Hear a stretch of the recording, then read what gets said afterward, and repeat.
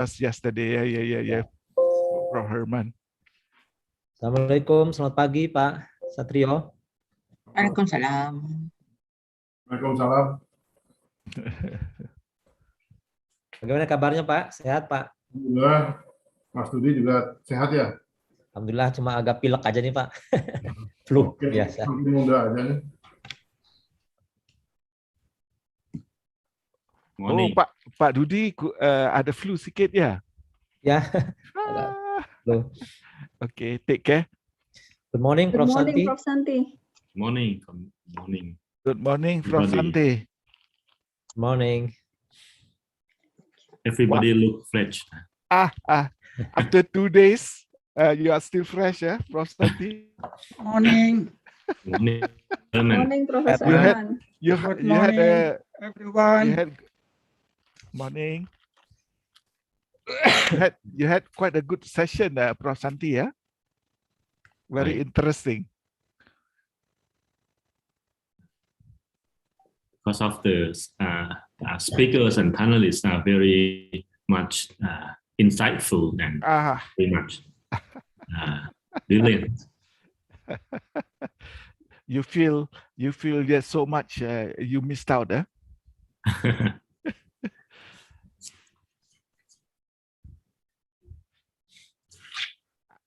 How was your session, Prof. Dudi? Sorry, fashion? Session. I thought you had you had after Patrapon, eh? You handle a session. Oh yeah, that was the first day. I think. The first day, yeah. Days ago, yeah, in the afternoon. Was it okay? Yeah, it's okay. There is one very, let's say, deeply thought, insightful paper. Whose paper was that, you think? I think about this entrepreneurial ecosystem. Oh, okay. In also Thailand. Presentation from Malaysia about the public service innovation. That's that's from Ashikin. Yeah, Prof. Ashikin. Yeah. Yep. So that one was I think very good. we have quite a number of insightful papers, yeah, contributing to our understanding about definitely. I think, yeah. Definitely. So, Nidya, I thought of doing a video, but I think it was no time, so I will just do on the spot presentation. Sure. Of course. So I will always. I will just share the presentation as the time comes. Okay. All right. Okay. 60 more seconds. 60 more seconds. Yes. Morning, Professor Lim. Is Professor Lim here? Professor Lim, keynote speaker for the first day, also joined today morning. Hi, good morning. Good morning, Professor Lim. Good to see you again. Yeah. Nice to see you again. Thank you for joining. Yeah. I think we need to hear more from you, Prof. Lim, about frugal innovation and leapfrogging. Yeah. And the role of business clubs or NGOs. Okay, thank you.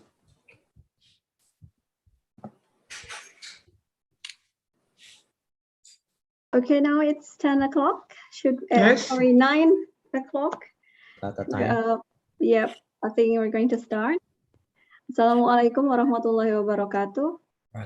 Good morning, ladies and gentlemen. Welcome to the third days of our conference, the 17th Asialics and the third SIAC SDIPM conference. So it's the third day. So the past 2 days we've discussed about how the industry 4.0 emerged as a challenge for SDI policies, and then the role of SDI policies to achieve sustainable development goals. And we also heard stories and sharing from Asian countries how they deal with issues related to SDI policies. Today we're going to focus on SDI policy and management after COVID-19 pandemic. It's not actually after the emergence of COVID-19 pandemic, because we're still in the middle of it. So the pandemic has forced SDI to run in such a rapid pace, and in turn demanded SDI policies to keep up. So now I'm going to greet our speakers who will deliver insightful and interesting topic related to SDI policies post-pandemic. The first one is Professor Zamri Muhammad from Perdana Center for SDI Policy, University Technology Malaysia. Good morning, Professor. Good morning. And then Thank there you. is Professor Patarapong Interakumnut from National Graduate Institute for Policy Studies. Professor Santi Charunpon Patana, the Director of Science, Technology and Innovation Policy Institute. Dr. Punart Shairatana, the Director of National Innovation Agency, Thailand. Professor Satrio Sumantri Brojonegoro, the President of the Indonesian Academy of Sciences. Professor Erman Aminullah, a Senior Researcher from Research Center for Economics. Dr. Ludi Hidayat from National Research and Innovation Agency. And one of our staff from the last 2 days, Professor Lim Chaisen. Welcome back. I'm very happy to see you today. I would also welcome all participants who have joined us this morning. So before we begin this event, I would like to remind you of a few things. So all participants should mute their microphone at all times to avoid any disruptions. And for speakers, I would appreciate it if you can open your cameras so that we can add you to the spotlight, or when you're in your speech or when you're in a panel session. And then for all participants, we hope that you can engage with us today by typing your comments or question in the chat box, or if you would like to connect, or if you need help with anything, you can also type it in the chat box. So today's event, we're going to break it down into 4 parts. The first one is a keynote session, and then SDI Policy Forum, and then a presentation session and a closing session. And I would like to invite our first keynote speaker for today, Professor Satrio Sumantri Brojonegoro, who is going to talk about evidence-based SDI policy and management beyond pandemic. So good morning, Professor. Are you ready? So, okay, the time is yours.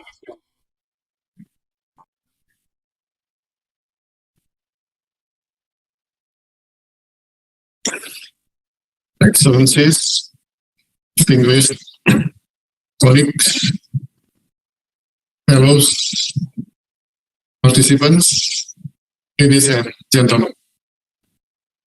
COVID-19 pandemic emerged in January 2020 and consumed almost 1 million lives up to September 2020. There has been an unprecedented response from medical research community, but the dissemination of data has often occurred via media announcements and preprints without the usual checks and balance of the peer review process. Volume of publications on COVID-19 is unprecedented for any disease. As of September 2020, PubMed recorded more than 53,000 publications in this subject. Both researchers and practicing clinicians have been challenged by the vast amount of information and almost daily change in evidence and presumed evidence, but subsequently changes to clinical practice. Has this served us well under the circumstances, or should we do things differently in the future? Instead of a lengthy presentation that may not attract the audience to actively engage, it will be more effective to develop program short statements of both leading experts, followed by ample time for panel discussion and audience participation. In view of the rapidly evolving and often confusing evidence, several initiatives have been developed to help medical practitioners and decision makers to find and correctly interpret literature. Generating evidence during a rapidly evolving clinical and societal situation is extremely difficult. concept of preference is still relatively new to the medical community, but has already been widely adopted in other areas of scientific research. During the COVID-19 pandemic, the advantages of rapid information sharing became evident. Although such material, which is not peer review, has not always been interpreted correctly, particularly by media, public, and the decision makers. On the other hand, peer review per se does not always guarantee a higher quality of evidence.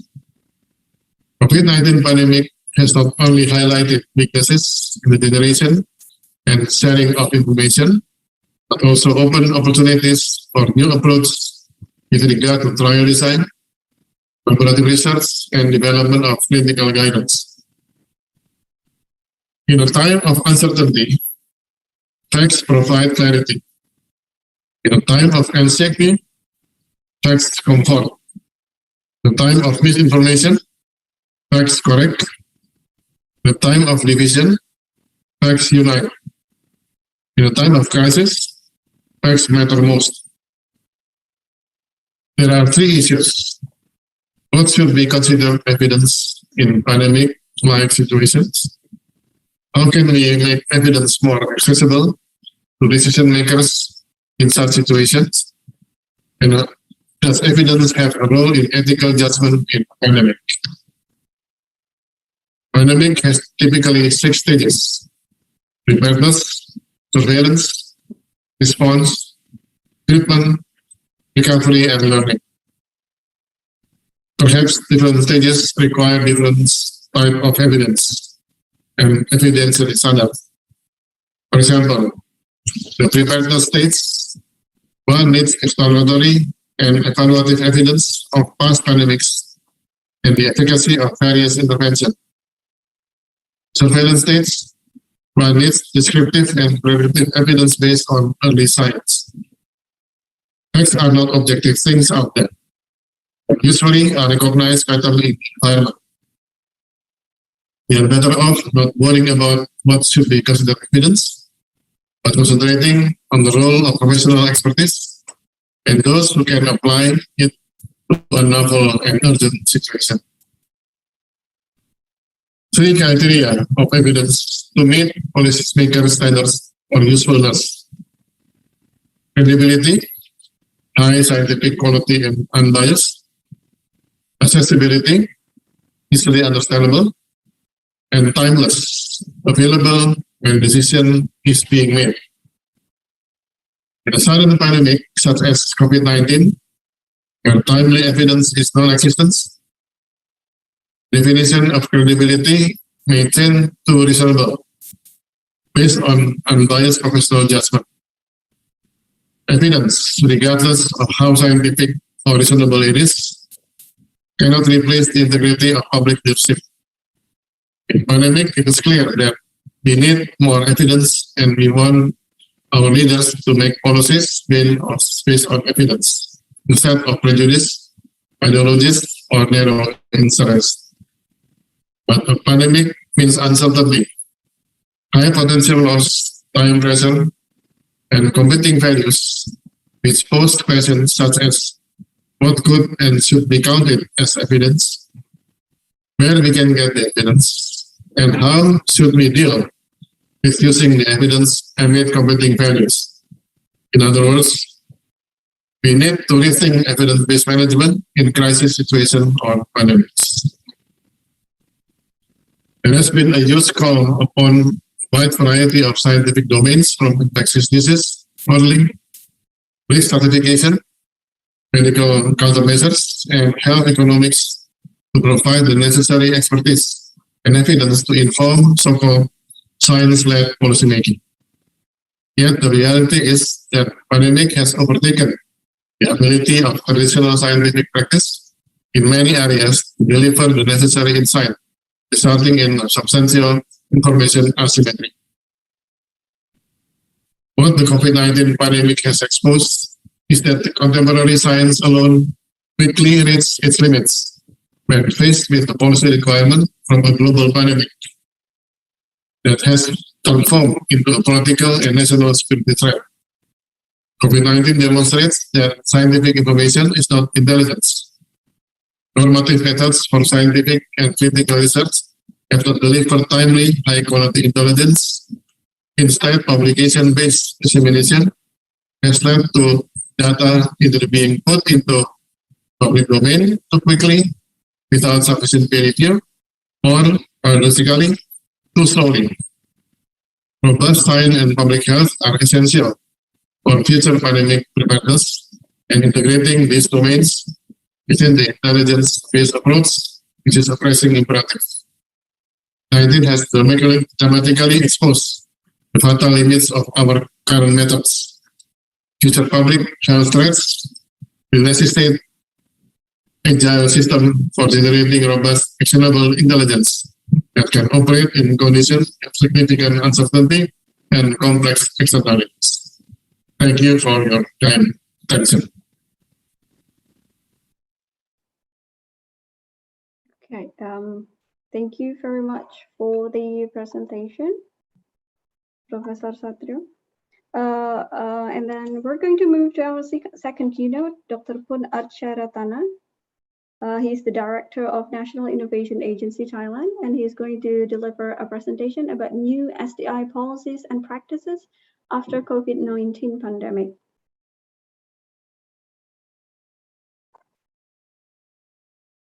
So please welcome Dr. Pun Archaratana.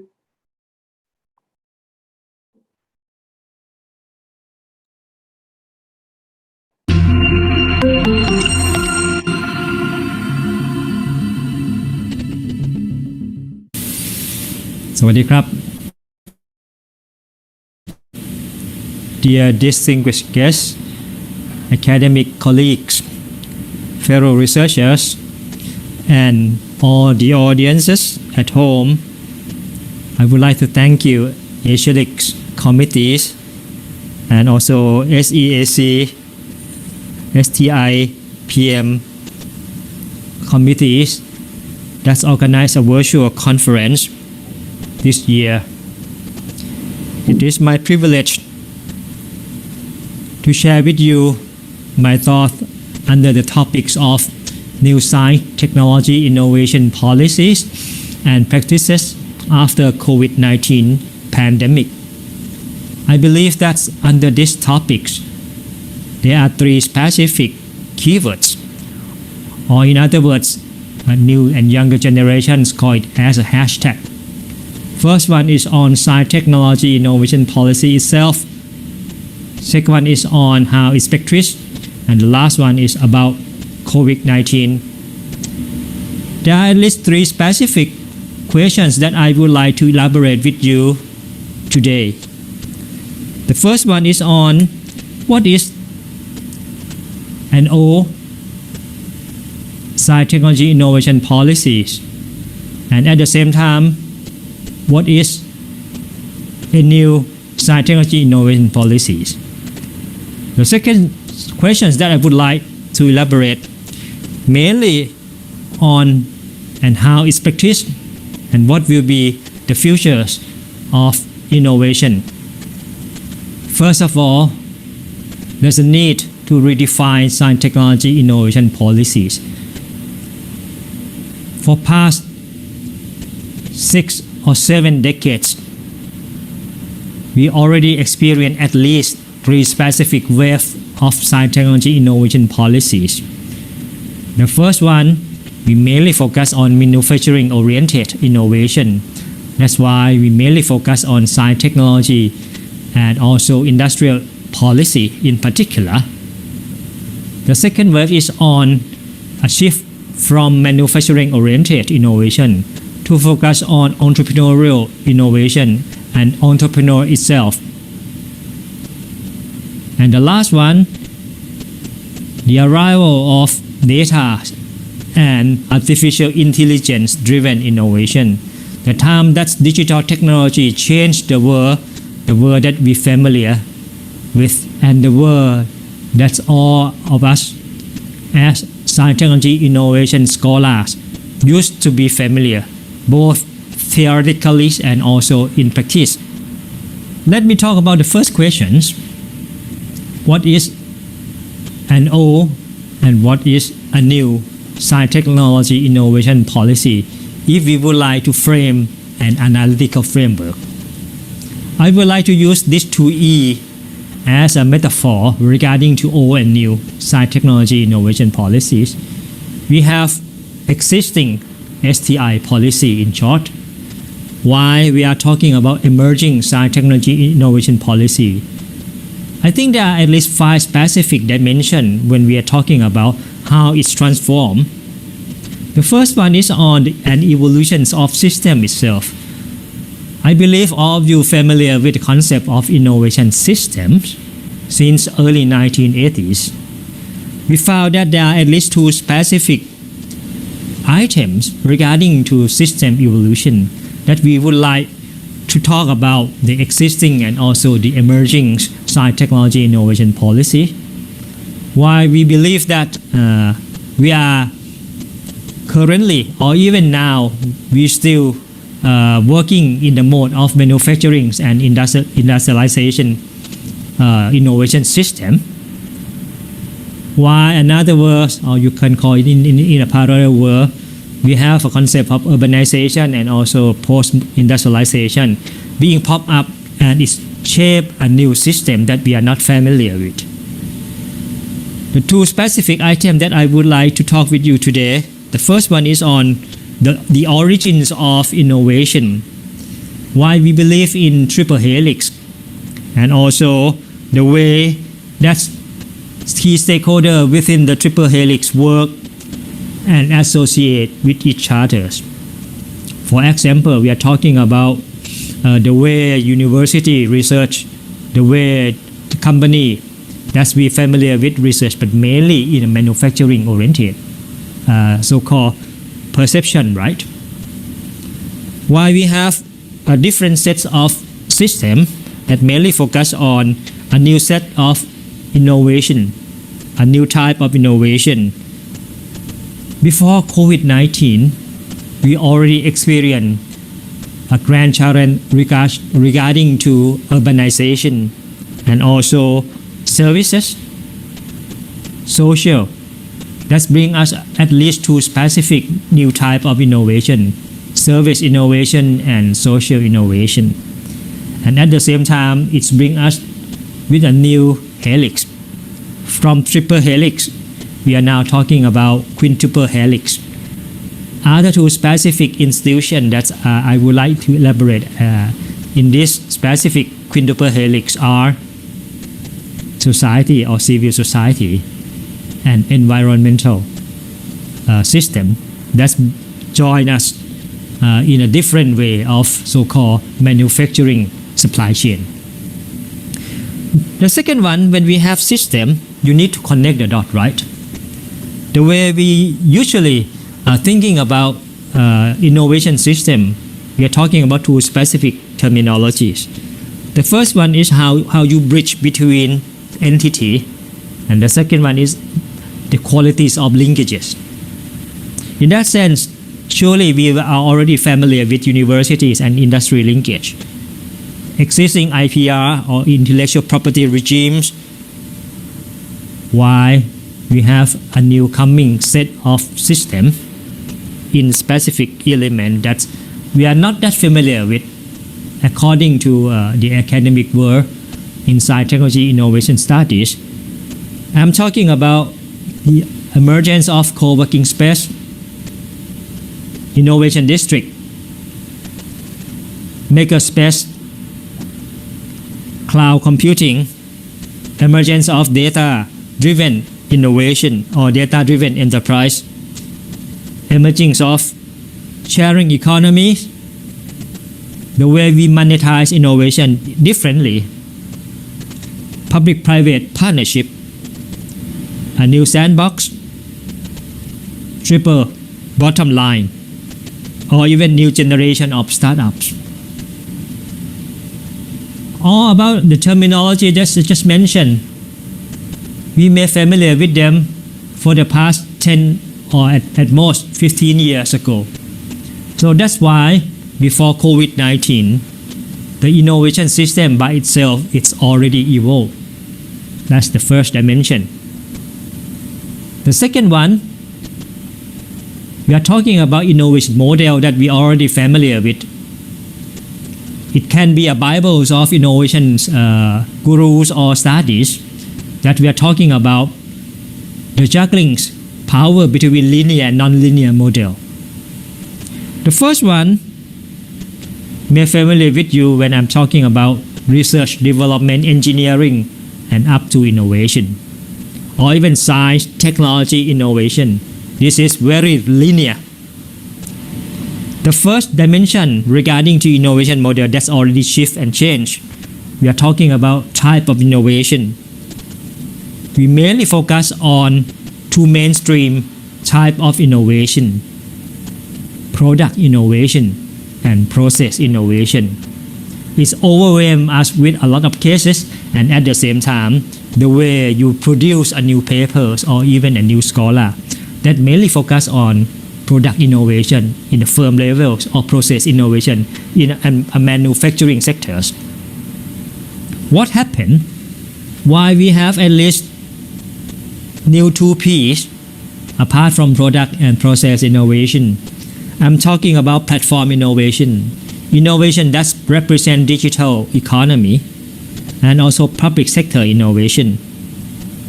And the last one is service innovation and intangible sides of innovation, which is totally different from the existing linear model. And it's shaped our innovation process when we are talking about research, development, and innovation, or even from research to market, or even we're talking about coupling models or shielding model. Why we are talking about different sets of innovation process that's not depending on Fordisms and also the way we think about manufacturing sectors.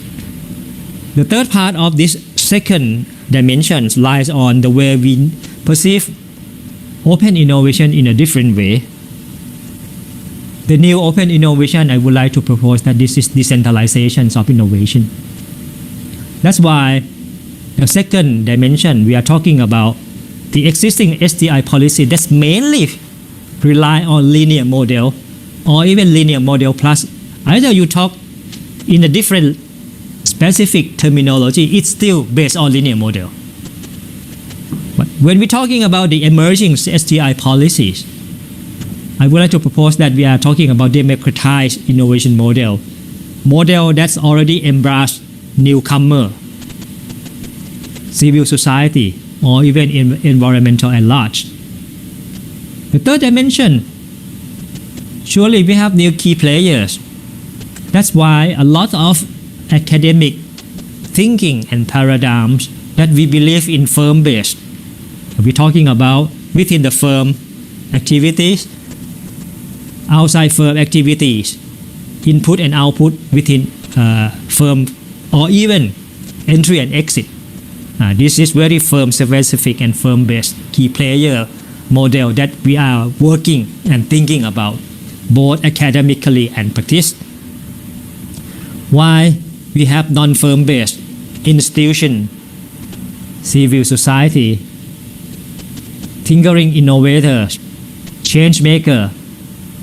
I can name them like Greta Thunberg, or a group of youngsters in many countries under the names of Friday for Future that's mainly focused on climate change situation and issues, and also Malala Yousafzai that's mainly focused on the right of the people, human right, and at the same time very famous and popular singers and also journalists.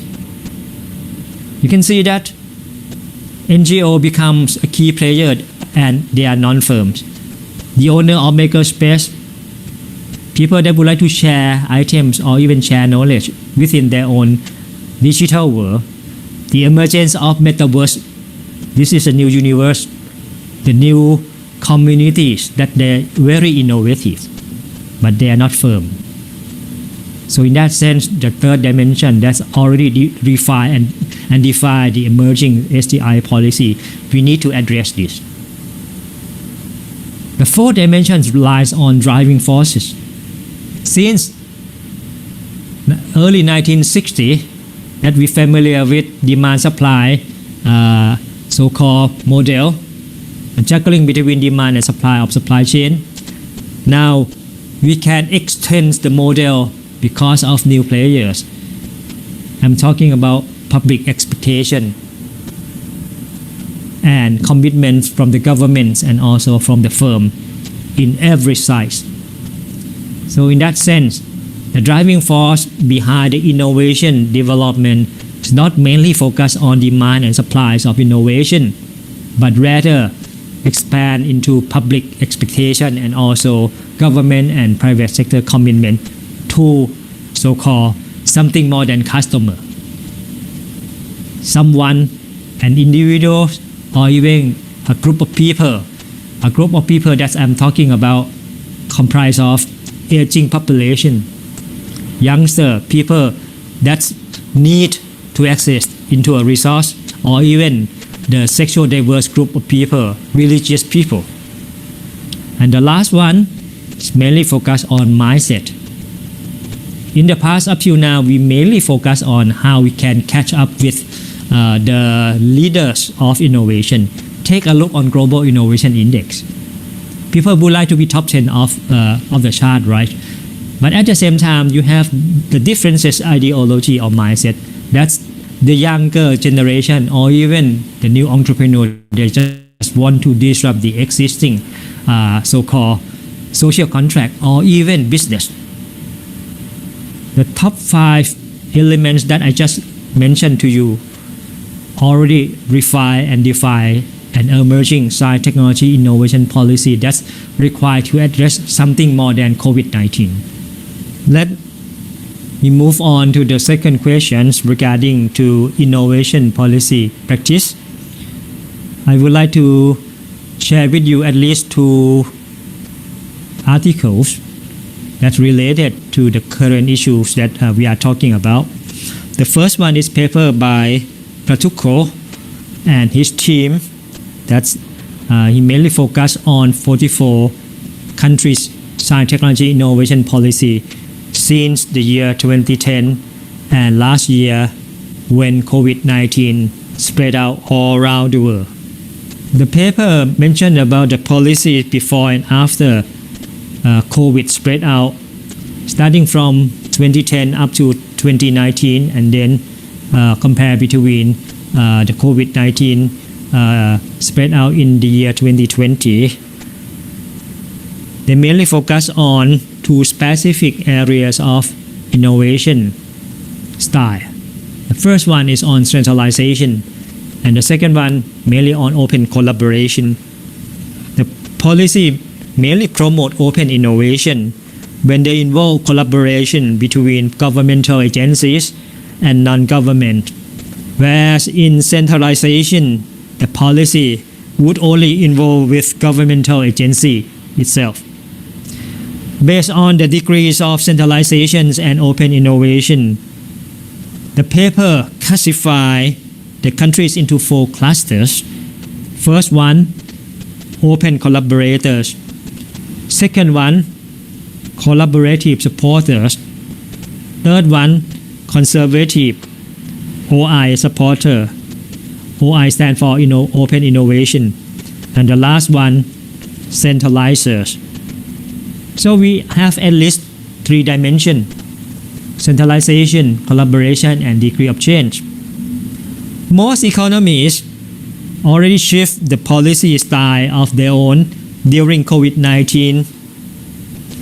There are around 10 countries out of 44 that's still working in the existing mode. In the case of Thailand, the country shift from collaborative supporter quarter into conservative open innovation supporters. Within these studies, the policy before and during COVID-19, there are at least 3 specific groups of countries that I would like to elaborate on these slides. You can see that on average, China, US, UK, Korea, including Thailand, the time before COVID, there are around 10 innovation policies per year for all countries except China. China only have around 2.4 innovation policy per year. I would say that China mainly focus on big project and continuity, while US, UK, Korea and Thailand is quite similar on number. But during COVID-19, almost of every country that already in the top chart of innovation index already innovate their own science technology innovation policy. Never before. For example, USA only 1 year the government came up with 40 innovation policies, following by Korea around 24 innovation policies, UK 18 and China 16, while in Thailand we only have 6 innovation policies to engage with innovation system in the times of COVID. But if you take a look on the innovation policies, science technology innovation policies that involve so-called external organization, private or even civil society, you can see that in the case of the US, more than 19, I would say 50% of innovation policy engaging with externalities, while in China, more than half out of 16, 10 innovation policy mainly focus on key stakeholder in innovation system. I would like to say that in terms of during COVID innovation policy, US and China, they are on par, while in the case of Korea and UK, that's quite different, but mainly focus on the government-led innovation policy, while in Thailand, we have only 6 innovation policy with 2 innovation policy or around 1/3 of innovation policy involving with external innovation organization. The second paper that I would like to bring in, this is the paper that just announced last month on 21st of September, Global Innovation Index report this year. The theme is mainly focused on COVID-19. This slide can show you a remarkable information regarding to research and development and GDP growth and projections to the next year. If you take a look on this slide, you can see that while the global GDP already dig deeper or drop down, even worse than .com crisis in 21, even worse than .com crisis of 2001 and subprime crisis in almost 10 years later. This time we are facing very difficulties. But R&D growth already in the opposite side. This is the time to invest on R&D for both private and public sectors.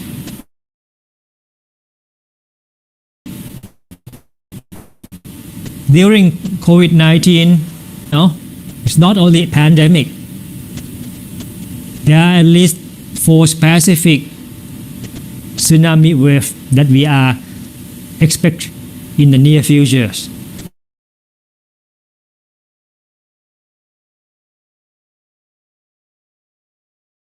The first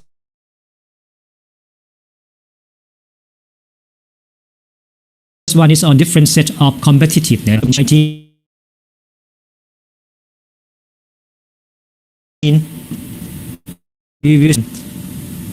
From water, from garbage from the sea, flood, or even smoke. In Thailand in particular, we will return to smoke countries. That's why there are something beyond COVID-19 that we need to take into account, particularly on science technology innovation policy. That's why the third question that I would like to take this opportunity to share with you the way we could think about the futures of innovation system and also science technology policy. Science technology innovation policy need to address at least 7 specific innovation. The first one is on how we perceive business model and bring it into the science technology innovation policy as a new element. The second one is on area-based innovation. Because urbanization bring us at least 200 innovation cities that they are competing each other all around. We're talking about sub-district or district that would like to bring the model of Silicon Valley into practice. That's why there are quite a few number of countries comes up with regionalization policies, area-based policy that's far beyond park policies. The third one is on how we can cope with inequalities. That's why social innovation will come into play and merge between non-science and scientific innovation.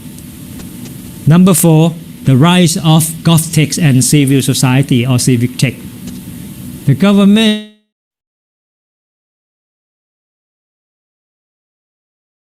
innovation both users and to achieve their commitment to the people, not people of their own countries, but people all around the world through.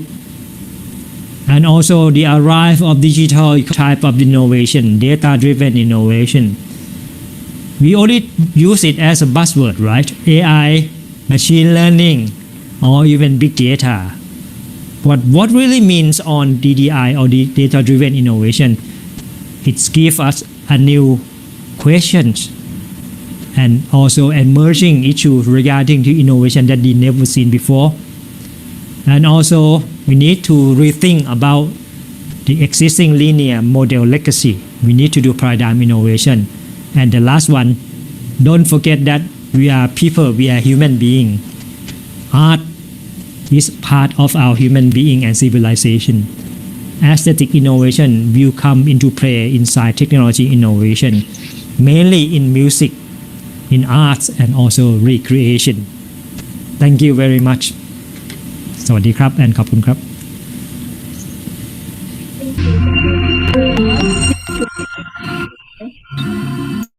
Thank you very much for the presentation, Dr. Chairatana. We still have time, at 10, until 10. So we're going to invite Professor Santi and questions and Professor Satya Vrajanagoro for a Q&A session. Yes, thank you very much, Nitya. Okay, thank you very much for our distinguished keynote speakers, especially Professor Satrio Somantri, for being here with us. I have been informed that Dr. Panat Chairatana couldn't join us today because he's important and urgent matter this morning. So we would have question and answers to Professor Satrio. But however, if you have any questions or any comments for Dr. Panat, you can raise the question and we may help to discuss and we may convey the questions to him and we try to respond to all of us in this community later. Okay, so before starting the question, I would encourage audience to post your questions to our speakers. But anyway, I will try to start with my question first to Professor Satrio. Professor Satrio, thank you very much for your insightful and thoughtful and thought-provoking speech. From your topic about the evidence-based STI policy beyond the pandemic, I think from your speech you focus very much on the evidence thing, right? And you said evidence, you have 3 factors of good evidence. The first one is credibility, second is accessibility, third one is timeliness, which is very comprehensive way of looking at the evidence. And you also further dig down into the credibility, and you said credibility in such a emergent, or I mean the urgent and critical timing? You said rely on two things. First one is reasonable and public leadership. Could you please elaborate more on this one? What do you mean by reasonable and public leadership for the credibility at the time of pandemic or this kind of urgent situation? And if possible, could you please give us some example of that way of looking the case? Thank you very much. Yeah, thank you, Professor Santi. In response to your important question, that is the role of the public leader in order to make a decision whenever there is a critical moment, or if there is some decision to be made quickly in order to combat pandemic COVID-19, for example. Okay, ideally, when we want to make a decision, we collect all the facts and data. We collect all the scientific evidence, and then we conduct what we call is the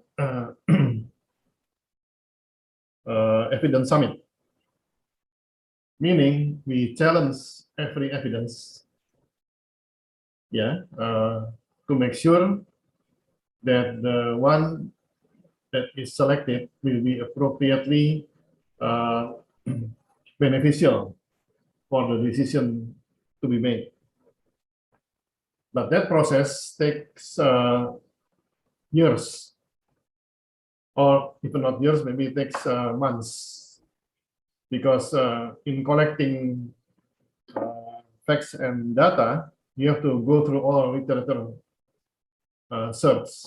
searching all the literature, and then you have to discuss with so many experts, so that they can come up with the argument why this what you call it, finding or the facts is important or emergence. But in pandemic, we don't have such thing. Time is a luxury in the pandemic, because we don't have that. We have to make an immediate decision, immediate response. And as we know that during the pandemic COVID-19, almost all countries are not ready to cope and to handle the situation. Why? Because they do not have the background experience. They don't have the facts that was appearing in the past. Although some people will say, well, we have the previous flu pandemic, but the case is totally different. We cannot apply the approach during the flu pandemic for the COVID-19 pandemic. So that's why we have noticed in the past 2 years, when we are all experiencing the COVID-19 pandemic, the quickness in making decision for action is important. We cannot wait. For example, in our case, in last year, for example, if we keep waiting to make decision to find the most appropriate decision, time went by for a while. Many people killed because of the diseases. So then, but on the other hand, if we make the decision not quickly but not appropriate, it may lead to the different or even the disaster decision. So that's why in this case, we need public leadership. Yeah, a combination of expertise, experience, and decision to be made based on the emergence condition. For example, okay, we take the risk, we try to calculate the risk, we make decision quickly, even though if there is some casualties or some problem, we anticipate the problem. Yeah, so that's why in the situation, among all the possible way of making decision, the quickness is important, but based on the expertise acquired or the expertise of this public leader that has some political influence also to convince the people. Because in many cases, difficulty is convincing the people. We are scientists, sometimes we cannot convince the people. Well, it takes some time to convince people. But some political leader with a strong scientific background, I hope there will be enough to be able to lead, to make the decision. If there is some casualties or something, the risk is calculated also. Yeah, be prepared for the risk also as well as. So that's why I think in my keynote, I mentioned that the importance of preparing the healthcare system for future. So in the future, we should no longer experience the same condition, but we are more ready with the facts, with the information, scientific evidence. Hopefully, the next pandemic will be able to be tackled quickly and better. Thank you. Thank you very much, Professor Sastro. We have questions, 2 questions from the floor. The first question from Professor Samri he said, thank you very much for insightful presentation. The question is, can you propose a way of balancing hard data against political acceptance, leader or public? Yeah, this is interesting. I think it happens in many cases. Yes. If there's a choice, I prefer we go to the hard data. Yeah, facts is the most reliable information. But in the absence of the hard data, then some judgment is needed. And in many cases, as Mr. Samri Muhammad mentioned, there's a competition between hard data and the political acceptance or political interest, for example, as usually. So that's why I think in this case, in the pandemic COVID-19, for example, we have to minimize the political interest. Yeah. We only accept if there is a political movement towards the issue or the way of combating the COVID-19. So the political acceptance depends on who the leader is.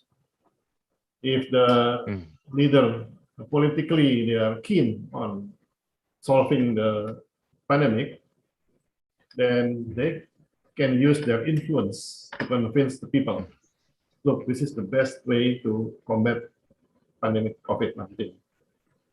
But if the political leaders, it happens in many cases, in many countries also, they want to make some opportunity to show their leadership, but not for combating COVID-19, but for their political interests. For example, to become the next head of nation, for example. Then it becomes a conflict, and as you know, if that happens, people suffer. Yeah. So as a scientist, I think we still ask them to please do something for the people. Hard data is the most important thing. The second is the judgment, sincere judgment toward the combating COVID-19. Thank you. Thank you very much, Professor Satro. And I think this question would be more difficult at the time of pandemic, right? Where the hard data is, as you mentioned in your presentation, that is we need to do some judgment more. Okay, thank you very much. Move on to the next question from Professor Sida Fatima. Professor Sida said, you mentioned that the scientific information is not intelligence. In the light of your experience, more recently from COVID-19, how do you think we can enhance the capacity of our future generations in dealing more effectively with the increasing source of scientific facts when making intelligent decisions, be it through formal or non-formal education? Yes. Yes, this is an interesting issue. That's why I raised in my keynote that scientific information is not intelligence. Yeah, it's just information. It's up to the users, up to us, how to deal with the information, how to use the information, what information used for. So, in order to respond to the question from Sida Fatima, I propose that the future generation should be able to handle the information intelligently, meaning that any interpretation can be used to judge an information. Information is like a coin with two sides. Yeah, it can be good or it can be bad, depending on the user.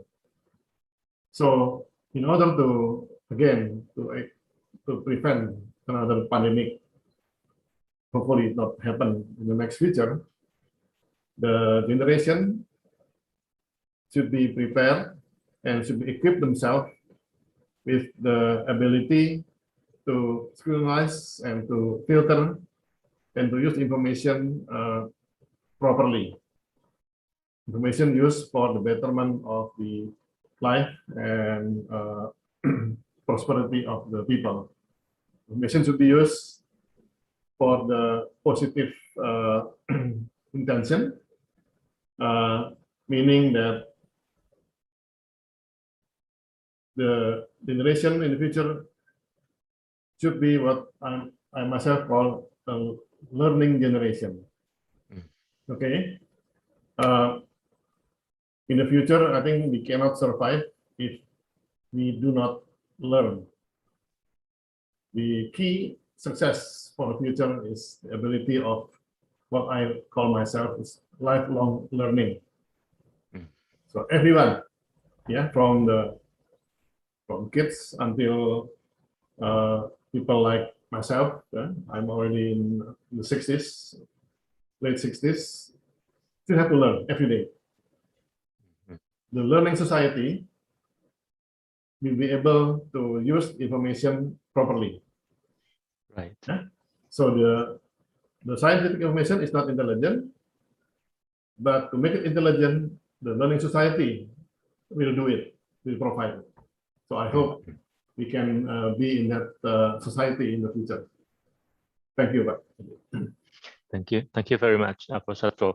I think we have a few minutes left. I would like to, if there's no question from the floor, I would like to ask you the last questions. Is there, do you see any discussion on the kind of shift of the paradigm of this evidence-based decision making like this? in like Indonesian science community, or even bigger than that in Southeast Asia or Asia, something like that? Do you see any shift in like or discussion in this kind of evidence-based decision making in pandemic situation like this? Yeah. Yes, thank you, Santi. I think our academy make routine communications with the academy in the region, and from our academy we propose that in order to be able to combat the COVID-19 pandemic, one approach is using the science-based approach. We try to convince our people in Indonesia, the decision makers, etc., that please, if you try to combat the pandemic COVID-19, please use the scientific approach. Okay, and then we communicate with our colleague in the region that the science-based approach is important to combat COVID-19. And as you may know that in the beginning of last year, March last year, 2020,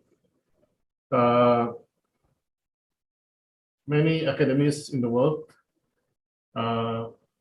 prepare a statement that in order to combat COVID-19 pandemic, there is a need of this scientific approach, and appealing every government to consider the scientists to provide them with the opinion, suggestion, and decision, because without using the scientific approach, the approach for combating pandemic may lead to a different way. Maybe may lead to the even disastrous condition. For example, we noticed that in some country, they do what they call the full lockdown, but at the end, the cases is not decreasing, but new cases emerging quickly. So this kind of approach, we have to inform them like, okay, scientific approach should be the way, although the final decision is up to the political leader. Yes, of course, we just give all information forward. So I hope with this approach, I think we are able to prevent the next pandemic to happen. Thank you. Thank you very much, Professor Satrio. I think with the time limit, we need to move on to the next session. But before that, we would like to summarize a little bit that Professor Satrio has give a keynote speech to us about the evidence base in STI policy and management beyond the pandemic, which is very insightful, and his presentation and his answer would, I think, activate our thought in this moment and for the future also. And Dr. Panat Chairatana, Director of the National Innovation Agency in Thailand, also proposed the view of he called emerging view of innovation, which also important for the future society. These are very insightful and thought-provoking keynote speech for this morning. Thank you very much, Professor Satrio and Dr. Panat, for your valuable speech this morning. Thank you very much. And I think we move on to the delivery of the certificate, right? Nidja, could you please proceed for this? Yes, Professor Santi is going to present the certificate for Professor Satrio and Dr. Panat. Yes, first of all, I would like to deliver the certificate of recognition to Professor Satrio. Yep. This is the certificate to Professor Satrio. Okay, thank you very much. Thank you. Yes, thank you very much, Professor Satrio, for your insightful presentation this morning. Thank you. Yes, and this is delivery of the certificate of recognition to Dr. Panat Chairatana for also his speech this morning, which is very also insightful and brilliant. Thank you very much. Okay, thank you, Prof. Santi. Before we move to our session, to our SDI Policy Forum, we would like to have a photo session. Okay. Please open your camera for all who are willing. I hope you're willing to do so we can have a very lively conference here.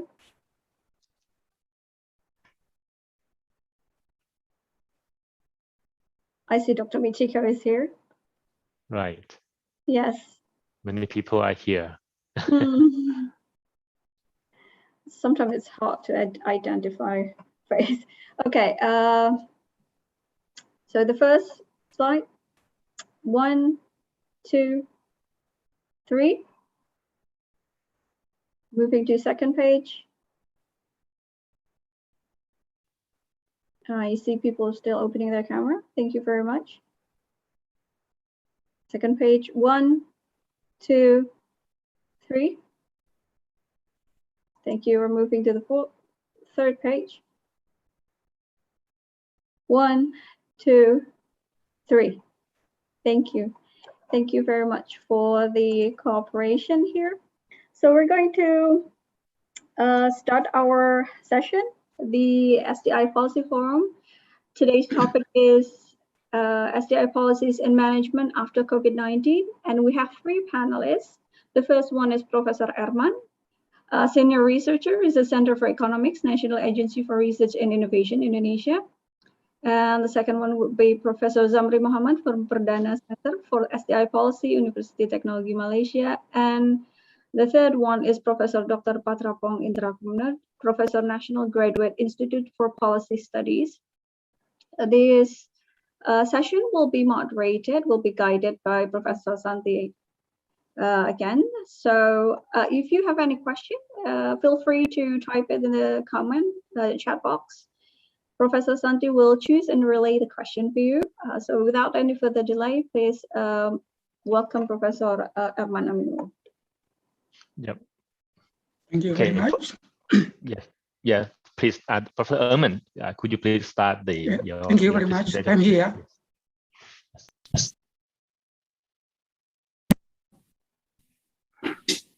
Thank you very much, Mr. Chairman, Professor Santi. I will present Exploring SDI Strategy for Long-Term Economic Growth of Indonesia Post-COVID-19.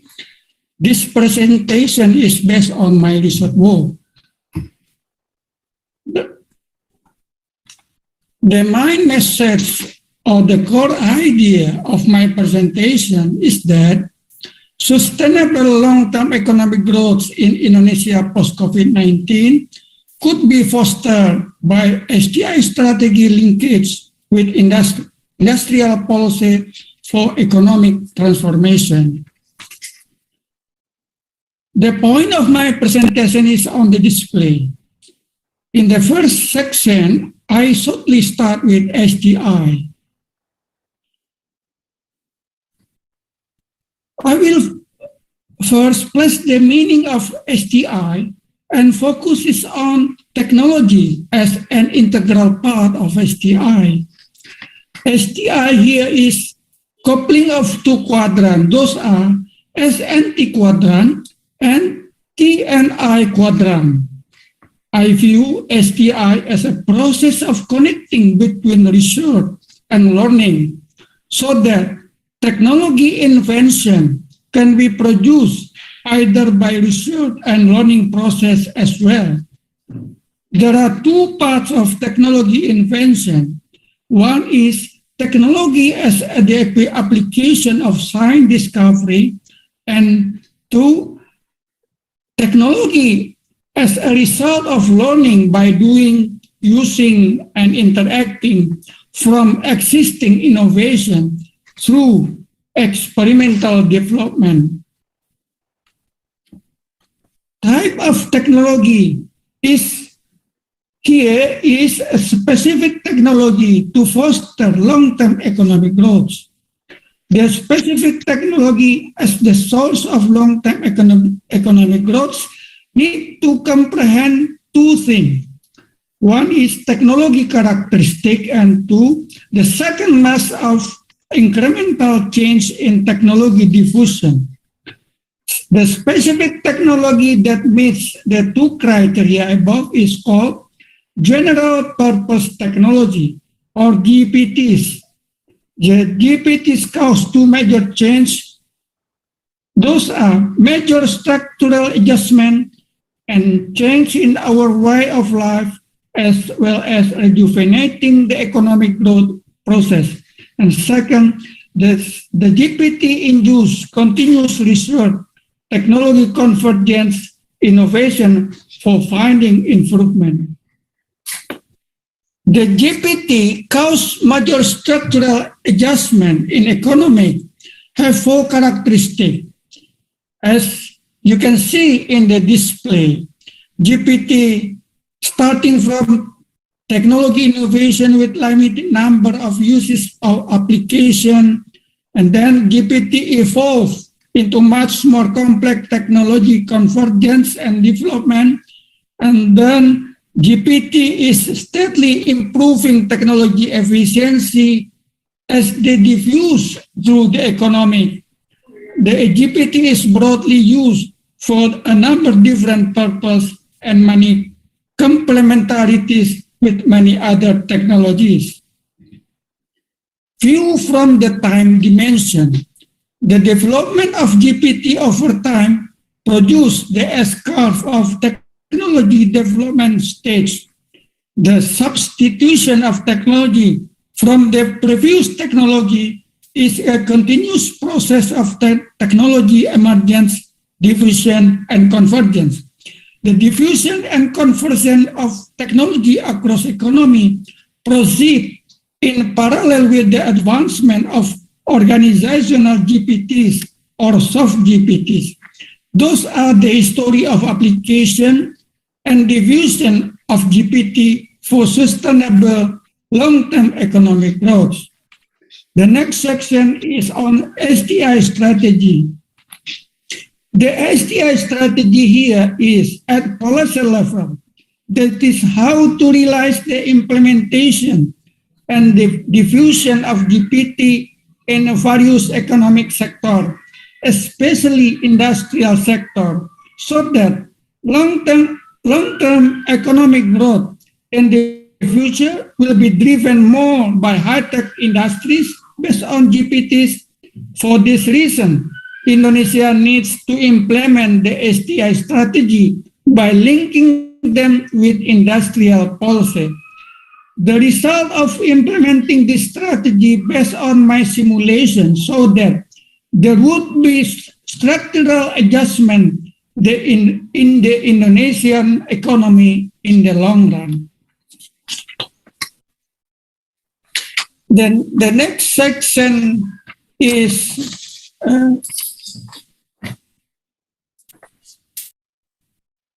on SDI strategy objective. On the SDI strategy way, the ultimate objective of SDI strategy is to realize a workable structural adjustment. There are three levels of planning for making that structural adjustment happen in the real world. Those are policy objective, sectoral target, and company or firm interaction. First, at policy level, the SDI should be linked with industrial policy to intensify GPT's R&D and innovation for industrial development. Second, sectoral level, R&D and innovation investment in selected industry to accelerate in advance and then advancement of the existing industry. Those are to accelerate making Indonesia 4.0, which has been implemented by the Ministry of Industry. Second, to intensify biotechnology application in health sector. Third, at company level or firm level interaction, the diffusion of GPT innovative product in industry and their complementarities in economy will bring a workable structural adjustment where the industrial growth is more driven by investment in knowledge capital, R&D and innovation than physical capital.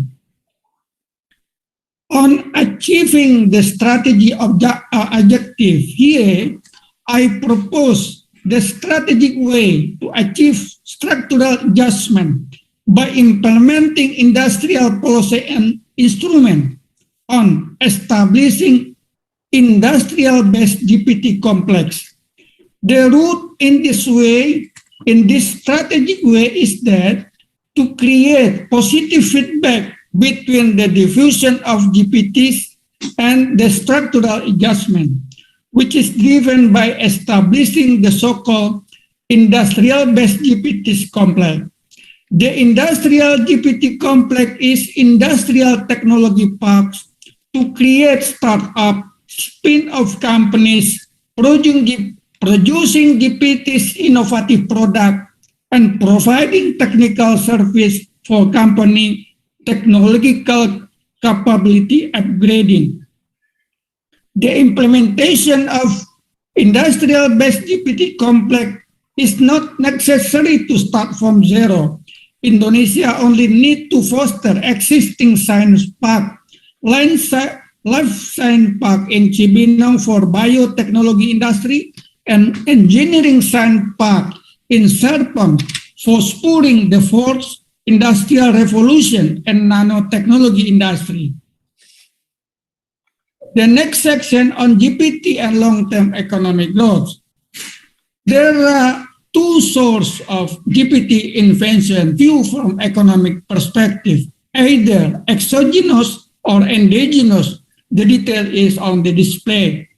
Broadly diffusion of GPT in economy, especially in the industrial sector, would foster long-term economic growth, including diffusion in ICT industry, industrial biotechnology, and industrial nanotechnology.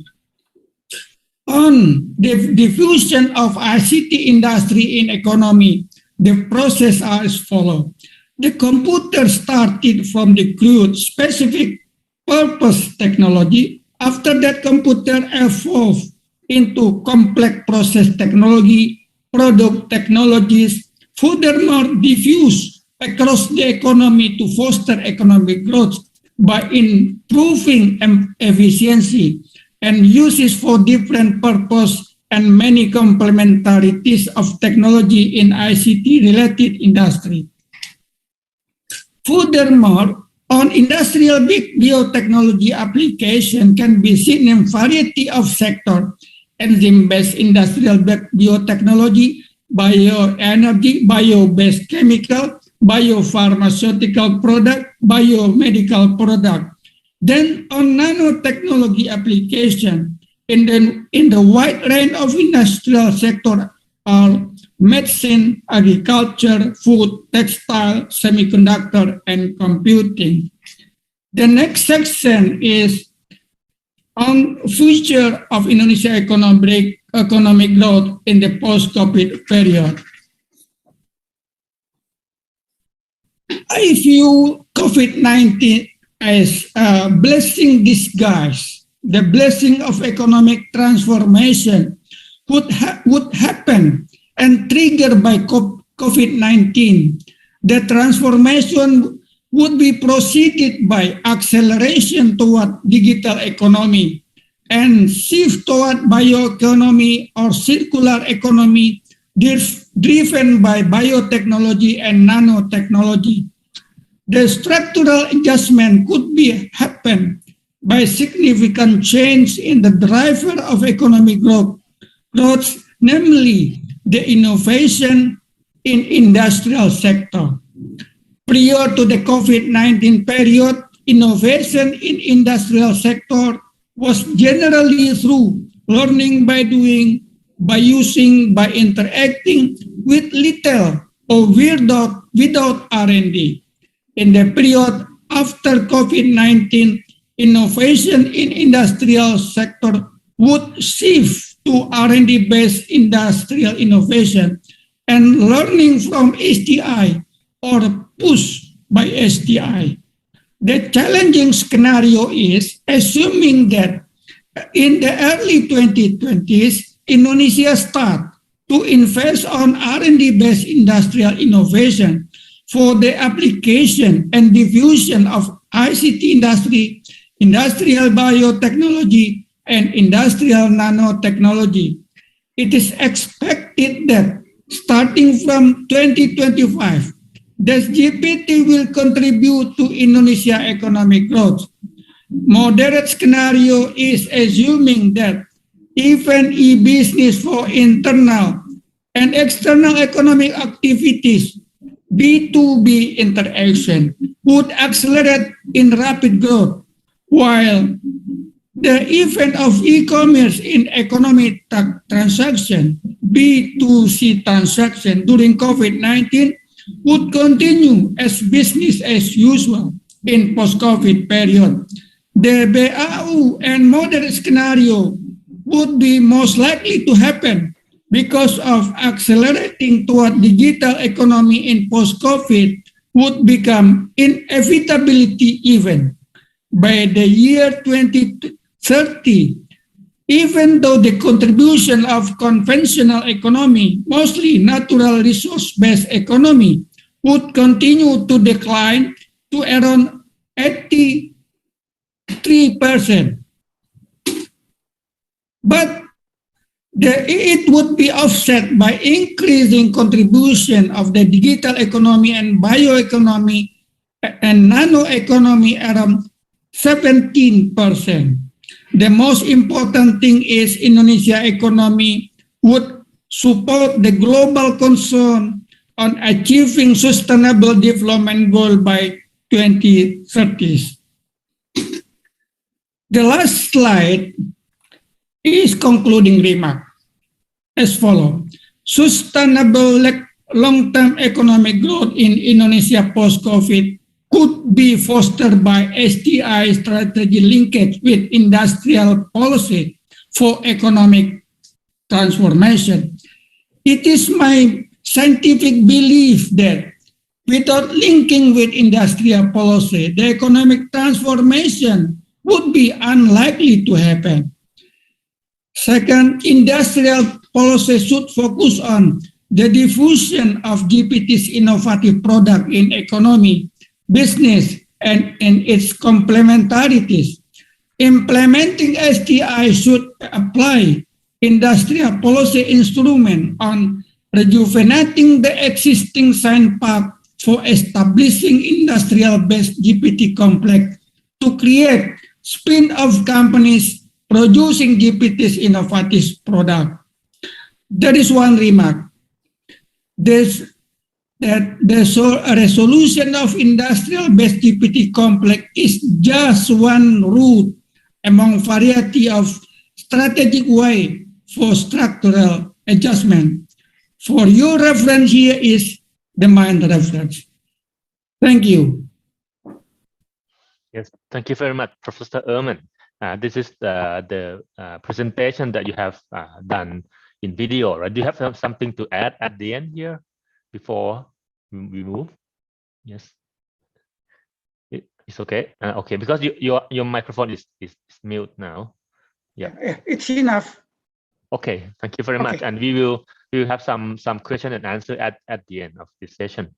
Okay, yes, thank you very much for the presentation from Professor Ehrman about the exploring STI strategy for long-term economic growth in the post-COVID-19 pandemic. And we'll move to the next panelist, Professor Samri Mohammed from Perdana Center for STI Policy, University Technology Malaysia. His topic is STI initiatives for post-COVID-19. Professor Samri, the floor is yours.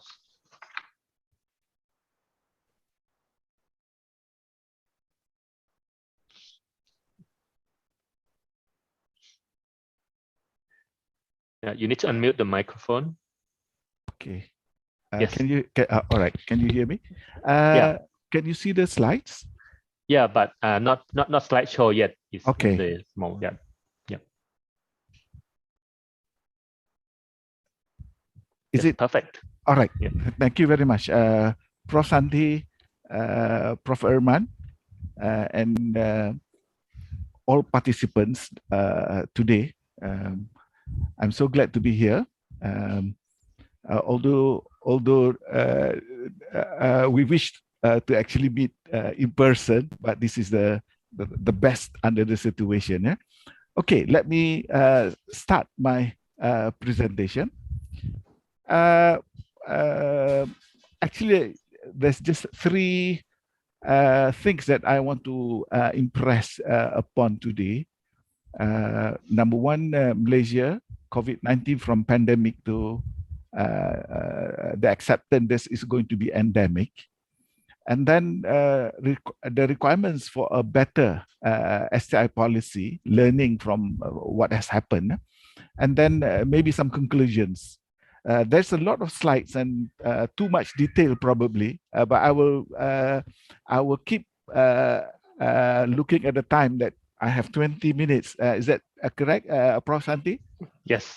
20 minutes. 20 minutes. I'll keep to my 20 minutes, and I might have to go miss some slides, but they are available. Yep. Okay. Impact of COVID so far. So there are economic impacts, social, political, on STI itself, science, technology, and innovation, and much more important for our discussion today is impacts on policy making. So if I quickly go through some of the slides, I think I can thank also Professor Zida from University of Malaya for making my job a lot easier today, because I'm not going to go through a lot of the Malaysian policies in detail. Okay, so COVID-19, unprecedented global crisis, economic disruptions, commerce, supply chain, reduction in revenue, businesses in Malaysia, businesses going bankrupt, retrenchment and job losses, and a very weakened economy. All right. So our borrowings has gone up for the country. Okay, so very interesting. Academic Science Malaysia has done some study. There are sectors which are hugely impacted. There are moderately impacted socio-economic sectors, and very interesting, if we can focus on the right-hand side of the screen, positively impacted and thriving sectors. So very interesting, manufacturing, digital, and also environmental and biodiversity sectors are actually picking up due to COVID. All right. So, and then very interesting, very quickly, but I have time to go into very much detail. In Malaysia, there is a perception that we have changed government now, 3 governments since the last general election. But it's very interesting perception amongst many of the learned that maybe the perception of not being able to handle the pandemic has contributed to the downfall of 1 or 2 governments. So this is going to be very interesting. And then the other interesting point, I think Prof. Erman and also the speaker from Indonesia this morning, I cannot remember, Prof. Santi, Prof. Satro. Satro has alluded to this point, the contribution of medical experts. So in COVID-19, there is a shift away from government knowing everything to government has to listen to other people as well. So there is this huge political change that the government does not know everything. So so that's a very interesting political impact of COVID-19. STI, the STI sector seems to thrive, and the importance of STI in policy response to effect COVID-19. For example, we are talking about Malaysia having a vaccine policy where Malaysia wants to produce our own vaccine. That's a very interesting development. And other policies such as artificial intelligence policy, and there is a robotics policy and of course, as Prof. Zida was saying yesterday, there's a lot of other policies that actually has a lot of influence from what has happened during the COVID-19. For example, there's more issues about what exactly do we know.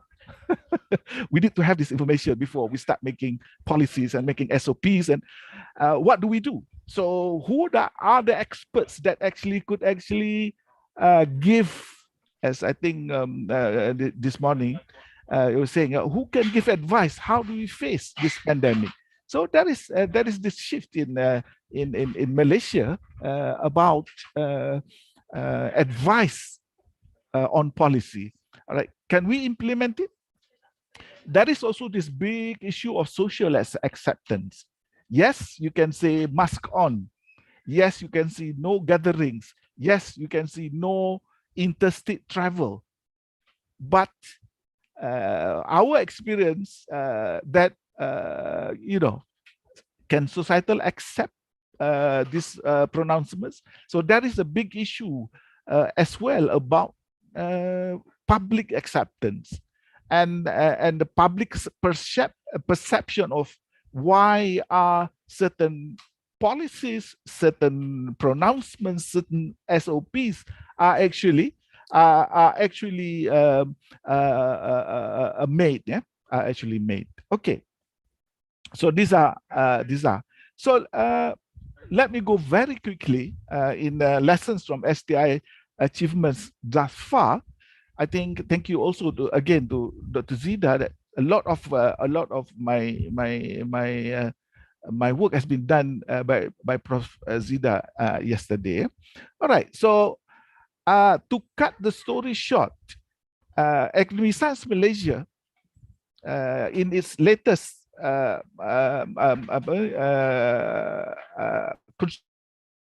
contribution to national SDI policy has said that there are 5 lessons that Malaysia, 6 lessons actually, that we need to talk about. Okay, so I will go very quickly on the first development of SDI policy. I will focus more or only on the 6 reality checks, and of course there is this new aspiration, a precursor, a follow-on to Vision 2020, which is SPV, Shared Prospective Version 2030, and then there is the new National STI Policy 2021-2030, and then this very interesting idea about Malaysia needs to focus on a couple of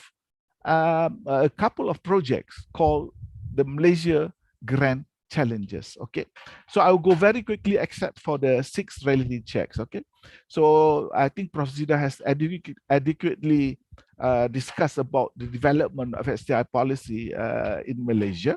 That is the slide for those who wants to go into a bit more detail. We have gone from just policy to encourage science, technology, innovation to science, technology, and innovation for national policies. So that's very interesting development there. Okay, so I want to focus on the 6 reality checks. So Academic Science Malaysia in its contribution to the national STI policy says that when developing the new STI policy, the National Science Technology STI policy, let's look back to what we have achieved for the to 2021. And the Science Academy of Malaysia has enumerated 6 realities that we have to tackle with, handle. Number 1, A is Malaysia's competitiveness is driven by good talent and infrastructure, but not innovation. So that's very interesting. That's a very interesting observation. 1B, innovation capacity and skills need to be strengthened to move STI. Hang on, I need to move this. To move to STI-based enterprises by design, not by chance, but by design. And they also say that ASM, Academic Science Malaysia, also said that there is inadequate investment in experimental development to translate R&D outputs into market experimental development. Malaysia's researchers are mainly in higher learning institutions, limiting the capabilities of industry. So this is very interesting observation of what is happening in Malaysia. There must be a conscious effort to actually either through mobility or through collaboration to increase the number of researchers in other sectors, especially industrial sectors, other than higher learning institutions. Okay, number 4 is lacking deep dive of science and research priorities. Very, very interesting. So we seem to only scratch the surface. Very interesting, Prof. Erman, that we are scratching the surface. We are not deep diving into science for us to enable us to do innovation. And there is also this observation about what are our real research priorities. So this is very interesting. And then incongruence of socio-economic priorities and research priorities. Academic science observed that research priority does not take into account socio-economic priorities. So this is a very interesting observation, and they have actually data to prove this fact. And number 6, that there's pockets of excellence in Malaysia, key economic sectors, and innovation capacity. So there is a lot of excellence in the electronic sector, for example. But what about other sectors? So I will go through very quickly some of these points. I've done nearly 10 minutes already. So for example, here are the first reality checks. The second one about inadequate investment. There is this researchers are mainly in higher education. 61% is actually in and then there is this lack of deep drive. Incongruence. If we check the STI and economic development, are they in line? So, and then there's pockets of excellence. For example, there are pace setters in IT services, electrical, telco, and courier services. But the laggards are textile, apparel, footwear, construction, and very interestingly enough, health services also included in the laggards. Yeah, agriculture as well. All right.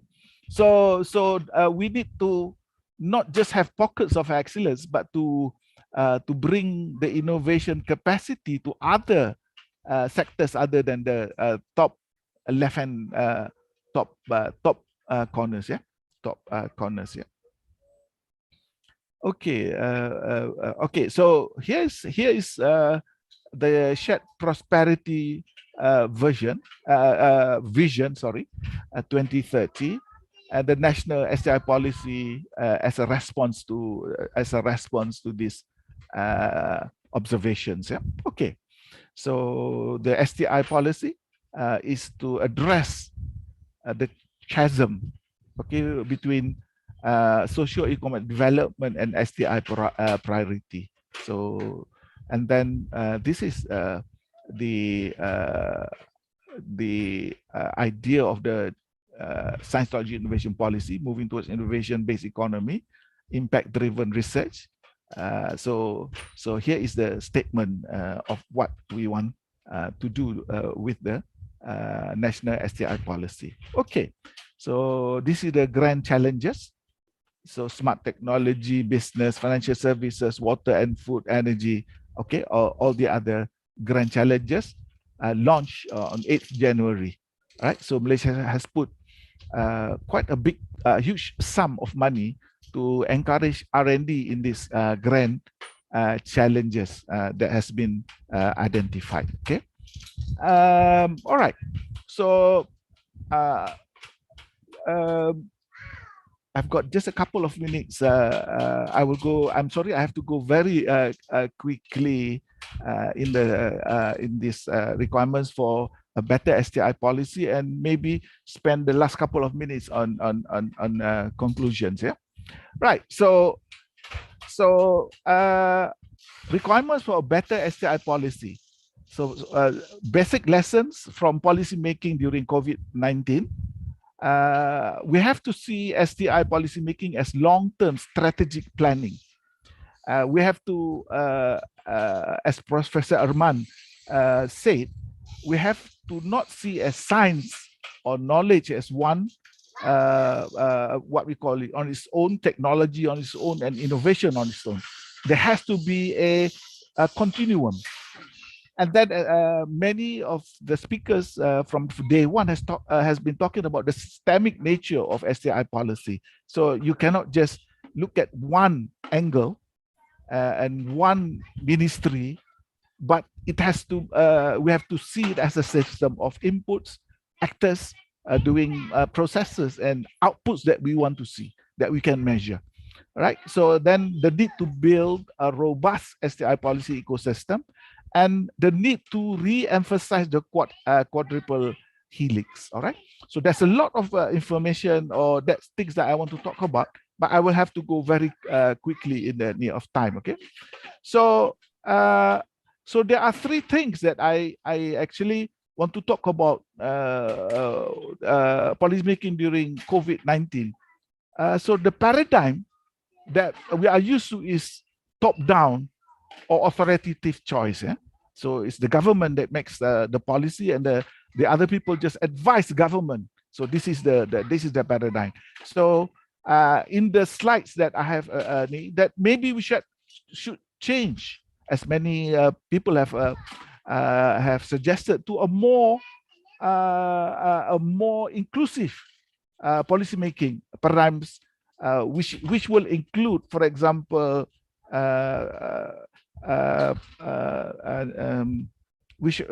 for example, we are doing authoritative choice, but maybe we should add structured interaction, also social construction. Yeah, right. So I have some explanation about what authoritative choice, structured interaction, and also social construction.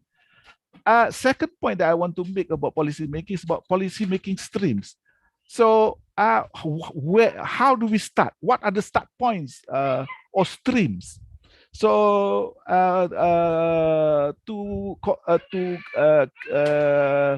help the discussion, Kingdom has said that policy, you can start policy from addressing a problem. or building a policy for a certain area, or purely politics. Okay, the promises of government or what the authority wants to do. But what Kingdom has said is very interesting, is that we should learn from all these streams, problem stream, or the need for a policy, or the need from politicians and the country for some political for certain solutions. And then what Kingdom has said, that there is a opportunity or policy windows, is call it, and the need for people called policy entrepreneurs, which are able to construct inputs from problem stream, policy stream, and political stream, and have a coherent policy to for us to develop a coherent policy. Right. So the third point, quickly, that I want to make is that maybe one of the issues that we lack, I observe, is that not about knowledge, but about policy making knowledge. As maybe policymakers might not be the subject matter experts, but what sorts of knowledge that policymakers need when they make policies. All right. So quickly, Tan Bensel says that, maybe there's three that we need to look into. One is the episteme. So what we call hard knowledge, probably. And then there is a practical knowledge, and there's also that the ethically or practical rather than scientific knowledge. So maybe we have a mix of, yes, that is hard, and that is also the experiential knowledge, and also the knowledge of what can we do, what we can actually achieve, which will be acceptable by the public, by the stakeholders. So it's very interesting. So I will go very quickly on the other one, is that we have to accept that STI policy is actually a long-term strategic planning. All right. And then as we know, strategic planning is looking at internal and external process and formulating strategies to meet the objective of the policies. Okay. And then there is this idea about Prof. Irman's idea as well about this STI continuum. All right. So we have to see science, technology, invention as a continuum. We cannot see it as just science on its own, technology, policy on its own. We have to have this innovation or invention policy on its own. But we need to see a holistic view of STI, okay, as a continuum. All right. The other point that I want to make is that actually the systemic nature of STI policy. So systems approach to STI policy as input, process, and output, and also importance of context in building STI policy.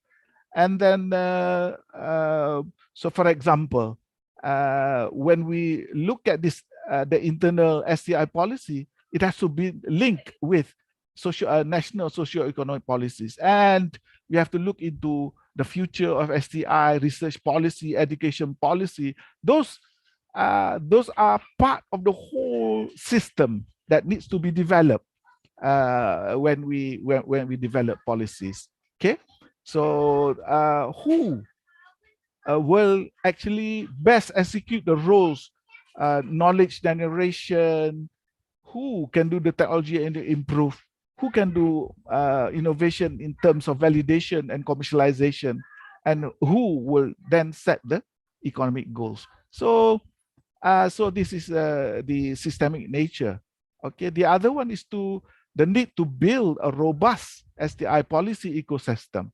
All right, so that is, for example, my experience in the national robotics, which I've presented to government, is that there is the need for the education sector and that is we need to have a project, a very what we call it, there must be a project, all right? There must be an initiative, there must be a program that to enable to capture and ensure that the program runs. Okay, there must be the involvement of industry, and there must be public support and buy-in through industry association, international players, international linkages, and also the ability to look not just today but in the future in the technology foresight. So the last point about requirements before I go to conclusion is about the need to re-emphasize the quad helix. Okay, we are okay with government, private sector, and the knowledge sector, but we need to involve civil society. Okay, public experts groups and NGOs. We want public and NGOs, for example, learned society, industrial clubs, support. Politically, it's difficult to implement successfully SDI policies. So today we need to capture the fourth actor, which is the civil society. All right, if they don't support, it's very difficult for it to become a national agenda. And it's very important for STI to become a national agenda, so that we can have support from politicians, we can have support from voters, and we can have support from government as well. All right. So here is the, for example, the example of the robotics ecosystem. Right, so let me go to the conclusions very quickly. So moving forward, we cannot do the same thing over and over again, expecting the different result. Systemic change. All right. So I think I've gone over time. So there are information in the slides. So learning from past shortcomings, the six things that have been identified, we need to build responsive and strategic STI policies.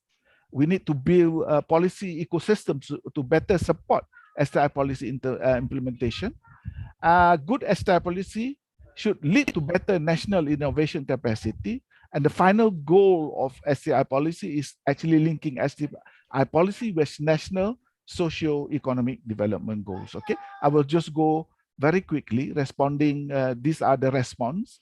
For example, in the national policy, there are strategic responses: 6 thrust, 20 strategies, and 46 initiatives. Okay, and then we have to build an ecosystem, like I have shown, which will include the public. All right. And then, for example, learning from there has to be, whatever we do, it has to lead to this idea of national innovation capacity that will lead to the country performance, growth, job creation, and competitiveness. Of course, we also need to look at the social sides or social side of output as well. Right. So the final goal, I think, last slide, is STI policy ecosystem leading to national innovation capacity, which will proceed to this idea of socio-economic development, a balance between citizens' quality of life and economic well-being, and economic well-being and wealth creation.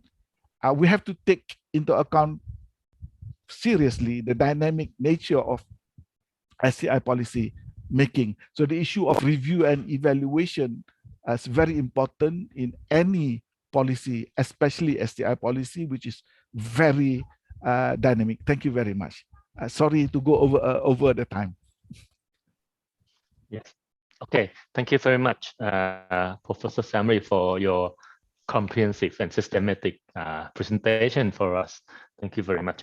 Because I was informed by our two panelists, the first two panelists here, Professor Ehrman and Professor Samri, that they need to leave the meeting here around 11:30. So we agree to have Q&A session here before we move on to the next panelist, which is Professor Pattarapong. Okay, so may I start the Q&A session for our first two panelists here. I think there are many questions coming up from the floor, but before moving to that questions, I want to ask both of our panelists the general question first, okay? Because both of you have presented to us the idea, proposal, and kind of movement and concept for Indonesia and for Malaysia about this one, right? I have a question that what are the area or the aspect of STI policy that most needed to be changed or to be addressed in this moment? Because in the topic of this forum here is that STI policy and management after COVID-19, right? What aspect or what area of STI policy should be addressed the most or change the most? Okay, please give us maybe one or two things from both of our panelists. May I start with Professor Ehrman? Thank you very much, Professor Santi. Yes. I talk about the GPT, General Purpose Technology. For the future, it should be in line with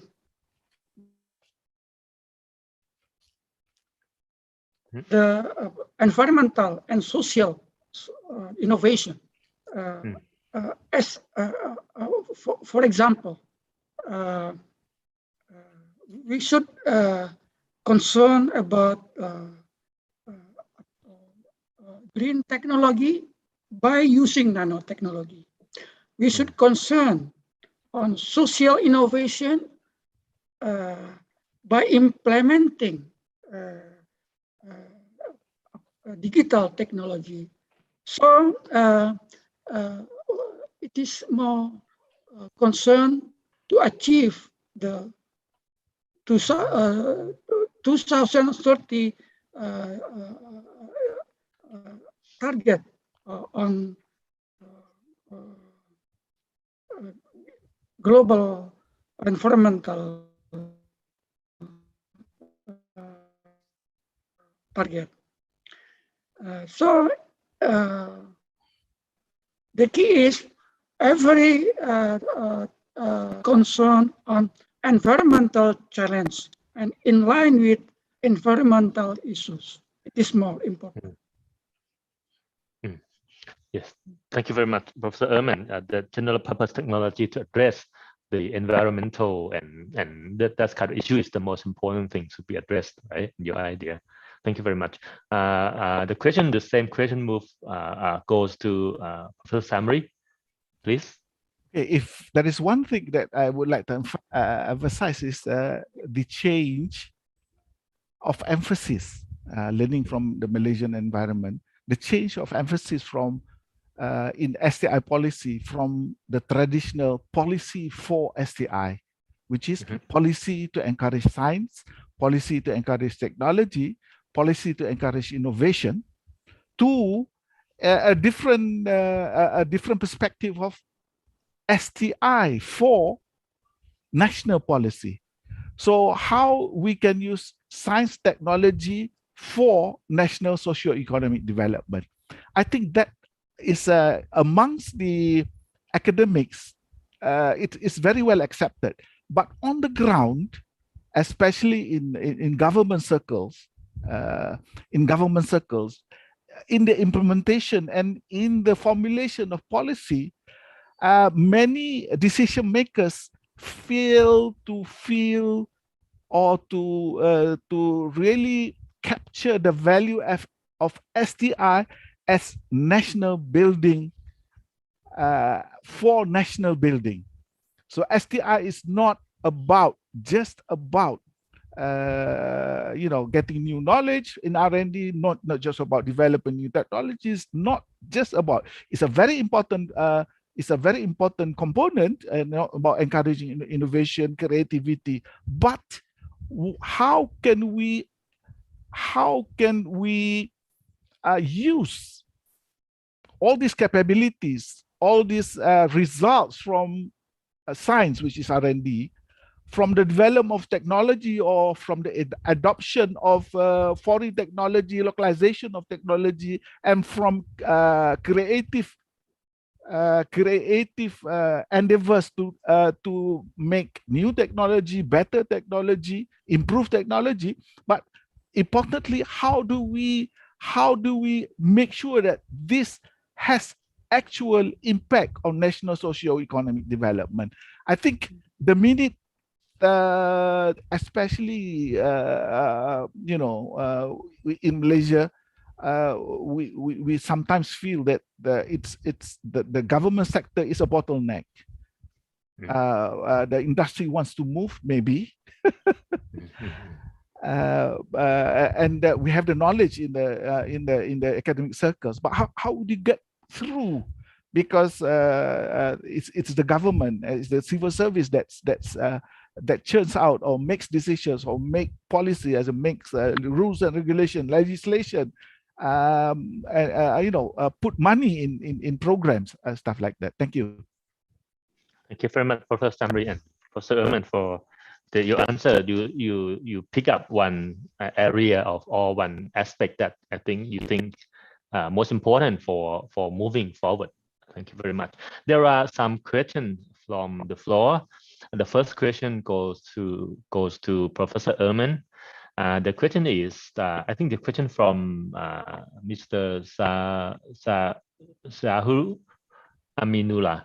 If I'm wrongly spelled, I'm sorry. Okay, the question is, from the number of large industry in Indonesia, which are 5,000 and 4,000 universities, we have not been very supportive of each other regarding the roles of R&D in supporting our national economic growth. What systematic efforts could be done by National Research and Innovation Agency to address this problem, probably? Is that the question clear for you, Professor Erman? Yes. Yes, please. Thank you. Please.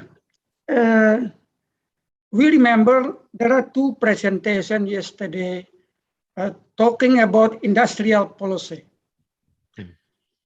They are talking about the rebate of industrial policy under the unfinished debate between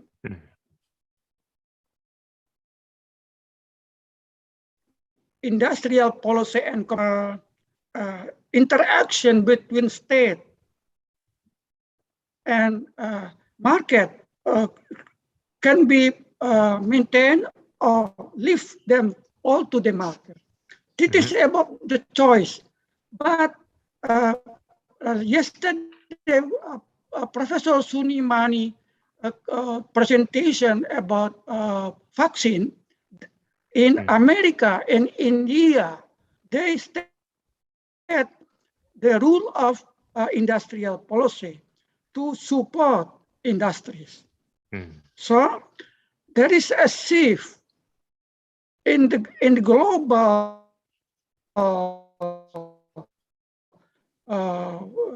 setting about market intervention from learning from COVID-19. Even though Indonesia did do little or non-R&D, but government support to industry or interaction between state and market now become popular based on yesterday presentation. This is I think, my answer to the first question. And then it's about the institutional setup, about the brain. I think it is different. second topic. I'm not talking about institution. And then yes, yeah. The second question from Anita. Yeah, okay, you can go to the question. Yes, Yep. I can read that. About policy coordination between interministerial. It is not only in Indonesia. The coordination is very hard to implement. It is easy to talk about coordination, but to implement. But based on learning from developed countries, the rule of STI policy is very decisive. Ministry of Industry, usually the member of STI Policy Council to decide or to make a decision about what industrial targets should be support and what instrument to be implemented. So the coordination need the big rule of STI Policy Council inside the government. This is for the second question. Yes, thank you very much, Professor Ehrman. I think the same question could be asked to Professor Samri also, right? For example, the first question talking about what is the systematic effort that can be done to make the role of R&D to support national economic growth. And Professor Ehrman answer was the industrial policy would be the good point or the good things that we make the demand side policy clear. Then the R&D community can be more supportive to each other. Do you think so, Professor Samri? And do you have anything to add more on this one? So as I've stated in the presentation, the academic science have one of the points of the shortcomings of the past STI policy in Malaysia was that there is this lack of flow from R&D and industry to the industry. So it's very interesting that we address this. So I think that's two very important things. Is that one is the flow of knowledge, because it's in one of the diagrams that if you can spend a bit more time, is that at the core of any innovation system is the flow of knowledge. From the knowledge creators to the knowledge receivers. So you need to make this happen. Innovation, especially high value information or industrial information or product innovation, is very difficult to happen by just dreaming about it. There has to be hard knowledge that moves from research, internal or external, to move into the industry, so the industry can use this knowledge. And the second point that I would like to make is there has to be a very flexible approach to the mobility of expertise. We have to identify, like in Malaysia, we have to identify that most of the expertise are in the institutes of higher education. So if we really want to encourage the private sector we have to move even the bodies, even the bodies, not just the knowledge, the bodies, because knowledge is one level of depth of knowledge.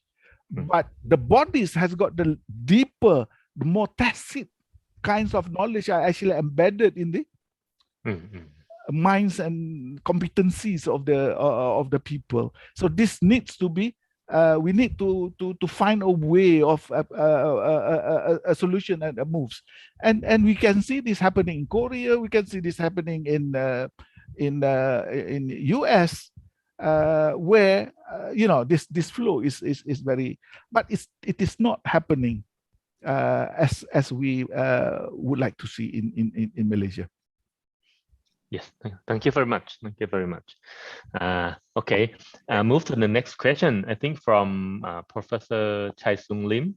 He asked to Professor Ehrman about, in order to achieve fruitful outcome from linkages of the SDI policy with the industrial policy, there need to be bridges between firm space and government academia space for the closer interaction between the two.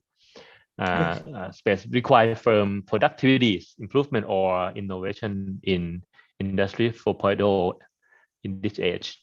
What is your thought on building the bridges here? Yes. Yes, thank you very much, Professor Chai Sung Lim. The interface between the industrial and government and academia, it is based on Korean experience, but we can learn a lot from this experience. I think I would like to hear more from you, the concrete or policy instrument for the such interface. Thank you very much for your very insightful resolution. Thank you very much. Yes, Professor Amri, do you have anything to add on this question? If you want to add, you can do so. Yep. So I think the emphasis of the shift of knowledge and also bodies, expertise, and from academia to industry, vice versa, also very important for the industry to also be allowed to go into the academic world, so that you can see the dynamism of knowledge creation, the dynamism of changes in paradigms, the new upcoming platform technologies that's going to come. What's next? So in the industrial world, especially in Malaysia, where there is about 98% or something that like that is SMEs, like I think very similar. The picture is very similar as in Thailand. The ability for them to peek into the future, the ability for them to do research is very limited. So we have to find a way of allowing or making it easy for them to actually go back to the university. So that there needs to be policies to do this. So I'm hoping that we are always complaining that our industries are, low tech. Our industries do not invest in R&D. We always complain that our industries do not have the vision, do not look more than tomorrow, not in the long term, but short term survival. But that's fact of life for SMEs. So how do we address this by linking them to the knowledge sector? Thank you very much, Professor Samri. I saw Dr. Dudi raising your hand. I give you the right to join us, Dr. Dudi. Welcome. Join us? Welcome. Please unmute your microphone if you want to say something. Yes, please. Sorry. Can you hear me? Yes. Yes. Thank you. So I fully agree with Prof. Ehrman about the importance of linkage between science, technology, and innovation policy and industrial policy. In fact, I think this link has long been overdue in Indonesian context. My understanding, Korean experiences, Chinese experiences has shown us that from the beginning of designing science, technology, and innovation policy, they have already linked that to the industrial policy. In Indonesian context, we are still working on that, and it is now a must for Indonesia to link SDI policy to industrial policy. But then it raises the question, as Anita and Prof. Lim also raised questions, how do you link the SDI policy with industrial policy? How do you coordinate at the ministerial level and at operational level? That is the question that I think many people in Indonesia right now do not have an answer, because coordination, communication is luxurious in Indonesia. So therefore, I think we can work from the practical level. And that is the purpose of BRIN being a research and innovation platform for all actors, industry, academy, researchers in government organizations. So BRIN will make a hub, infrastructure, research infrastructure, researchers, human resources, where industry can have an access to that. So we create a space, as Dr. Lim said, we create a space where researchers from government organizations, academia from universities, and technicians, people from industries can interact. So we create a space, a bar, according to Francis, no, not Francis Fukuyama, but Takeuchi, about the SECI, the socialization, externalization. Oh, okay. So we create a bar, I think Japanese word. We create bar Bar, where all actors can interact. SECI model. Yeah. And we leave to them how to interact. Not designing from bottom up, from top down, but we leave it to them to interact, to give a chance for industrial people to get in contact with researchers and academia in that space. So that is the intention of BRIN. At the moment, it is still a plan, but we have an experiences here in LIPI during the last 2 or 3 years in LIPI, in the Indonesian Institute of Sciences. And it turned out to be quite successful, where we create an opportunity for researchers in LIPI at that time to get interaction with industries, and we open our door openly to industries and also universities, and from that it started to grow a number of project, collaboration project between our researchers and industries. And it turned out to be quite successful. So that is the purpose of BRIN. When every time BRIN state that we will create an innovation ecosystem, what we mean precisely is we will create an open platform, research and technology platform, which is open to all actors. So rather than working at the policy level, in the sense of, okay, try to get connected with Minister of Industry, with Minister of Intrade, which require this policy coordination. So we start from bottom up. We create that space in order all actors can interact. And from their interaction, we are not designing that interaction. Let them to interact with each other. We create only space, facilitation, create research infrastructure, and we provide high quality researchers. And from that, we hope that research project, collaboration project with industry will come out. So that's one of the approach. So we do hope that it will work, but of course, it remains to be seen in the next 2, 3, or 4 years. Right. I'm sure it will work. But the plan is Yes. Yes.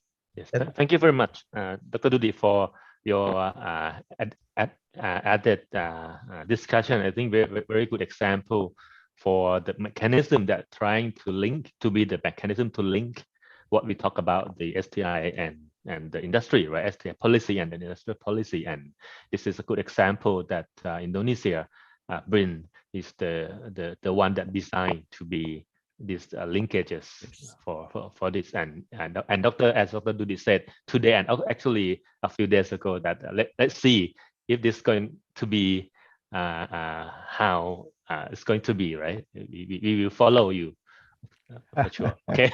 Okay. I think we have a few more minutes more. If there is no question from the floor, I will ask one more specific, but also related to what we are discussing now. Says in the presentation of Professor Samri, you talk about some reality check, right? And you said one thing interesting to me, that the researchers in the higher education institute, like universities, have limiting capability to industry. This is, I think, this is one of the also phenomenon that happening in many countries, including Thailand. And to related to what we just discussed about the linkage between the STI policy and the industrial policy, this is the bottleneck, or this is the point that we need to address, and how should we do together. I think this would happen also in another countries, right? We can share our thought of this one. May I ask Professor Samri first, and then I may ask Professor Erman for the same question. Please, Professor Samri. In Malaysia, we are considered to be public servants. Although we are a statutory body, the universities are basically public servants. They get their pay, they get their pension, they get health benefits, all from almost equal to any public servants. So the generic idea of public servants is that you don't get involved with the private sector. So that is a huge issue that needs to be changed. The idea of it is our public duty to actually help the industry to actually prosper. So how do we do this in a public structure?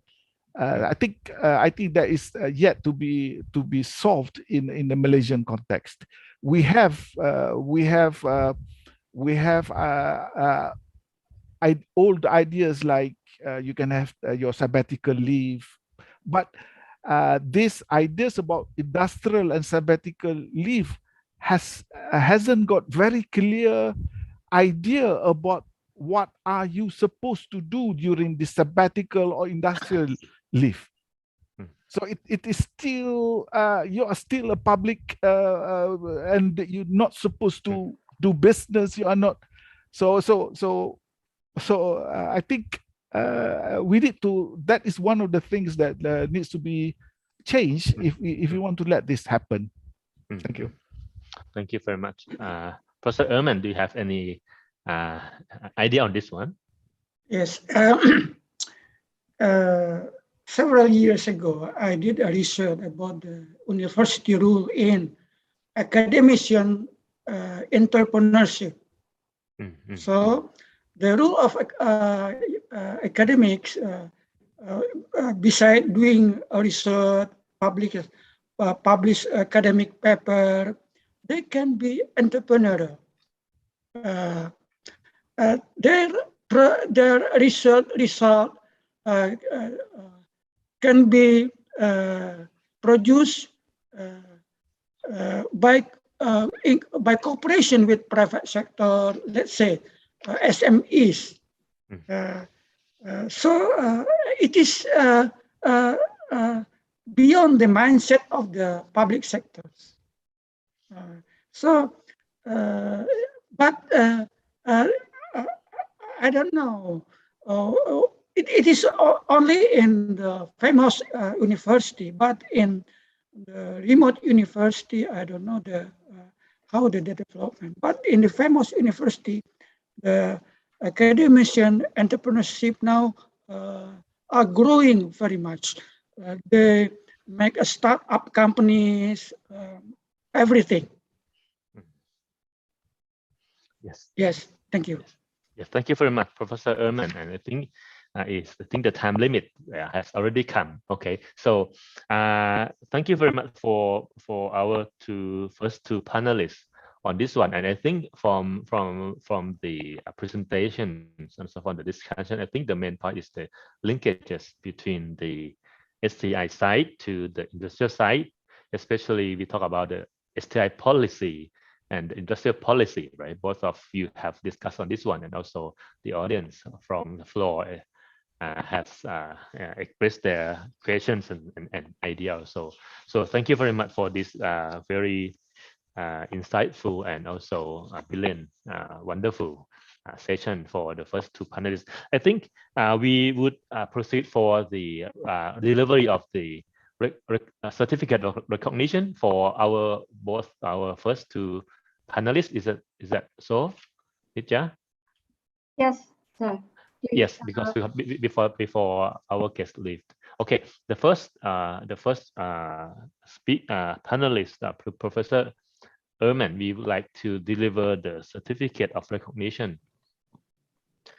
to Professor Ehrman Aminullah for your contribution, very great contribution to this conference. Thank you very much, Professor Ehrman. Thank you very much. Yes.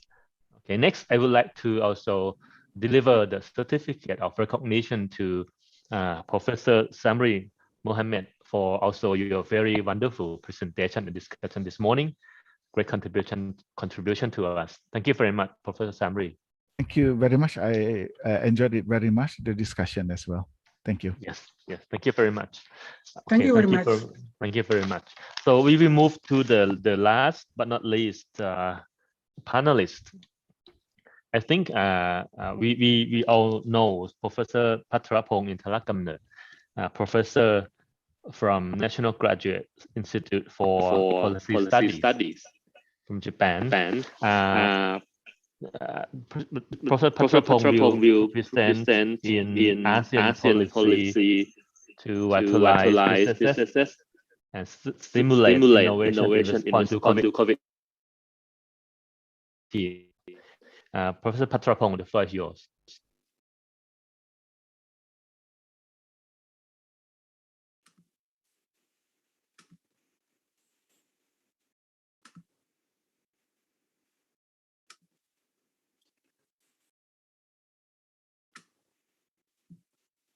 Good morning. I want to present my research on business impacts and government support on firms upgrading and innovation under COVID-19 in Southeast Asia. Southeast Asia is like other parts of the world. We have been heavily infected by COVID pandemic. If we look at the economic growth in the year 2019, before the COVID started, we can see that most countries in Southeast Asia have relatively high economic growth, like Cambodia 7%, Myanmar almost 7%, and Vietnam 7%. But after the COVID pandemic started, economic growth has been significantly affected. The growth is much lower than before and is in the negative range. Even though we haven't seen the end of the pandemic in the year 2021, we can see that in some countries, there have been some kind of economic recovery. So the growth rate in this year should be in the positive range. But again, we haven't seen the end of the pandemic yet. So we don't know what will happen. And impact on trade balance also very significant. Many countries in Southeast Asia, with the exception of the Philippines and Cambodia, most countries have positive trade balance. So we export more than we import. And we can see that under the COVID-19 pandemic, the trade balance has not been affected much.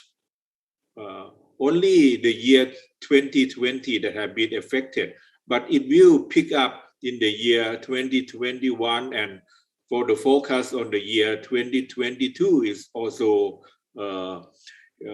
quite positive, because the world economy will recover, and then we can export even more. But what has been affected much is the domestic demand. The consumer confidence in Southeast Asia has dropped significantly, and there's a shrink in domestic demand. So export is a kind of a viable option for us to maintain high economic growth. But it also depends on innovation capability of the company in Southeast Asia. Otherwise, we cannot realize the high export growth. If we look at the micro level impact on firms in Southeast Asia, we can see that most of the firms in Southeast Asia, especially small and medium enterprises, suffer and suspended their operation. For the remaining firms, 2/3 of them are operating in half capacity or less, and while 1/3 are facing severe liquidity crisis. So even there is a kind of room for export, many of them have been affected. They cannot open their factories, and even they can open the factory, they cannot operate in full capacity. So there's a sharp drop in demand and in revenue among this is the greatest concern and the main cause of the cash flow and liquidity problems. So in response, most of the enterprise are aware of the benefit of innovation and technology upgrading associated with e-commerce, financial technology, or fintech, or teleworking. So they know they have to do something. But nevertheless, in reality, there are very limited numbers that are ready to adopt the technology as such. So if we look at the government side, the government is also trying to help entrepreneurs solve the crisis. If we then divide the government policy issue into two categories, one is the short term and another one is long term, which can expand until the end of the pandemic, or the so-called post-COVID-19. We can see that there are several policy issues. The short term, we concern with economic lifelines of the company or short-term recovery of those firms, especially small and medium enterprises. The longer term, to strengthening the companies after the COVID, is concerned about human resource development, business strategy, and business plan development, innovation and upgrading, and digitalization in e-commerce and new market creation, or Industry 4.0 related technology. This kind of the technology have been talked about and discussed a lot in the policy papers. But after the pandemic, all the governments see that this kind of technology are very important, much more important than before the pandemic. So they are much more serious in trying to implement Industry 4.0 related technologies. If we look at the general policy supporting business in Southeast Asia under the pandemic, we can see that the current measures in most countries focus on the short-term stimulus, which is not surprising because we have to give grant or subsidy to those companies in order to survive. Most countries offer the soft loan, and also over half of those countries initiate loan guarantees. There are also indirect financial support like debt moratorium, tax relief package, and employee-related policy instrument and measure regarding rent and utility fees. And also there are some long-term measures, but it has been less emphasized than the short-term measures. The long-term measure aiming at helping firms adjust their skill and capacity and business model are still lacking and shallow in general. Capacity building and training program were the most common long-term measures. Then the second most one is the development of existing market efficiency and promotion of new market access through promotion of digital solution, e-commerce platform, and virtual business matching and networking. So if the physical market is not there, they have to promote the online market. So this is one of the policy concern for the long term. If this is like a kind of the overview of the policy instrument in Southeast Asia, you can see the policy types that I already explained, and they are different across country in Southeast Asia. If we look at the difference, especially in terms of policies, particularly focus on innovation and technology upgrading, we can see that lesser developing countries like Cambodia, Laos, Myanmar, the Philippines, and Vietnam have not explicitly initiated policy measures due to the lack of government capabilities in terms of finance and human capital. The more advanced countries like Brunei, Indonesia, Malaysia, Singapore, and Thailand to some extent utilize support measures to promote innovation and technological development in both the public and private sectors. Example of innovation policy measures, in Brunei, the government provide co-matching grant to business to move on from offline to online or e-commerce. In Indonesia, the government trying to stimulate the demand for online product by subsidizing 20% discount of online goods. In Malaysia, the government has more explicit policy. They set up Malaysian Digital Economy Corporation as a focal point to devise digital strategy and solution for SME. They have been a kind of very well-targeted fund like SME Digital Line Matching Grant have been setting up, SME Technology Transformation Fund, Smart Automation Grant. So the policy are much more specific in case of Malaysia, and the same go to Singapore. There's a SME Go Digital program subsidizing up to 80% of pre-approved solution to enhance SME digital transformation, digital resilient bonus to endorsing firms to further digitalize their operation and work with digital platform solution providers. There are training programs trying to bridge the gap between skill developed by education system and skill needed in the market. In Thailand, as an agriculture country, for example, trying to connect SMEs in agriculture to tech startup, because tech startup doing something normally is not related to agriculture. So there should be some explicit policy to link the two together, and also training program for tech startup as well. So in conclusion, like the rest of the world, the crisis hit hard in Southeast Asia. Most firms realize the importance of innovation and technology upgrading in response to COVID-19, but not many implemented those changes. Most common policy supports the short-term economic lifelines and recovery. Long-term policy measures for innovation and upgrading is still lacking. But there are varieties in terms of country in Southeast Asia. Some countries are doing better, for example, Singapore and Malaysia, but the rest, they do not have concrete long-term policy measures on innovation and upgrading in response to new normal under and after COVID-19 pandemic. So only sporadic incentive program rather than holistic measure, capacity building program rather than targeted innovation, capacity development, and economy-wide rather than industry or sector-specific innovation policy measure are observed in most cases in Southeast Asia. So thank you very much for listening to me, and I enjoy participating in Asialics and STI conference. Thank you very much. Yes, thank you very much, Professor Patrapong, for the presentation, which is from the research, and you gave us a very comprehensive data about the measure of the government in Southeast Asia, what they are doing during the COVID-19.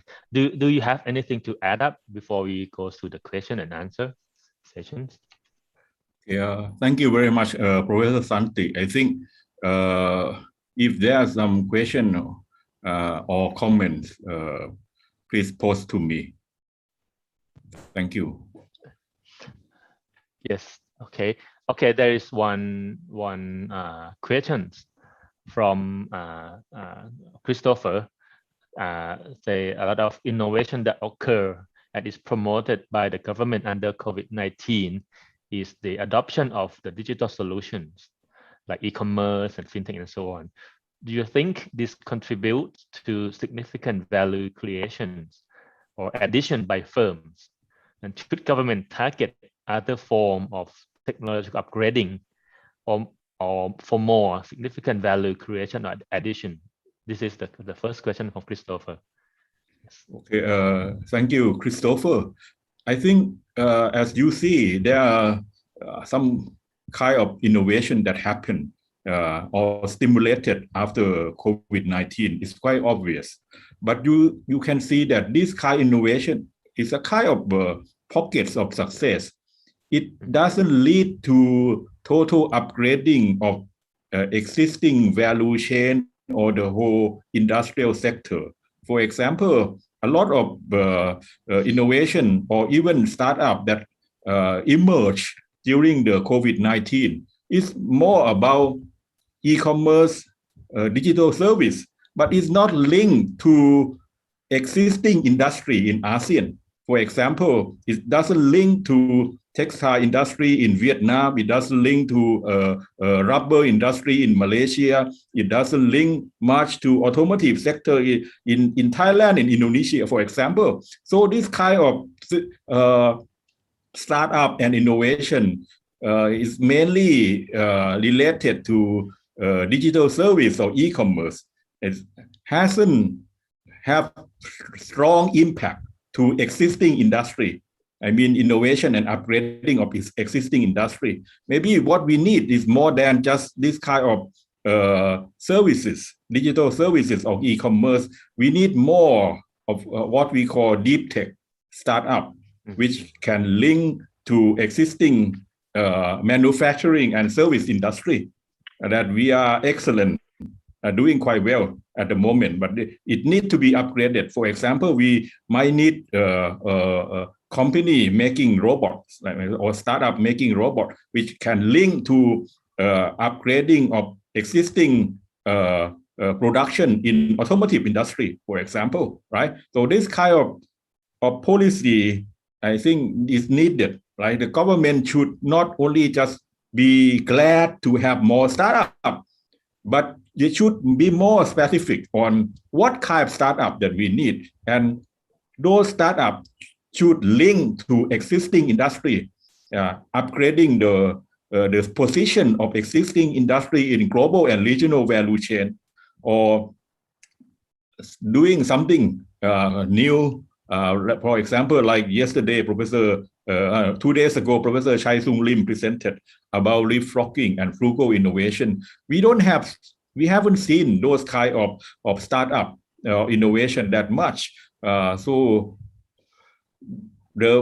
I think the thrust of the policy, science, technology, innovation policy after COVID is that to link the startup like in e-commerce, digital service on one hand, and also existing industry on the other hand. So that is should be the policy thrust. And we talk about industrial policy. Why SDI policy is not linked with industrial policy? But you can see this is the real issue. But people are just talking very broadly about R&D, about changing the SDI system. You are talking something over the top. You don't really understand what is going on the ground. then you never have the SDI policy that linked to industry. So this is the real issue. And you are still talking about reshuffling ministry, merging this ministry to another, having R&D linked to the industry. That's bullshit for me. I think that's a waste of the time. So it's better to concern about the real issue. The issue at hand, like you have what we call the elephant in the room, but we haven't taken care of this elephant. When you are still talking about heaven, I think is for me is very disappointing. Yes, thank you very much, Professor Patrapong, for your first answer to the first questions. Okay, there's one more question from Professor Sida. Said, thank you, Professor Patrapong. Are there innovative post-COVID STI policy that you see being implemented in advanced countries, which are needed but not apparent in most developing countries due to lack of resources? And are there opportunities for collaboration in technology transfer of these things? Yeah. I think this is a good question. One of the major policy shift, especially in a country like Japan, is to link big companies with the startup. Japan has followed US model, trying to promote university industry link. They are trying to adopt Bedo Act, trying to promote technology licensing from university. But with limited success, there are some universities that become successful, like Tokyo University, Waseda University, but most of them are not that successful. And once the government policy finish, there's nothing sustainable happen. So they found out that the strength of Japan is having the large companies. Some of them are global leaders, like Toyota or Honda in automotive industry, NEC, Fujitsu in electronic industry. So most of the new policy since I think 2016 is trying to link the big companies like this, who have the knowledge of the industry and the strength and resources and marketing, branding skill. They know the global network. They have the global. They can capture global value chain, and the startup, because they are trying to groom startup and make them become successful and sustainable. You need some kind of mentor, but university professor cannot be mentor, right? So they already trying to change the policy somehow. So the government policy is trying to bridge this large company with the small and medium enterprise. So a lot of funding, I mean, from Japan, like NEDO, which is under Ministry of under METI, right? Ministry of Economy, Trade and Industry, not under Ministry of Science and Technology or MEX, right? This funding is targeting on bridging startup and large firms. So this is the real policy. So large firm, they know how to run the business. They know the industry much better. And the startup, maybe they have some new idea, new technology. They can think out of the box. So it's a kind of win-win situation. But you need what Professor Chai Sung Lim said. You need space. So the policy should target on building the space. So the government agency or funding agency under ministry, they implement this kind of policy, right? So the government agency act as a funding agency, as well as act as the intermediary, bridging large companies on one hand and the startup on the other hand. If there's no this kind of bridge, they might not be able to talk with each other, or large company will take advantage of the startup, right? You have a kind of network between giant and pygmy. Of course, giant will hit the pygmy and take advantage as much as possible. So the government act as the go-between or intermediary between two sides and make sure that this kind of networking is benefit to both. So that I think that policy is lacking. Is lacking in Southeast Asia. A lot of policy when we talk about startup is not about targeting the link between startup and existing industry, how startup can contribute to upgrading the global value chain in existing industry of the economies, right? And also, it's not about it's not about linking a large company or even multinational corporation to the startup. So most of the startup policy is a kind of Me Too policy, and it's too much focused on student, professor, researcher. I think that if you can see most of the successful startups, they are not running by these people. They are run by people who already in the industry. They quit the industry and they run their own business, right? So they can survive, they can scale up, they can be more successful. And I think that's the point. You need to link this policy together. And that is the major science, technology, innovation policy. It's not about reshuffling ministry. It's not about putting R&D industry. That's kind of a 1960 mentality. Yes, thank you very much, Professor Patrapong. I saw a comment from Professor Chai Sung Lim also on this discussion. May I invite Professor Lim to join? Maybe you can explain your comments better. We have only 2 persons here, so may I invite you to join our discussion? Yeah, you can express your comments. Yeah, please. Okay, thank you very much.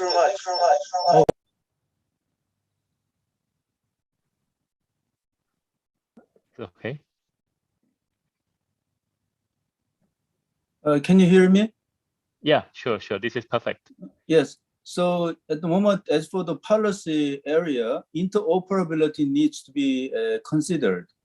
At the moment, if the developing country do not pay attention to interoperability, now at the moment the timing matters, especially for tech startup. Deep tech startup, they might be related with information technology. Then as for this service is related with interoperability, if these companies do not have interoperability with the global de facto standard, then in 3 or 4 years, even though it's successful now, within 3 or 4 years, they cannot secure market. So then in order to solve this problem, firms need to collaborate together, but policy people cannot persuade them to work together. It's very difficult. So now at the moment, there are 2 policy domains. One is government policy domain. The other is firm together policy domain. That is the public area. It's not firm alone area. It's not government area, but it's a policy area, which is crucially important for competitiveness of the country. Then how can you move ahead? Okay, there need to be a certain momentum to make forward, because it takes too much time. If you want to persuade all the people, they do not move. So we need to create a successful case in a speedy way, so that everybody can recognize the importance. So that's the main point I want to deliver for this comment. Thank you.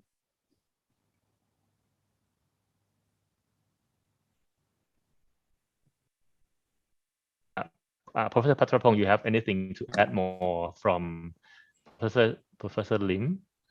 I think what Professor Lim said is right. Interoperability is the key issue of making things happen in reality. Right? Because if you don't have this kind of ability, then policy or inspiration or intention will just stop at being just inspiration. It can be like a wishful thinking. I want to provide some example how to make things move in reality. Like in case of Taiwan, for example, they use the industrial association as a policy tool, because in many countries, they think that policy tools have to be implemented by government agency, public research institute, or university. And policy tools cannot be implemented by industrial association. But that is not the case in Taiwan. For example, smart city project in Taipei, trying to make Taipei smart, right? You have smart transportation, smart control of natural disaster, or everything smart. The operator of this smart city program in Taipei is not Taipei city government, is not any government agency or university, but it's Taipei Computer Association. This Taipei Computer Association got the funding for 3 years, and they're the one who run the whole project. They plan all the smaller projects. They link all the projects together, and they work with private companies, work with individuals. Why Taipei Computer Association? Because they understand the industry much better. So interoperability, in the sense of Professor Chai Sung Lim, you need the appropriate intermediary to act, to make things happen. So in case of Taiwan, this is the Industrial Association, the so-called Taipei Computer Association. This one is the one that run the whole project for 3 years. So it's not year by year project. Those kind of project should be long enough to have the impact, right? So, and then you can evaluate it at the end whether they achieve the target. But if you have a budget only year by year, it's not going to be successful. Many developing countries just stick too much on year-to-year budget, and innovation is much longer period.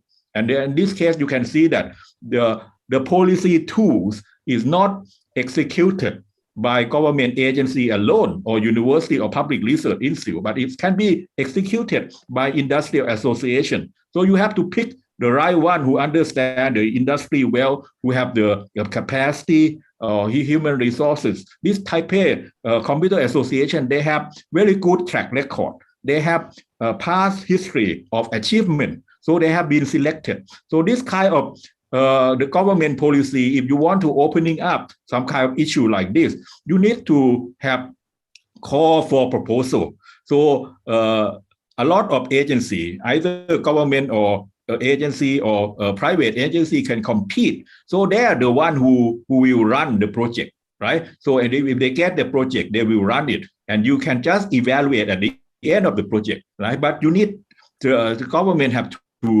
create the level playing field for this kind of competition and allow even the private sector organization to compete, and don't just view them as the people who will take advantage of the government money. I think this is the kind of the institutional bottleneck in many developing countries. Yeah, thank you very much, Professor Patrapong. Seems that Professor Lim has something to respond, right? Okay. Yeah, you raise the hand, yeah, please. In Thai, also there's a Thai Federation of Thai Industry, FTI. There were some people who recognized the importance of this kind of law. So they suggested, but they are frustrated. Why? Government couldn't understand it. Also, these people could not persuade them with some evidence. So that is the difficulty. Then how can we move forward? It's possible through setting up a flagship project, especially if you leverage international cooperation, then you can easily start it. It's not that difficult. It's much more easier than persuading government. Then after successful result, you show them to government people and to other people, and they would understand what it is. Then we can move forward. That is what I could suggest. Okay, thank you. Thank you very much, Professor Lim. This is a very interesting discussion for this point. Okay, I move to the next questions. Okay, from maybe Inda Perwaninsi. Sorry if I'm spelled wrongly. He said, thank you for the presentation. Some government also provide competitive funding for R&D for health technology, as well as some regulation relaxations, and it raised some frugal innovation in health sector.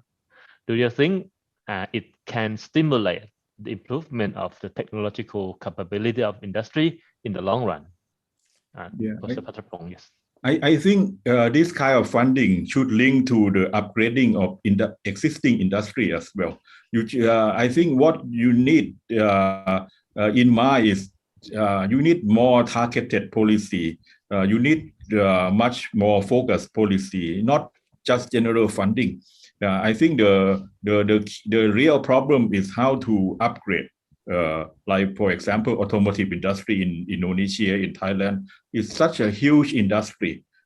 But most of this kind of funding, it doesn't have impact on this industry.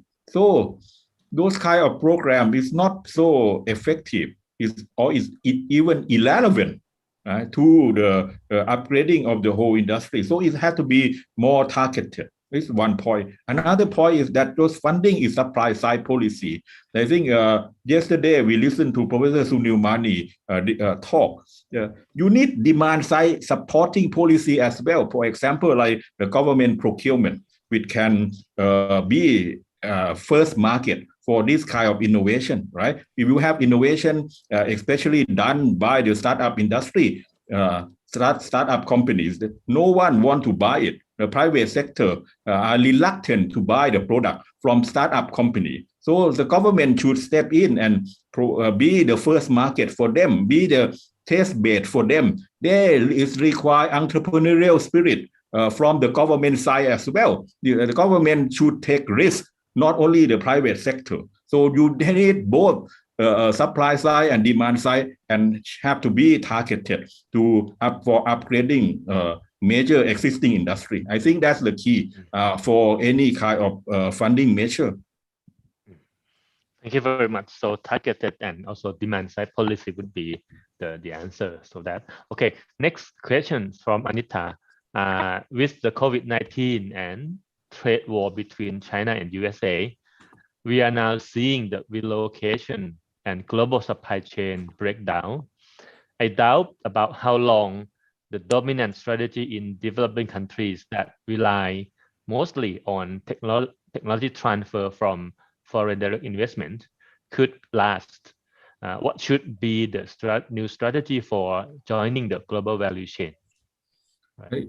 I think the strategy of relying on foreign direct investment is second best strategy from the very beginning. If we look back to the history of Japan, Korea, they're blooming their own local industry and make them big, like becoming like a Zaibatsu or Shaebo, so they can later on compete with multinational corporations. Even China, they changed the policy from relying on foreign direct investment to bloom their own local economy and trying to make them big enough, like Huawei, to compete internationally. Maybe many developing countries, we don't have the capacity like that, but we should think about how to groom the local companies more. And I think we can do a lot of networking with other economy, advanced economy, as well as trying to rely on the domestic market. I think that the most important thing, we should be able to identify the niche area that we are specialized on. We don't have to always compete in the mainstream market, right? So market segmentation is very important. That link to Professor Chai Sung Lim said about the leapfrogging and frugal innovation as well. I think that one of the most important strategy, but it doesn't mean we cannot compete in the global market. If we look at the Vietnamese experience now, like VinFast, the EV company in Vietnam, it just started. It's the real latecomer, right? Compared to BYD in China or Tesla in US, it's a real latecomer. But as technology of EV is not stabilized yet, right? It's just emerging, right? There are many competing technologies. There are many unknowns. So it's not too late for them to start the company. So Vietnam, VinFast already started, and they collaborate with a British company on design of the car, or Italian company in terms of building up the motors and the batteries, for example. So they can just collaborate internationally with whomever have technology, even in advanced country. And because the technology barrier is not so high, it's still emerging technology and market. They even have the plan to set up a factory in US, and also trying to do the IPO in the stock market in US, right? So you can see that developing countries still have a chance to succeed, right? I think just relying passively on foreign direct investment like before, this strategy has too much limitation. So the real focus should be on the local companies, right? That can either target a domestic market or regional market like ASEAN, or even global market. Is not beyond their reach if they have the right strategy, especially how to collaborate with source of technology or talents worldwide. I think because we have much more open economy or open innovation environment. So this is even highly possible than in the past, especially this day. There are so many emerging technologies like Industrial 4.0 related technology. This is the window of opportunity for them to start their company and grow regionally, domestically, or even globally. Thank you very much, Professor Patrapong. Yeah. While waiting for the other question from the floor, I have a question on related to the presentation that you made. In your presentation, you chose the information that some government in some countries did some good measure or policy during the COVID-19, while some countries are not in that ways. I think this related to what I heard from a few days ago in the keynote speech about dynamic capability of the government or something like that. When see the information, what kind of capability that the government need for this kind of or why some countries government are not able to make such a state policy for this I think government has a need capacity building as well. When we talk about capabilities, it cut across all type of organization, right? Dynamic capability is capability to sense the opportunity that's coming, trying to seize them and transform your own organization to meet the challenge, to be able to grab such opportunities, right? So this is what we call dynamic capability. And dynamic capabilities are needed even in the government. Yeah, even in the government, like so, if the government is too rigid, right, and they're managed just only within their silo, they don't collaborate with other ministry, and they don't opening up for the private sector. I think this is not going to have any goal or anything further. I think, but talking about this is too abstract. How Japanese government agency develop is quite interesting. One thing is that in case of Japan, there are two types of bureaucrats. One is the bureaucrat that there's a kind of a general manager. Is the bureaucrat that serve to make policy. So this bureaucrat doesn't have specific knowledge on a certain topic, but what they have is a capacity to make decisions, capacity to gather resources, capacity to coordinate or networking with various actors. So this type of bureaucrat, they are bureaucrats that move from one agency to another, or even move across agency. So one day they work in the Department of Higher Education, another day move to Science, Technology, Innovation Department, another day move to be attached to Public Research Institute, or even can become like JICA expert in developing countries. So this kind of personnel rotation, cutting across agency is needed in order to facilitate cross-ministerial coordination. We're talking about ministerial coordination, it will only work if we move people around. If every bureaucrat have to be promoted in one agency from day one until they retire, this is not going to be good. They will too much attached to that particular organization. They don't have any new knowledge at all. They just want to work in single agency from day one until they retire. That's very sad. And no ministerial coordination will happen like that. So this is one of the things. Another type of bureaucrat which Japan have is they are the one that work with the policy research center attached to the ministry. In Japan, most of the ministry, they have their own policy research center. So instead of just outsourcing policy research work to government think tank or to a university professor or to private consulting firm, they have public research policy in that focusing on the mission of particular industry. So they have inside knowledge, they have background knowledge, they have facts to formulate the policy. So they have both ways of doing things. So you can think about policy very deeply because they have specialists who work full-time, who also understand the work of the government, the work of bureaucracy, not just outside private sector consultant who doesn't understand the real work inside bureaucracy. But at the same time, they have generalists who know how to make decisions, to gather information, to coordinate across ministry. Right? So they have the best of both worlds. That's why the policy works. This is what we call capacity building inside the government. Right. Thank you very much, Professor Pasron. Very clear answer. I have one more question before I go to another question from the floor. In relation to the last question, I see some countries is more aggressive on investing or maybe doing some activities on STI during this COVID-19 period, while some country are not, they are retreating the investment and so on. Is that reflecting how important they put on the STI? And do you see any opportunities for the countries to invest more on STI at this moment during the COVID-19? I think every country have limited time and resources.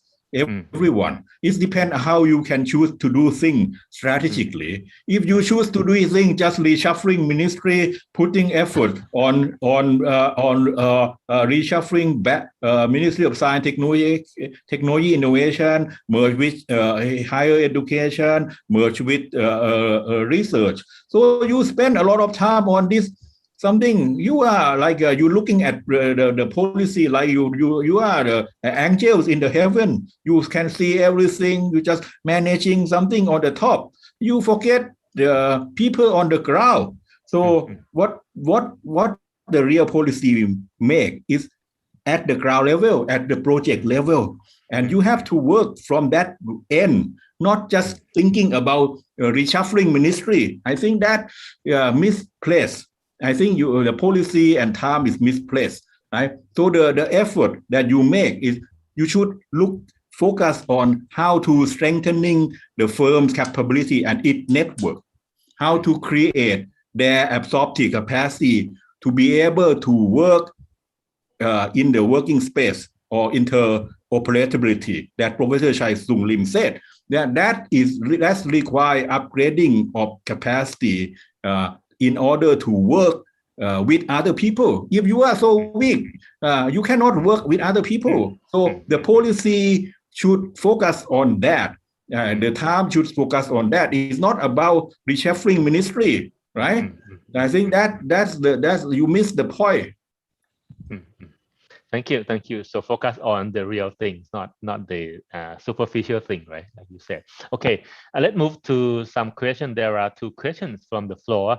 The first one is from Mr. Chris, said, despite having, this is maybe in Thailand context, having 20 years national level plan dictating STI development direction, but the irregularities like COVID-19 or breakthrough or abrupt adoption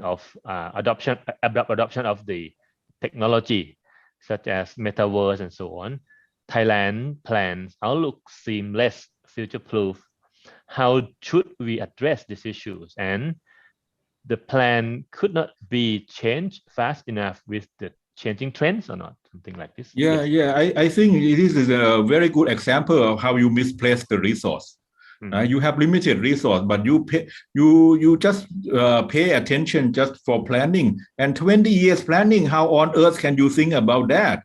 Because the world is changing so rapidly. In 20 years, you might already die. People who formulate the plan, they're talking about that. They might not even live 20 more years. So how can you formulate this kind of plan, right? So this is like misplacing of resource.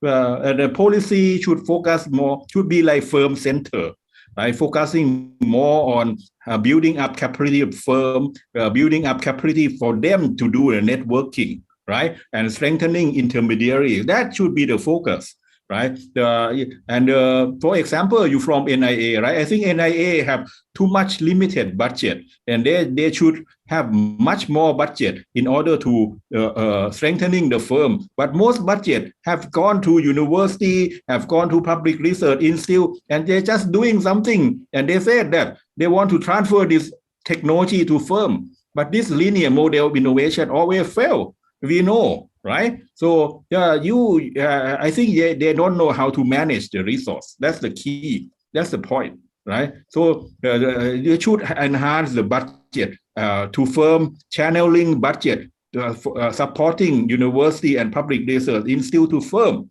Firm should be the center of the policy. That's one of the most important things. Yeah, thank you very much. Okay, let's move to the next question from maybe Yuri. Okay, while we are facing multiple challenges of environmental deterioration, climate change, epidemics, aging population, and so on, can we envisage some new KPIs as the benchmark of progress of our future society? I think this issue is a very important issue, and so many people talk about that, especially yesterday morning presentation, keynote speaker and discussion. But the key point is that how can we just move things on the ground? Again, either firm or community or any kind of organization, I think the best thing is we should focus on strengthening their capabilities, strengthening their networking first. So if we only have a national KPI, everything you think about KPI, I think that's misleading. The world is not run by KPI. Sometimes you are a slave of your own KPI, right? What you need to do is just having a lot of experiment.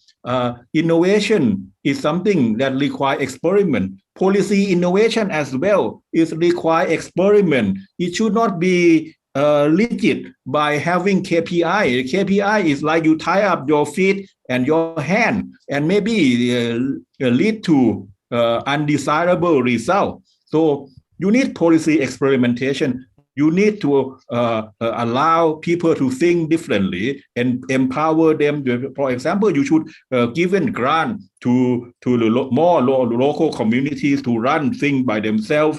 You give grant to firm to strengthening their capability or to form the network among themselves. This kind of grant should be experimental one, and even they fail, it doesn't matter, because at least they learn something new. They learn what they cannot do, right? They generate new knowledge, new experiences. So you need some kind of policy space, policy experimentation. In China became successful because they have policy experimentation at the local and regional level. And when it became successful, the national government, central government will adopt them to become policy at a national level. But there are so many experiments at the local level, regional level. So that is required decentralization of power. As long as the country is centralized in the center, like some country, is not going to be successful, right? You need to empower the local bodies, local people. and you need to some policy, space policy experimentation. So this kind of idea of having KPI is counterproductive from very beginning. Yes, thank you very much, Professor Patrapong. There's one comment from Professor Chai Sung Lim. He said, rather than planning, now we now more fast experimentation with real world and fast implementation methods. He said, fast fail and learn and go forward. This is Yeah. So this kind of learning process should be as quick as possible, right? Spending time on planning. I think Thailand or other country, we have learned that we fail for many years, right? Planning is nothing, and you allocate resources, just writing beautiful paper, and you are proud of that, right? That's not it, right? Right. Yeah. I see. Planning is not going to anywhere, right? This is what we should. Okay. I think we have. Okay, there's one more question. Say the world goes so fast, and so the development of technology, the purpose of technology is to facilitate human life. What do you think about the opinion that we may need to pause to maintain the balance on the earth? To pause me to stop, right? Probably. That I think your idea is related to sustainable development, right? I think that is a very very valuable thinking, right? Sometimes we have to think whether we are doing something rightly, right? So this is what we call policy learning, right? We have to to think strategically and implement locally and without delay, right? So speedy implementation is necessary, but also we need a very strong evaluation and monitoring process, right? So in many countries, the policy planning agency and policy evaluating agency, they are separated. If you mix these two, you will always evaluate things that positively, hey, we achieved that, we achieved this, something like that. So you need to be, this kind of policy process should be very robust and should be run independently. It's not influenced by planning agency. So talking about what you said is about making policy process more effective with first trying to speed up the policy process, right? Spending less time on planning, spending more time on implementing and experimenting, right? The second one is strengthening monitoring and evaluation mechanism within the policy. And if you learn something new, if the policy is not going to work or it fails, so you scrap them or redirect this policy, right? So you should be ability to abolish bad policy, bad program, and redirect them to the right direction. This is the most important capability in the policy process. Yes, thank you very much, Professor Patrapong. I think there is no further questions from the floor, and I think we have spent more than 30 minutes on this, and we have a discussion, very lively and also important discussions here. So I think I would end this session, but before ending, I would like to ask Professor Patrapong to give final words to the audience here, please. I think I have spoken enough. When people talk about the merging between science, technology, innovation policy, and industrial policy, actually, they still think that these two are different things. Actually, the so-called new industrial policy has very strong element of science, technology, innovation policy, and they should not be separated. So it's not about merging industrial policy and science, technology, innovation policy, but it's about how to set the right science, technology, innovation policy with industry focus from the very beginning, right? It's not about merging R&D with industry. It's not about trying to transfer technology to the private companies, but it's about having the policy with the firm innovation and technology capability building as the center of the policy. So industrial policy should be considered as one important ingredient of science technology innovation policy from the very beginning. And science technology innovation policy is not a matter of Ministry of Science Technology Innovation. It's not a matter with Ministry of Education. It's related to real ministries, real economy ministry, like Ministry of Agriculture, Ministry of Industry, Ministry of Transportation. So in case of Japan, this ministry, they have their own funding agency. They're providing funding for technology development, innovation, and R&D, irrespective to their own mission, right? For example, Ministry of Transportation, they have the R&D Institute working on like a high-speed train, development of high-speed train related technology, for example, or GPS system, for example. So they already, the mission of strengthening capability of firms, local firm, and R&D is already main mission of this real economy ministry from the very beginning, right? So if we can think about this, there's no dichotomy between industrial policy or science technology innovation policy. It should blend in together. It become an integral part of each other from the very beginning. So the real reform, it should strengthening element of innovation, technology, capacity development, building within this line ministry, and link them with other ministries like Ministry of Education, Ministry of Science. And that can be achieved by changing the perception of how the science technology innovation work, right? Enhancing the coordination through rotation of bureaucrats or even researchers across ministry to have more like collaborative project across ministry. So things have to be built from the ground. Just having a national policy commission chaired by Prime Minister or President is not work. That is only at the supra-ministerial level, but the inter-ministerial coordination or even the operation level at the project base level, that is more important. So I think the emphasis should be placed on that, and that we can achieve the real reform. It's not only about reshuffling the ministry. Yes, thank you very much, Professor Patrapong, for your final word, which is very insightful. And also, I think this is the summary of what we have discussed for this session also. Thank you very much.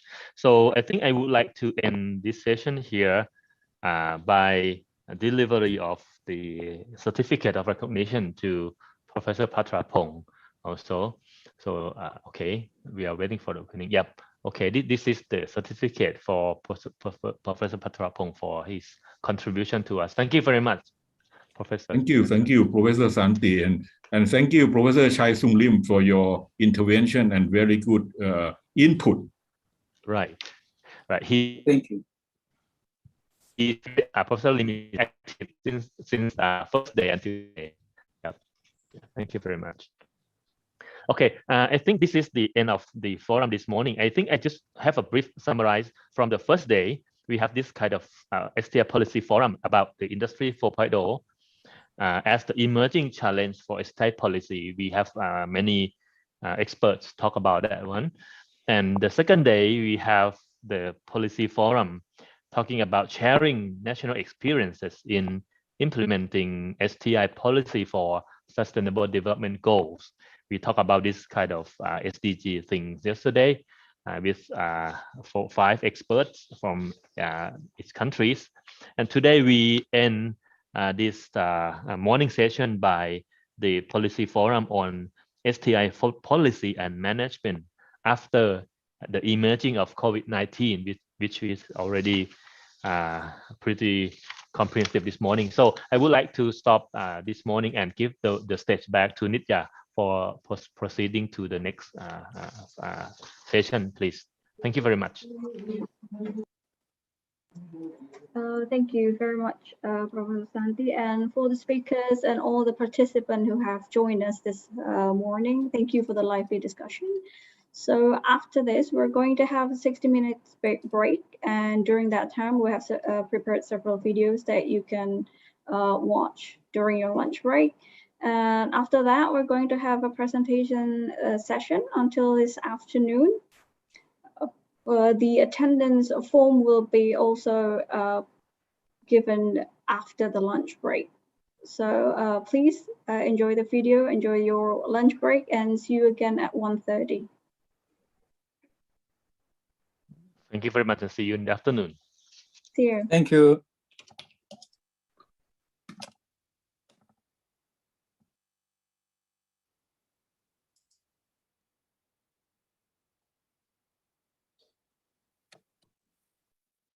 National Research and Innovation Agency, a synergy in an orchestra. Established through the Presidential Regulation Number 78 of 2021 about the National Research and Innovation Agency. To enhance science and technology's contribution to the national development and to improve the research and innovation ecosystem in Indonesia. The National Research and Innovation Agency is a government agency that is directly responsible to the President of the Republic of Indonesia. Consists of 7 deputies, supported by various research institutes, and have more than 70 research centers and supporting units. Through the 3 directions: science and technology resources mobilization, providing a favorable research ecosystem, building an economy foundations based on research. The presence of National Research and Innovation Agency is to achieve Indonesia's goals as a developed country in 2045. Also to make Indonesia as a global reference for sciences, bringing advantages on science and technology development, policy making, and societies.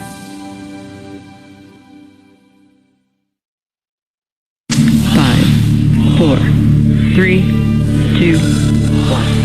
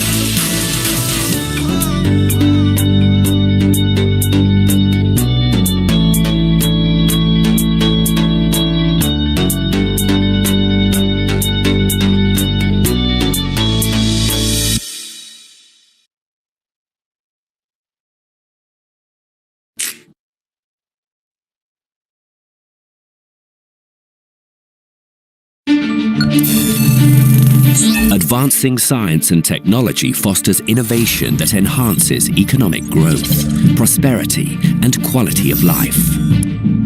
King Mongkut's University of Technology Thonburi is committed to training highly skilled human resources and attracting high-caliber talent for innovation and research. We nurture highly qualified faculty and researchers whose achievements have been widely recognized in business and industry.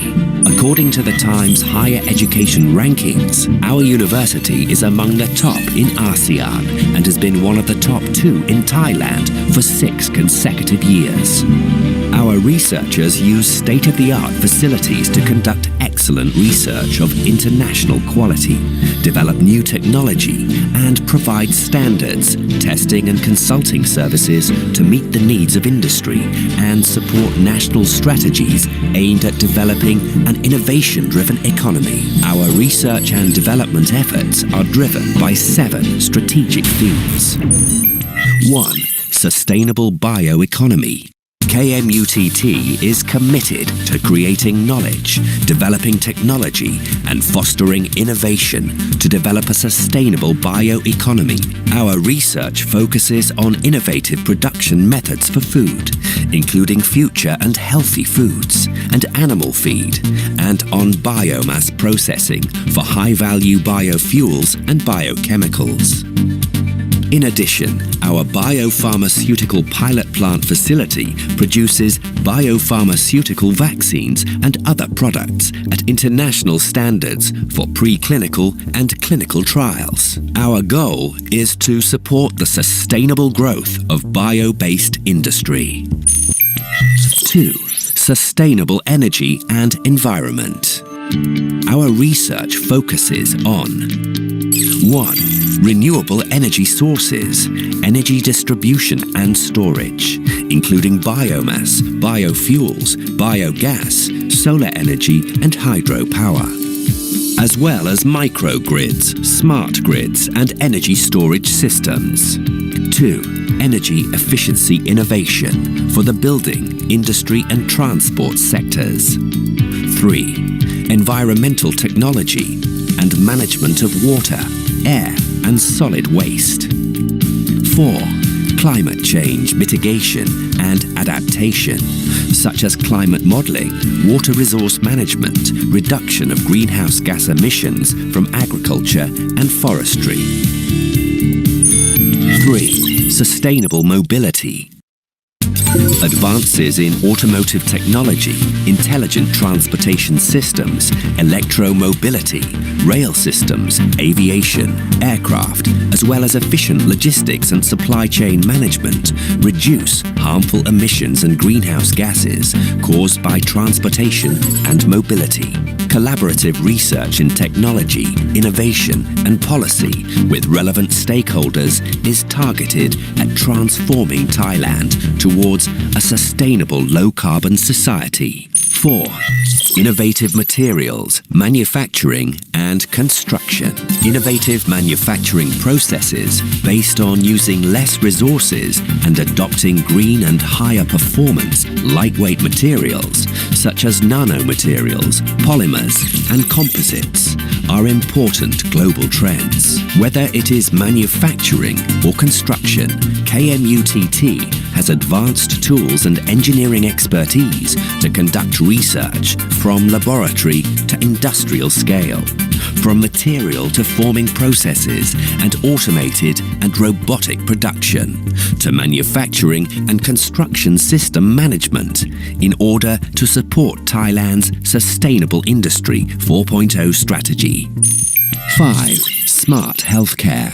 KMUTT integrates knowledge and know-how in engineering and biological and medical sciences to develop methods and tools and devices for diagnosis, treatment, therapy, rehabilitation, and regeneration. These technologies will ensure, make healthcare more accessible, and promote a higher quality of life for all.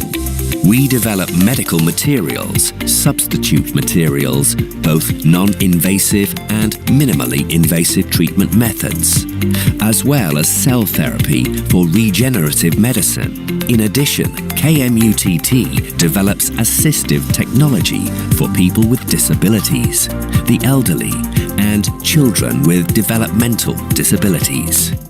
6. Digital transformation. Our efforts revolve around innovative development and apply digital technology to support smart manufacturing, precision agriculture, and smart living devices and services. Our competence lies in applied mathematics and computation, information technology, the Internet of Things, big data, artificial intelligence, cybersecurity, and robotics. 7. Creative and Learning Society. KMUTT researchers are creating a culture of learning, creativity, and innovation that underpins a modern, creative, and learning society. KMUTT develops new learning methods and processes, along with creative and innovative design, by integrating technology and the arts, while implementing community development and management projects to build sustainable value. Our knowledge and expertise is deployed in these 7 strategic research themes in pursuit of clear goals and supported by an innovation ecosystem within the university, embodied by our Science and Industrial Park at the Bang Khun campus and the Knowledge Exchange, or KX, in Bangkok's Klong San Innovation District.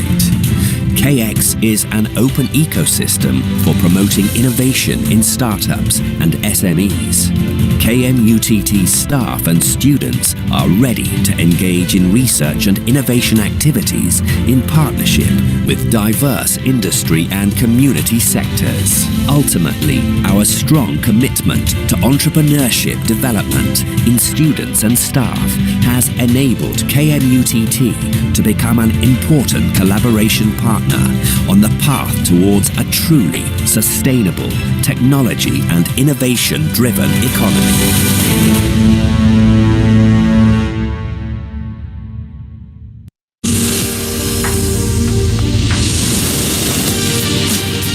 Looking into the future doesn't ensure that we can see everything. Many things are beyond the world today that you might not have thought of just now.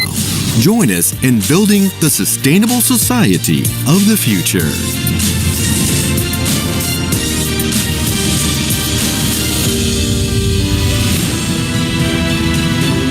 Six decades since the establishment of King Mongkut's University of Technology, Thonburi, following the guidance of His Majesty King Rama IV, the role model for scientists and engineers.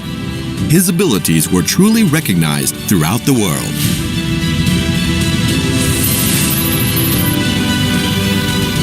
The name King Mongkut, which is the name of the institute, was graciously bestowed by His Majesty King Bhumibol Adulyadej. This has been the institute's highest honor.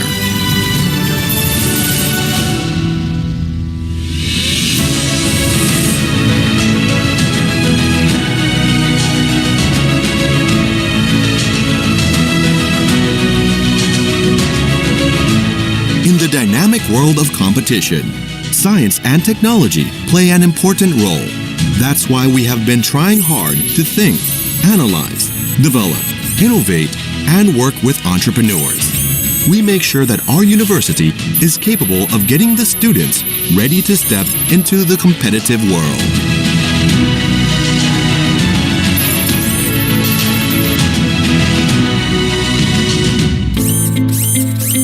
There are 11 units in the university that offer bachelor degrees, master degrees, and doctoral degrees of study. We also have 2 affiliated units under supervision.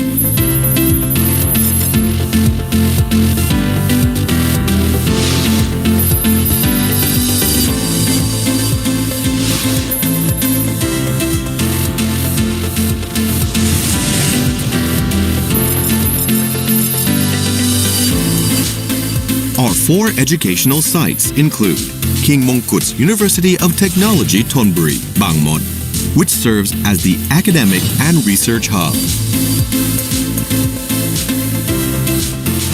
King Mongkut's University of Technology Thonburi, Bang Khun Thien, which serves as Science and Industrial Park and the first and only national biopharmaceutical facility of Thailand. King Mongkut's University of Technology Thonburi, Ratburi, where the teaching and learning are in the form of residential college.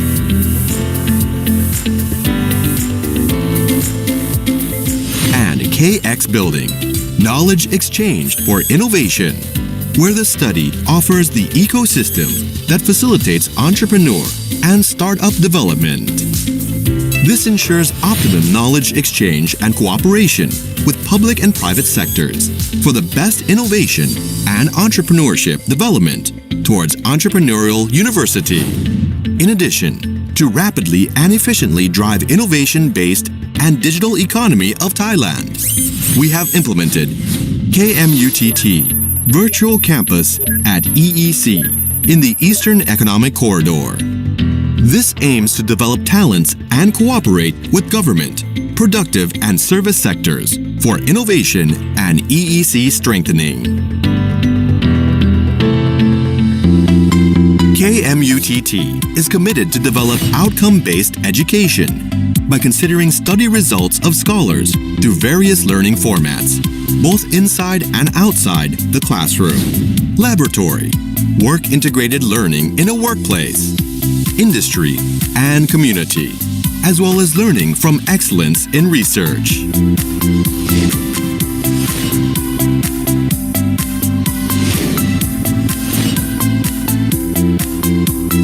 That's why our graduates are all equipped and possess what it takes to be a professional. They are capable of making innovations and stepping out as modern entrepreneurs who can drive forward Thailand's economy.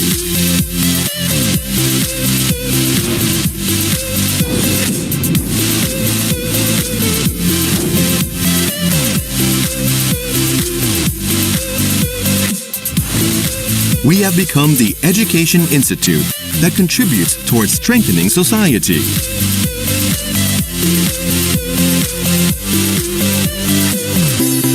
We know that the world needs new creators. That's why our job is to build people who are ready to do research, technological development, and innovation.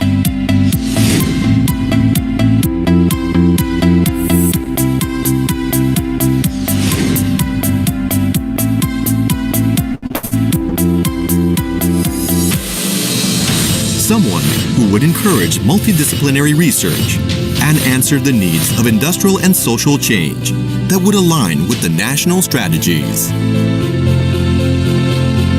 Furthermore, we have also established collaboration with renowned national and international institutes.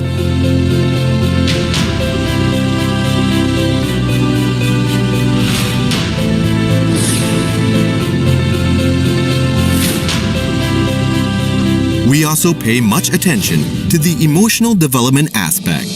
Green Heart is one of our goals to become a sustainable university, according to the agreement of United Nations General Assembly.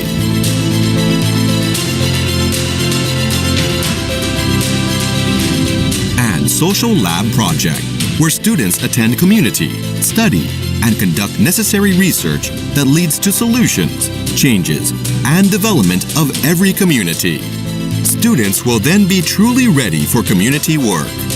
Co-creation of a strong society following the UN Sustainable Development Goals.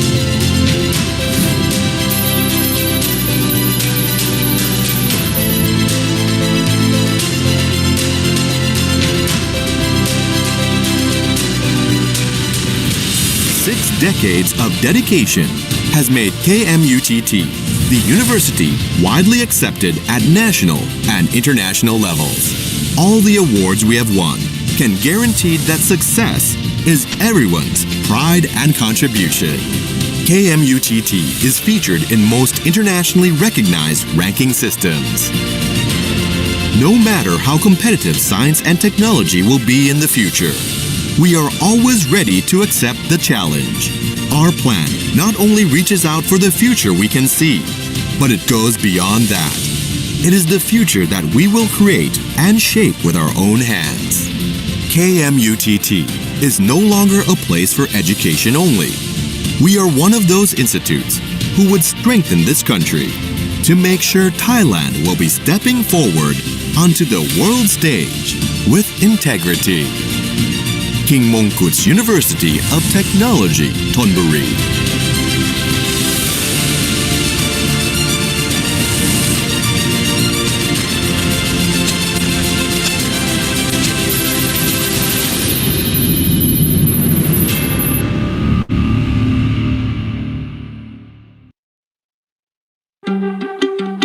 ประเทศไทยโดยรวมๆเนี่ยนะครับก็มีความเจริญก้าวหน้ามาอย่างต่อเนื่องนะครับแต่ว่าการพัฒนาความสามารถของประเทศทางด้านวิทยาศาสตร์เทคโนโลยีและนวัตกรรมเนี่ยไม่เร็วพอ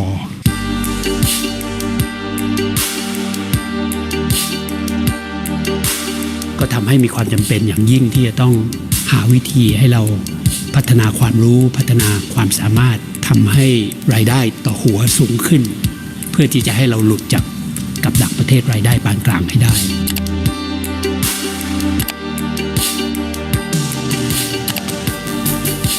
เรื่องหนึ่งที่เราสนใจก็คือความร่วมมือระหว่างภาครัฐมหาวิทยาลัยกับอุตสาหกรรมเนี่ยมันเป็นยังไงอันนี้มันคือนโยบายเลยว่ารัฐต้องการจะสร้างความร่วมมือสร้างความเข้มแข็งทางด้านอุตสาหกรรมให้กับ SME แต่ว่า SME เนี่ยจะโตได้มีงานวิจัยต้องอาศัย Science Tech อันนี้ก็เป็นนโยบายเชิง Science Tech แต่นี้ประตูว่าแล้วเราจะทำยังไงเพื่อที่จะให้ตรงนี้มันเกิดได้มันก็ไปต้องศึกษาว่าทำให้เกิดความร่วมมือระหว่าง3ปาร์ตี้เนี่ยมันมีกลไกอะไรบ้างถ้าเกิดเราจะตั้งนโยบายแบบนี้เนี่ยมันจะเวิร์กไหมอันนี้คือวิจัยนโยบาย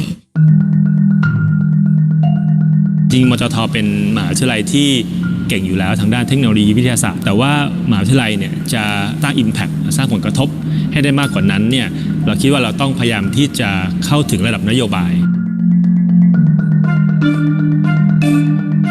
4-5 ปีที่แล้วเนี่ยกระทรวงวิทยาศาสตร์เนี่ยก็มีหน่วยงานหนึ่งเรียกว่าสำนักงานคณะกรรมการนโยบายวิทยาศาสตร์เทคโนโลยีและนวัตกรรมหรือเรียกว่าสวทนเนี่ยมีหน้าที่ออกนโยบายเขาคิดว่านโยบายเนี่ยมันต้องมาจากการทำวิจัยด้วยไม่ใช่อยู่ดีลอยๆมาเพราะนั้นเนี่ยก็เป็นที่มาว่าทำไมมจท.อยากจะทำก็เลยมาคุยกันแล้วก็ตกลงกันร่วมมือกันสร้างสตรีพายนี้ขึ้นมา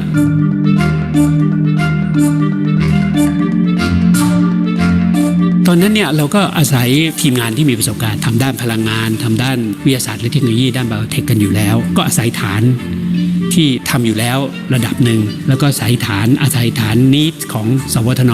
ซึ่งมีความจำเป็นที่จะต้องดูวิจัยเชิงนโยบายด้านต่างๆภาพหนึ่งที่เราสนใจก็คือว่าในกลไกที่จะยกระดับความสามารถของภาคอุตสาหกรรมให้มีเทคโนโลยีแล้วก็พัฒนาเทคโนโลยีได้เนี่ยทำกลไกที่ทำให้เกิดเทคโนโลยี localization เข้ามาเอาเทคโนโลยี localization มาเสริมกับพื้นฐานบางอย่างที่เรามีอยู่แล้วเพื่อที่จะต่อยอดให้เรามีความเข้มแข็งทางเทคโนโลยีมากขึ้น STIPI นะครับ S ก็ย่อมาจาก Science หรือว่าวิทยาศาสตร์นะครับ T มาจากเทคโนโลยีนะครับ I Innovation หรือว่านวัตกรรม P คือ policy หรือว่านโยบาย I ก็คือ institute หรือว่าสถาบันนะครับก็โดยรวมก็คือสถาบันนโยบายวิทยาศาสตร์เทคโนโลยีและนวัตกรรมสตรีพายเนี่ยเป็นสถาบันวิจัยนะครับเพราะนั้นจุดมุ่งหมายเนี่ยก็คือทำวิจัยและเป็นการวิจัยเชิงนโยบายเพื่อการกำหนดนโยบายของประเทศนะครับทำอย่างไรถึงจะทำให้ประเทศเนี่ยมีนโยบายทางด้านวิทยาศาสตร์เทคโนโลยีและนวัตกรรมที่ดีที่ถูกต้องมาด้วยเหตุผลทำยังไงถึงจะทำให้ประเทศเรามีภาคเอกชนที่เข้มแข็ง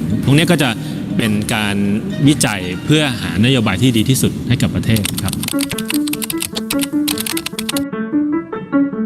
ตัวสติพายอะครับเราเป็นสถาบันวิจัยนโยบายถูกไหมฮะเอาพุทส่วนใหญ่เนี่ยมันก็จะออกมาเป็นเหมือนกับว่าเป็นไวท์เปเปอร์เป็นเหมือนกับข้อเสนอแนะทีเนี้ยด้วยตัวสติพายเองทำงานค่อนข้างใกล้ชิดกับสอวช.เราทำงานกับเขาเราก็จะรู้ว่าจริงๆแล้วเนี่ยเขาอยากจะรู้อะไรปัญหาอะไรที่ประเทศยังมีอยู่ปัญหาอะไรที่เป็นสิ่งที่น่าสนใจของโลกแล้วเราก็คิดว่าเราจะเป็นส่วนหนึ่งในการตอบคำถามตรงนั้น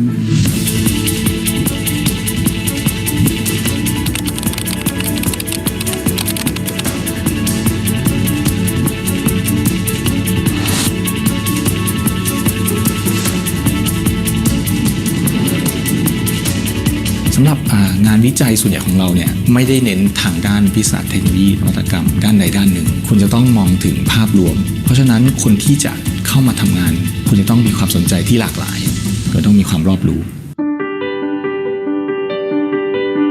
ต้องเรียนว่าเรามีทีมที่เข้มแข็งมากนะครับแล้วก็พร้อมจะรับงานท้าทายอยู่ตลอดเวลาเพราะนั้นบนฐานแบบนี้เนี่ยผมเชื่อเหลือเกินว่าจะพาให้เราเชื่อมโยงและสร้างฐานการวิจัยนำไปสู่การเสนอนโยบายที่อยู่บนฐานของเหตุและผลบนข้อเท็จจริงได้ดีแล้วก็บนความเชื่อว่าเราทำได้ดีกว่านี้ได้ดีอีกได้ดีขึ้นไปอีกเรื่อยๆมีการพัฒนาต่อเนื่องเนี่ยผมก็เชื่อว่าทีมนี้จะเป็นทีมที่มีคุณค่าและความหมายกับประเทศชาติอย่างมากครับส่วนหนึ่งเนี่ยเราก็ตั้งเอมไว้ค่อนข้างสูงสำหรับสติพายว่าเราคงไม่ได้เป็นแค่สถาบันในประเทศเรามองถึงกรอบของอาเซียนด้วยเพราะฉะนั้นเราก็จะต้องมีความร่วมมือกับต่างประเทศโดยเฉพาะอย่างยิ่งประเทศเพื่อนบ้านจริงๆต้องบอกว่าสติพายค่อนข้างโชคดีนะครับเป็นวิสัยทัศน์ของผู้ใหญ่ที่เขาวางไว้ว่ามีสถาบันที่เกิดขึ้นเรียกว่าเราเป็นที่เดียวที่ทำวิจัยเฉพาะเรื่องนี้เลยนะครับเพราะฉะนั้นเนี่ย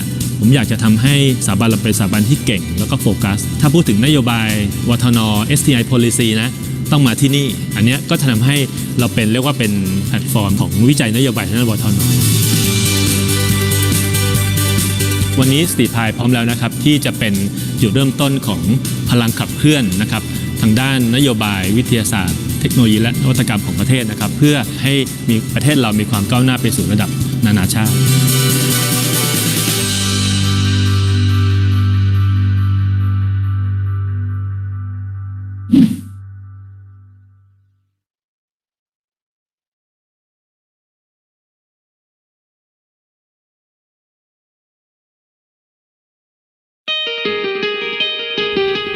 For 110 years, Tsinghua has nurtured the engagement of Chinese and Western cultures and facilitated the integration of science and the humanities. These distinguished professors have laid a solid foundation for the university. Tsinghua takes pride in its excellent interdisciplinary collaboration. The university is ranked highly worldwide.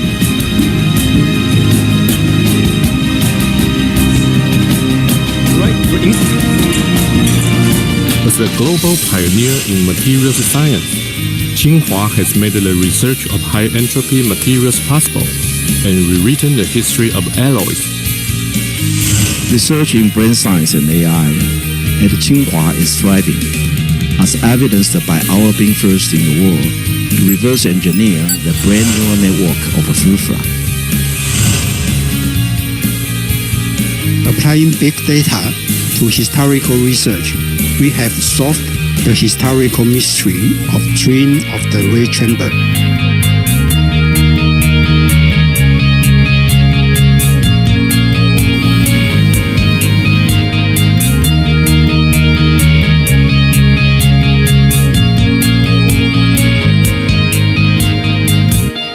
Taking advantage of our interdisciplinary age, scientists at Tsinghua have made great advance in research on precision medicine. On the basis of our technological capabilities, Tsinghua has taken a bold step towards medical science and the construction of its educational system. Our goal is to nurture future physician scientists. Tsinghua promotes a diverse environment for interdisciplinary learning, encourages multiple specializations, and educates students for the future.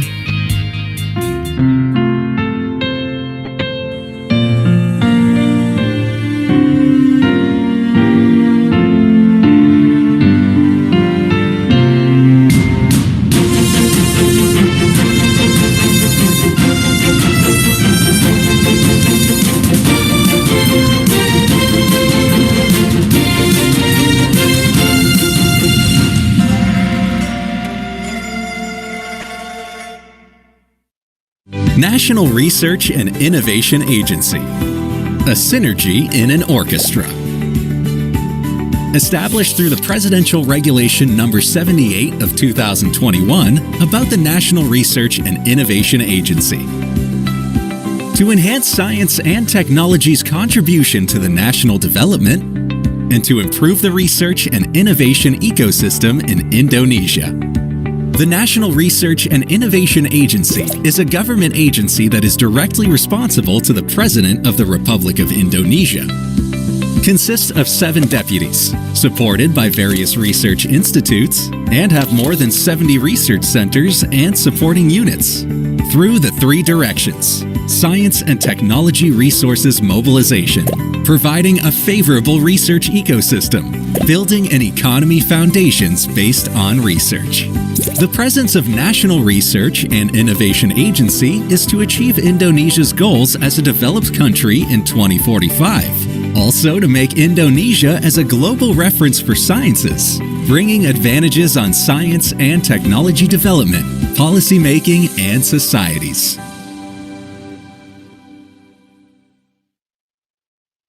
Five, 4, 3, 2, 1, 0.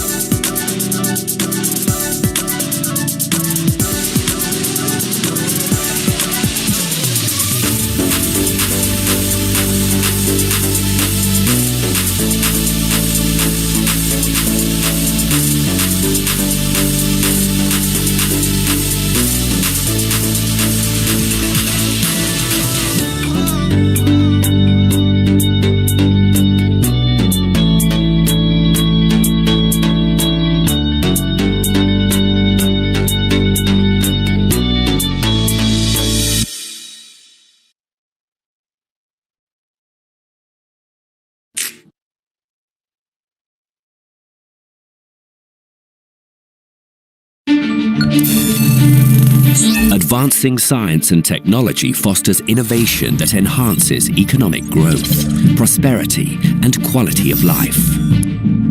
King Mongkut's University of Technology Thonburi is committed to training highly skilled human resources and attracting high-caliber talent for innovation and research.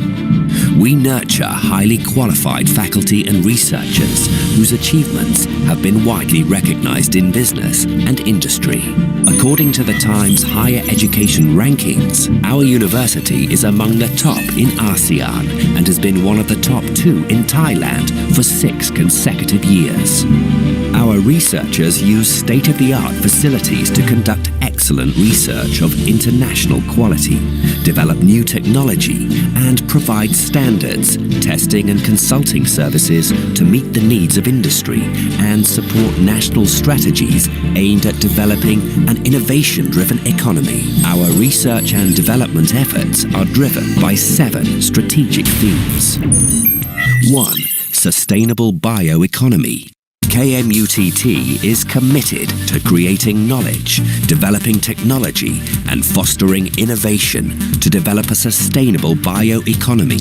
Our research focuses on innovative production methods for food, including future and healthy foods and animal feed, and on biomass processing for high-value biofuels and biochemicals. In addition, our biopharmaceutical pilot plant facility produces biopharmaceutical vaccines and other products at international standards for preclinical and clinical trials. Our goal is to support the sustainable growth of bio-based industry. 2. Sustainable energy and environment. Our research focuses on 1. Renewable energy sources, energy distribution and storage, including biomass, biofuels, biogas, solar energy and hydropower, as well as microgrids, smart grids and energy storage systems. 2. Energy efficiency innovation.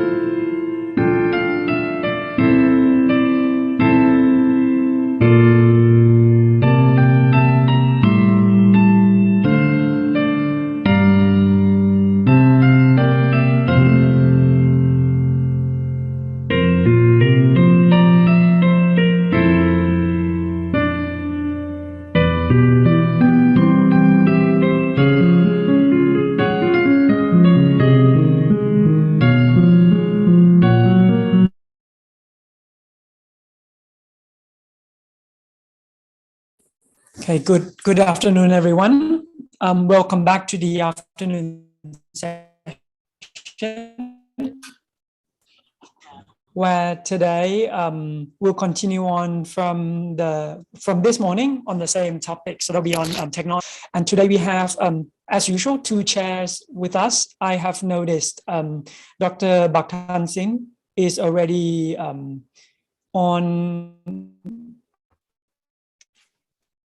I think I noticed his video earlier. Okay. I've noticed Dr. Baktan Singh with us. Hello, good afternoon. Can you hear me? Yes, very clearly. Double check. I'm not sure who is speaking earlier. Actually, we have 5 speakers under my session. Okay. Perfect. So if that's the case, let's not take any more of everyone's time, and I'll pass the session to Dr. Baktan Singh for the first half of the afternoon session.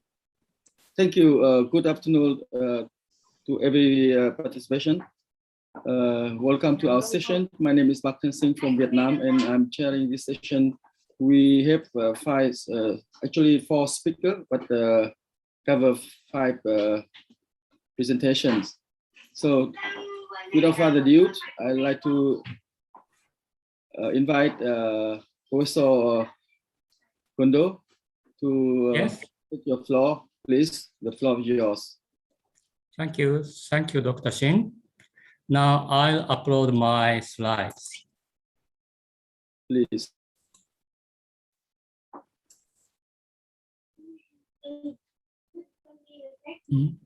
No, not yet. So just maybe okay, it's coming. It's okay. Okay. Put it in full screen. Thank you. Yes, now it's full screen, I think. Go ahead.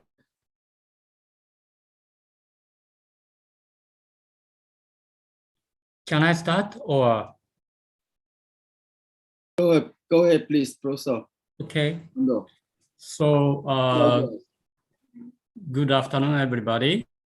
I'm Kondo from Japan, and today I'll talk about Japanese companies and Thailand for 2 topics.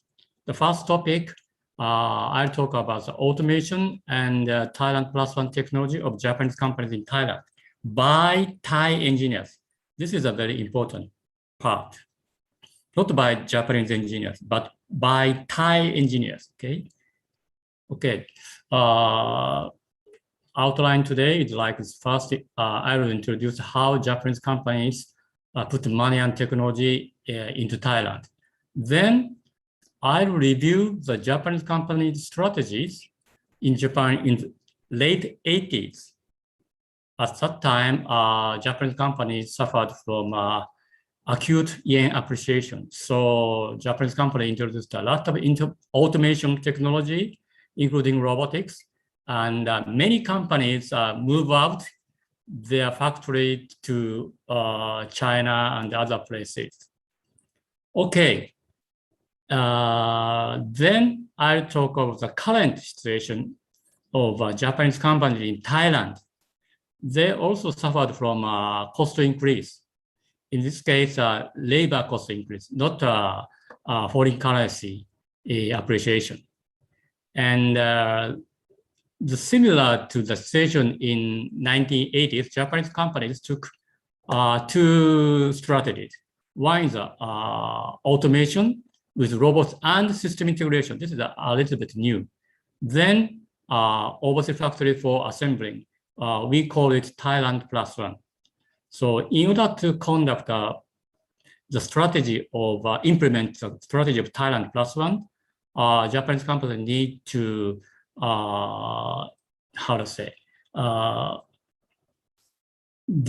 pick up some labor intensive process, and then they move out that process to other countries. And in this case, I want to emphasize how technology transfer is conducted by Thai engineers. First, Japanese companies put a lot of money. Actually, last year, Japanese FDI occupied 36%, only more than 1/3 of FDI to Thailand. And there are many Japanese companies in Thailand. And Japanese company has many sister companies in China, United States, then in Thailand. Okay, how many? Like this way. But when we take into account the population of a destination country, Thailand is distinguished. If we check the number of company sites, Japanese company sites per 1 million people of a recipient country, then Thailand is distinguished. So Japanese companies are fairly visible in Thailand. How about technology? Again, Japanese companies exported technology to the United States, China, then Thailand. But when we divided by GDP of recipient country, again, Thailand is distinguished. And another aspect is a patent application. Japanese companies apply for patents in Thailand very much. This is a foreign patent application to Thai government from foreign countries, except Japan, 3,000. Japan only companies in Japan apply for patents around 1,800, something like this. Okay, and also Japanese government support technology transfer to Thailand by AOTS. Actually, AOTS arranged sending experts and inviting local engineers and technicians to Japan. Initiative is taken by Japanese companies, but AOTS assisted. Also, Japanese government supports Thai public organizations such as King Monk Institute of Technology, Lakawan, sorry, not KMTT, and the Thailand Automobile Institute, etc. And also, Japanese government, especially Ministry of International Trade and Industry, put a lot of efforts to transfer Japanese technology to Thailand through Technology Promotion Association, TPA. In Thailand, they call it SOSOTO. Then Thainich Institute of Technology. Okay, how Japanese companies coped with the domestic production cost increase in 80s. First, domestic productivity enhancement. They introduced automation a lot. And also they move out their assembling plant or some parts production plant to overseas. This phenomena is called hollowing out phenomena in Japan. So that caused a big problem. Okay, but in the case of Thailand in the 21st century now, domestic cost increase is due to labor cost increase. So the same Japanese company in Thailand introducing automation system to improve productivity. And also Japanese companies in Thailand took a similar approach. They relocate part of their production process to other countries, Thailand plus one, outside Thailand and lower labor cost country near Thailand. But the difference between two, measures is, in this case, Japanese companies moved out large part of production process. But in Thailand, one case, Japanese companies in Thailand moved out only a small part of production process. I'll explain later. Okay, first, according to Plaza Code, Japanese yen appreciated so much from 226 yen per dollar to like 113 yen per dollar, something like that. So automation with robot in 1980s, it aimed to reduce labor cost and also improve labor quality, because robots are introduced where people have some difficulty or very dangerous for people to work, something like that. And also to improve product quality, because a machine produces the same product, precisely the same thing in 24 hours. For human beings, it is a little bit difficult. So Japan has a lot, at that time actually, Japan had the largest number of robots in the world. 1980s, around 70%, something like that. Okay. And also in Japan, some organizations are organized. This is an industrial organization for robots and academic association for robots, something like that. But very important thing is to introduce robots or other IT-based protection technology, work needs to be changed. First, organizational changes are needed, something like this. And also, most important one is the worker role changes, like supervisors, operators, maintenance staff. They have to change their roles. According to our study, like operators, usually they conduct a fairly, low skill activities, but they need to be multi-skilled. According to our questionnaire survey, operators are changed in 2/3 of the companies, something like that. Also, maintenance staff, their roles are changed. And supervisors also, they become engineers to some extent, but the ratio is not so high compared to operators or maintenance staff. Okay. And so large part of Japanese production process relocated to overseas, mainly China, something like that.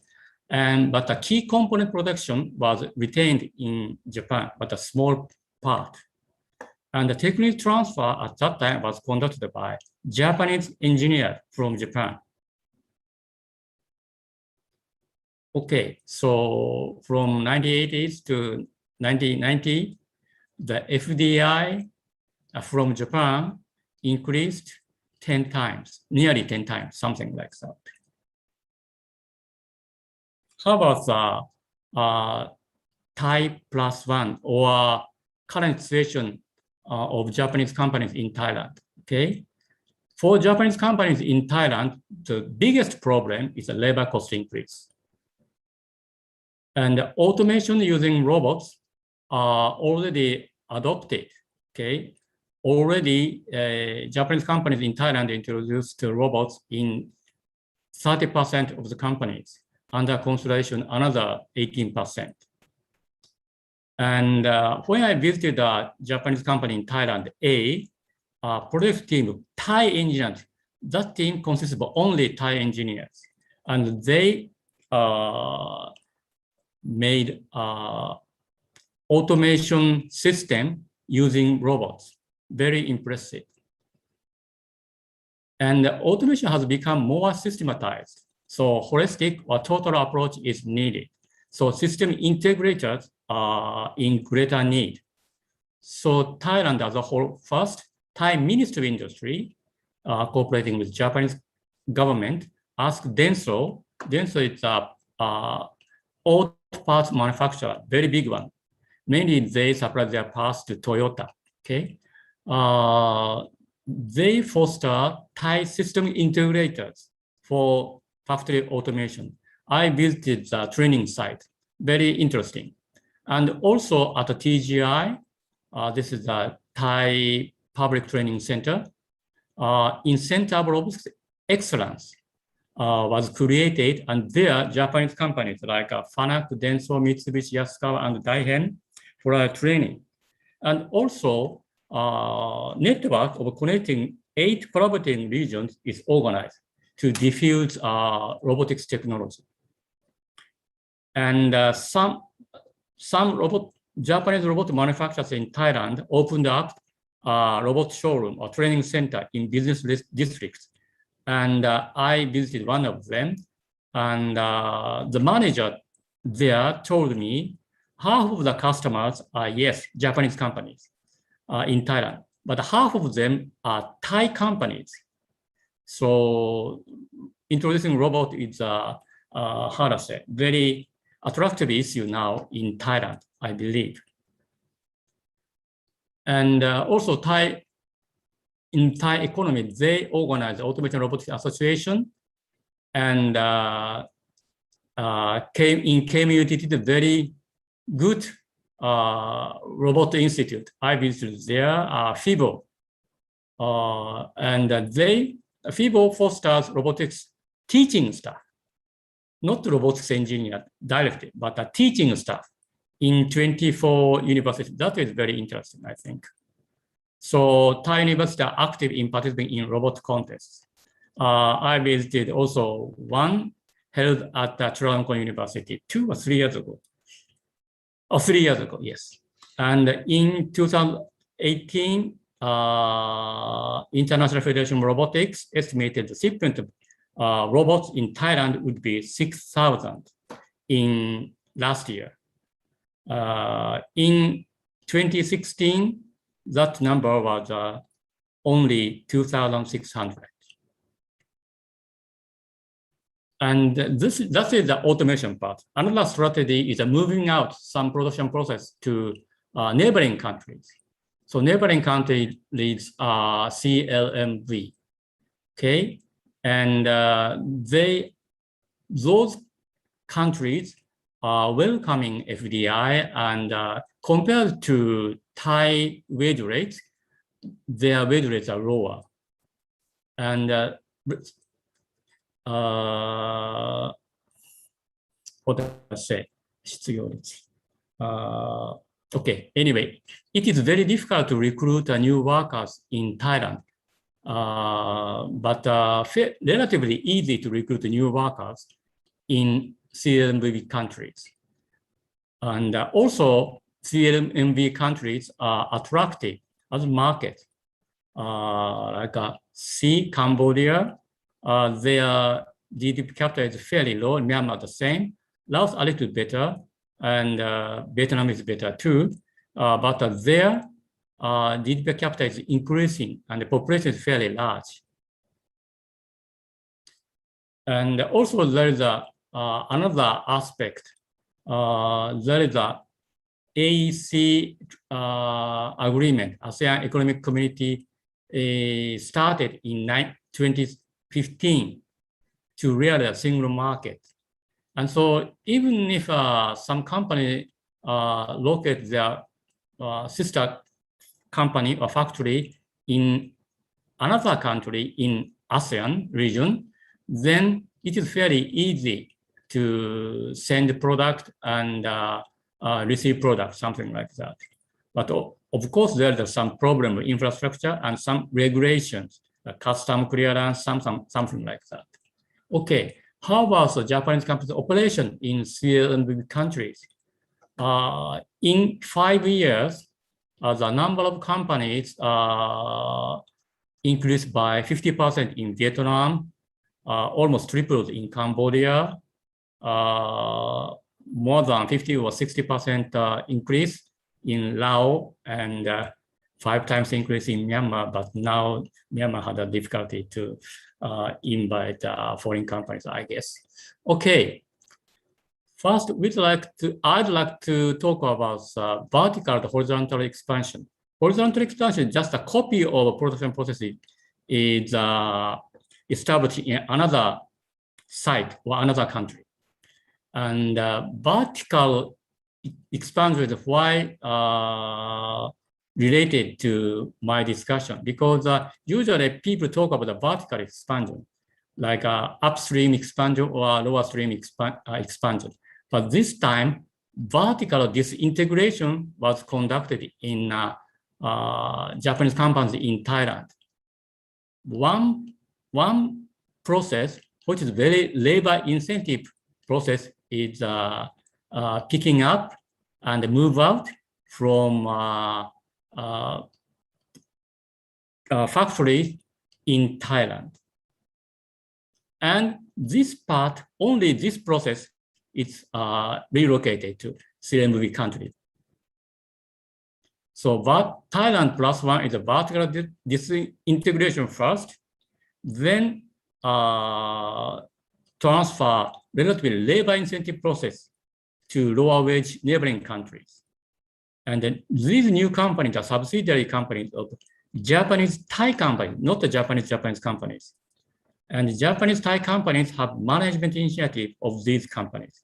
Actually, I visited one Cambodian company, which is a subsidiary of Japanese Thai company.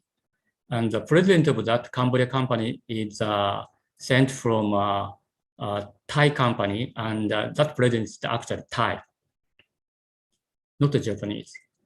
So production process ABCD is first disintegrated, ACD and the B labor intensive part is move up to another country outside Thailand, and investment and top management from Thailand. Okay, I'll skip.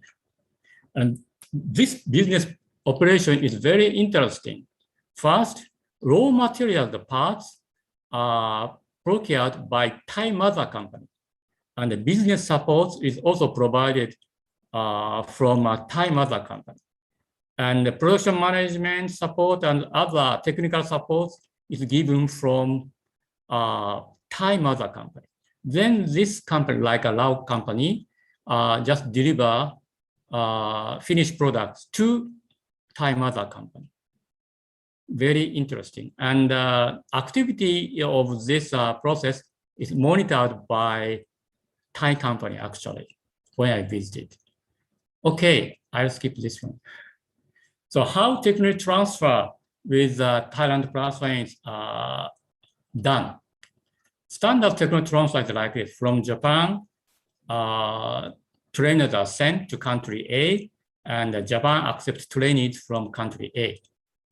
So, but in the case of Thailand +1, different production like this, but technology transfer is conducted from Thailand to country A. So Japanese engineers are not involved. Technology transfer is conducted from Thailand to country A by Thai engineers. And the Japanese government provides technology transfer assistance, actually technology transfer from Thailand, but by Thai engineers.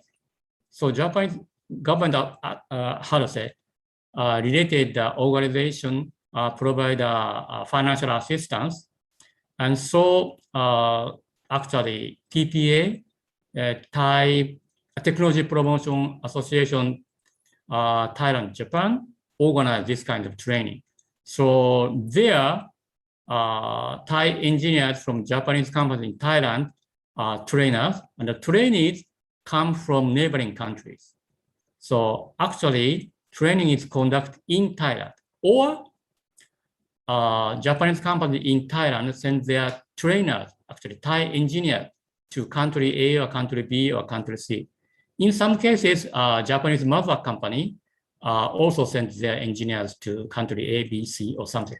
But the main actor in the case of Thailand +1 is a Thai engineer from Thailand. That's a big difference. So my concluding remarks is automation by Thai engineers. It's a good motivation for Thai engineers, I think. And they can make use of their originality and creativity. And so they come up with some different solutions other than solutions created by Japanese engineers. That's interesting. And so this kind of activity is sustainable because if that is done by Japanese engineers usually stay in Thailand for 5 years or something like that. Then they return to Japan, something like that. Okay, how about the technical transfer from Thailand by Thai engineers? Merit the self-confidence. So like Cambodian people think we can do it because Thais could do it because Thai neighboring countries are very similar, something like that. And of course, time efficiency or budget efficiency, it is more saving time and saving budget, right? But demerits, I had some problems. Some engineers other than Thailand think they want to get a training from Japanese engineers rather than Thai engineers, something like that. But Japanese companies issue some trainer accreditation to some Thai engineers, which teach like Lao engineers, Cambodia engineers, something like that. Okay. And another thing I noticed, usually Japanese companies are very Japan-centered, but this kind of movement now shows that Japanese companies are becoming more global companies, not only Japan-centered, but more regionally autonomous company management in global competition. I believe this is a very good movement for Japanese companies. Okay. Thank you for your kind attention. Terima kasih. Kopunka arigato. Thank you. Okay, thank you for your very interesting and insightful presentation, sharing your experience in how to technology transfer from Japan to Thailand and also later from Thailand to other neighboring country with the strategy of Thai +1. So we can use a few minutes to have a question and answer before we move to the next presentation. Is also given by the same presenter. So I just want to see, is there any something from the floor? So let me say.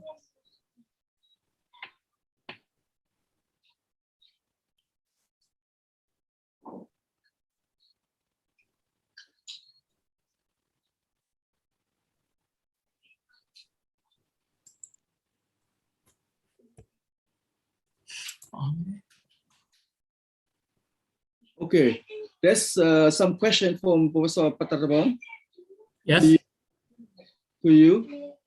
And his question is, to what extent the Thai subsidiary have the autonomy in making decisions when they decide to move a labor incentive production part to neighboring country? I haven't asked this kind of question. But my image is like that. Initiative is taken by Thai company, but they need to consult with the regional headquarters. In some companies, regional headquarters is located in Singapore. Or if regional headquarter company is not existed in ASEAN region, then they have to consult with the mother companies in Japan. But anyway, I think initiative is taken by Japanese Thai company because they need to show profits to mother company. In order to make profits, keep making profits, they need to cut down cost. So they, I think of moving out some labor-intensive part to Thailand, also introducing automation technology to their factories. The question also is the decision decided by the Japanese headquarters? Which one? The decision decided by the headquarters, Japanese headquarters. in the case like China plus one, actually, if they not moving out, but they would like to construct a kind of copy, almost the whole production process in another country, in Vietnam or Cambodia, then initiative is taken by mother company in Japan. But this kind of only part of the production processes, and it could be a subsidiary of Japanese Thai company, not a mother company in Japan. Then in that case, Thai Japanese companies have an initiative.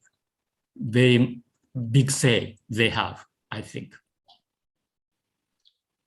So if there is no other question from the floor, my question is: you mentioned in your slide that sometimes the Thai plus one country prefer to have the training given by the Japanese trainer instead of a Thai trainer. What is the reason? Thai trainer.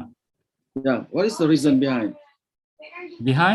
Because first, first the site. If the site is Thailand and Thai engineers, they know quite a bit, and it is a good training for Thai engineers also. And I believe they try to make Thai engineers to teach others. Then their skills and knowledge is improved. That is another motivation for Thai engineers, I think. Mm-hmm. And it's also save time for Japanese engineers.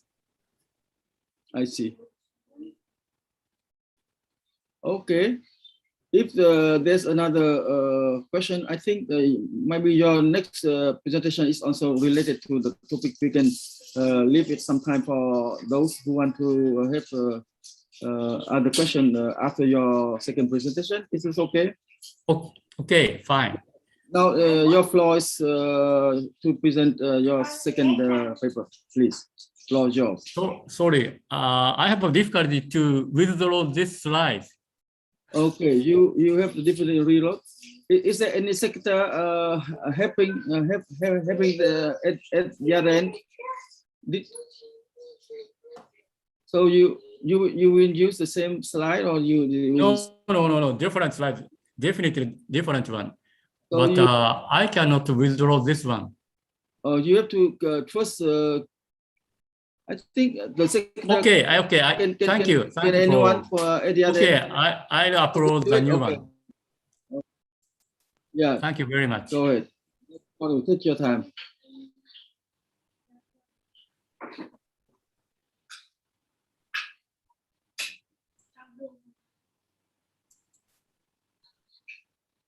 Okay, everybody can see this. Okay, my second topic is global corporate laboratory in a developing country, actually Thailand. The case of a Japanese company in Thailand.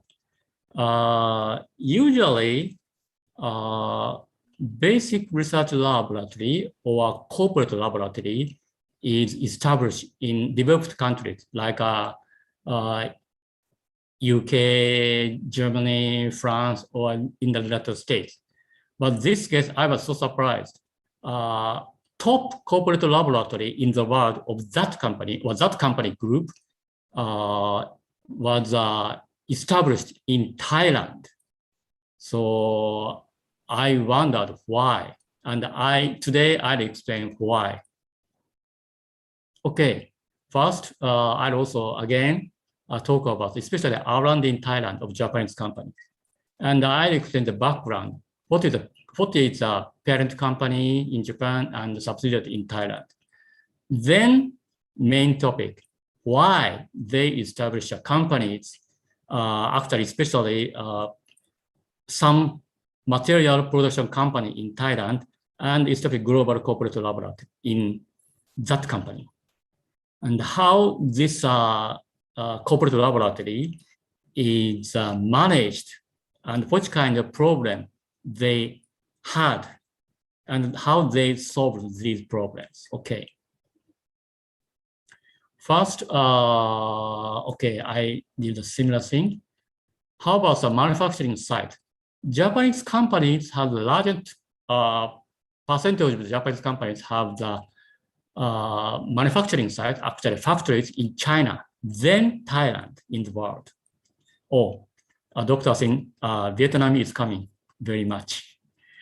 And how about the R&D sites or technology centers, they call it mostly. First comes China, then United States. Western Europe a little bit tricky because Western Europe is consists of many countries. Then Thailand, then Vietnam again, okay? So in Asia, China, next comes Thailand. And how about near future location? For localization, to modify product for local market, China, then comes Thailand. But for new product, fairly new product, development, China, United States, then Vietnam, then Thailand, something like that. But anyway, Thailand is attractive for Japanese companies to establish R&D centers. Okay, how R&D centers are located, determinant, how R&D center location was determined. This is my framework. First, market, production, something like that. If very close to market, very close to production site, it is good to apply R&D results of this center in the market or in production. But another aspect is how about the R&D environment? Conduct R&D, they need a good R&D environment, research facilities, research material. For developing countries, this part is fine, but this part is not so good. So that's why usually product development centers are established in developing countries, but corporate laboratory level are established in industrialized countries. That is a kind of common knowledge. But this case is counter common knowledge. Okay, also there could be some incentive for company to establish R&D center in that country. Something like Thailand give a lot of financial incentives to foreign company to establish R&D center, something like that. Also, like some country or region give pressure. If you want to operate in our region, you need to establish R&D center. That occurred actually. Anyway, then parent company E in Japan is a car parts manufacturer, and the number of employees are 16,000, so fairly large. And the number of overseas group companies are 29, so fairly many overseas group companies. India, Hungary, Thailand, China, United States, Mexico, Indonesia, Vietnam, Malaysia, and Cambodia. Okay, and today I'll talk about the friction material research. Friction materials are produced in India, Thailand, China, Indonesia, and Vietnam. Okay, first, company established a kind of a copy company in Thailand called Company E Thailand. And they produce automatic transmission, manual transmission, something like that. And also clutches for motorcycles. These clutches are not produced in Japan, okay? And this company is conducting R&D for clutches for motorcycles for Thai customers because these clutches are not produced in Japan. This is a kind of important aspect. Okay. Then company F, after this company produced friction material, this company was established in late 1990s, and R&D section was established in 2009.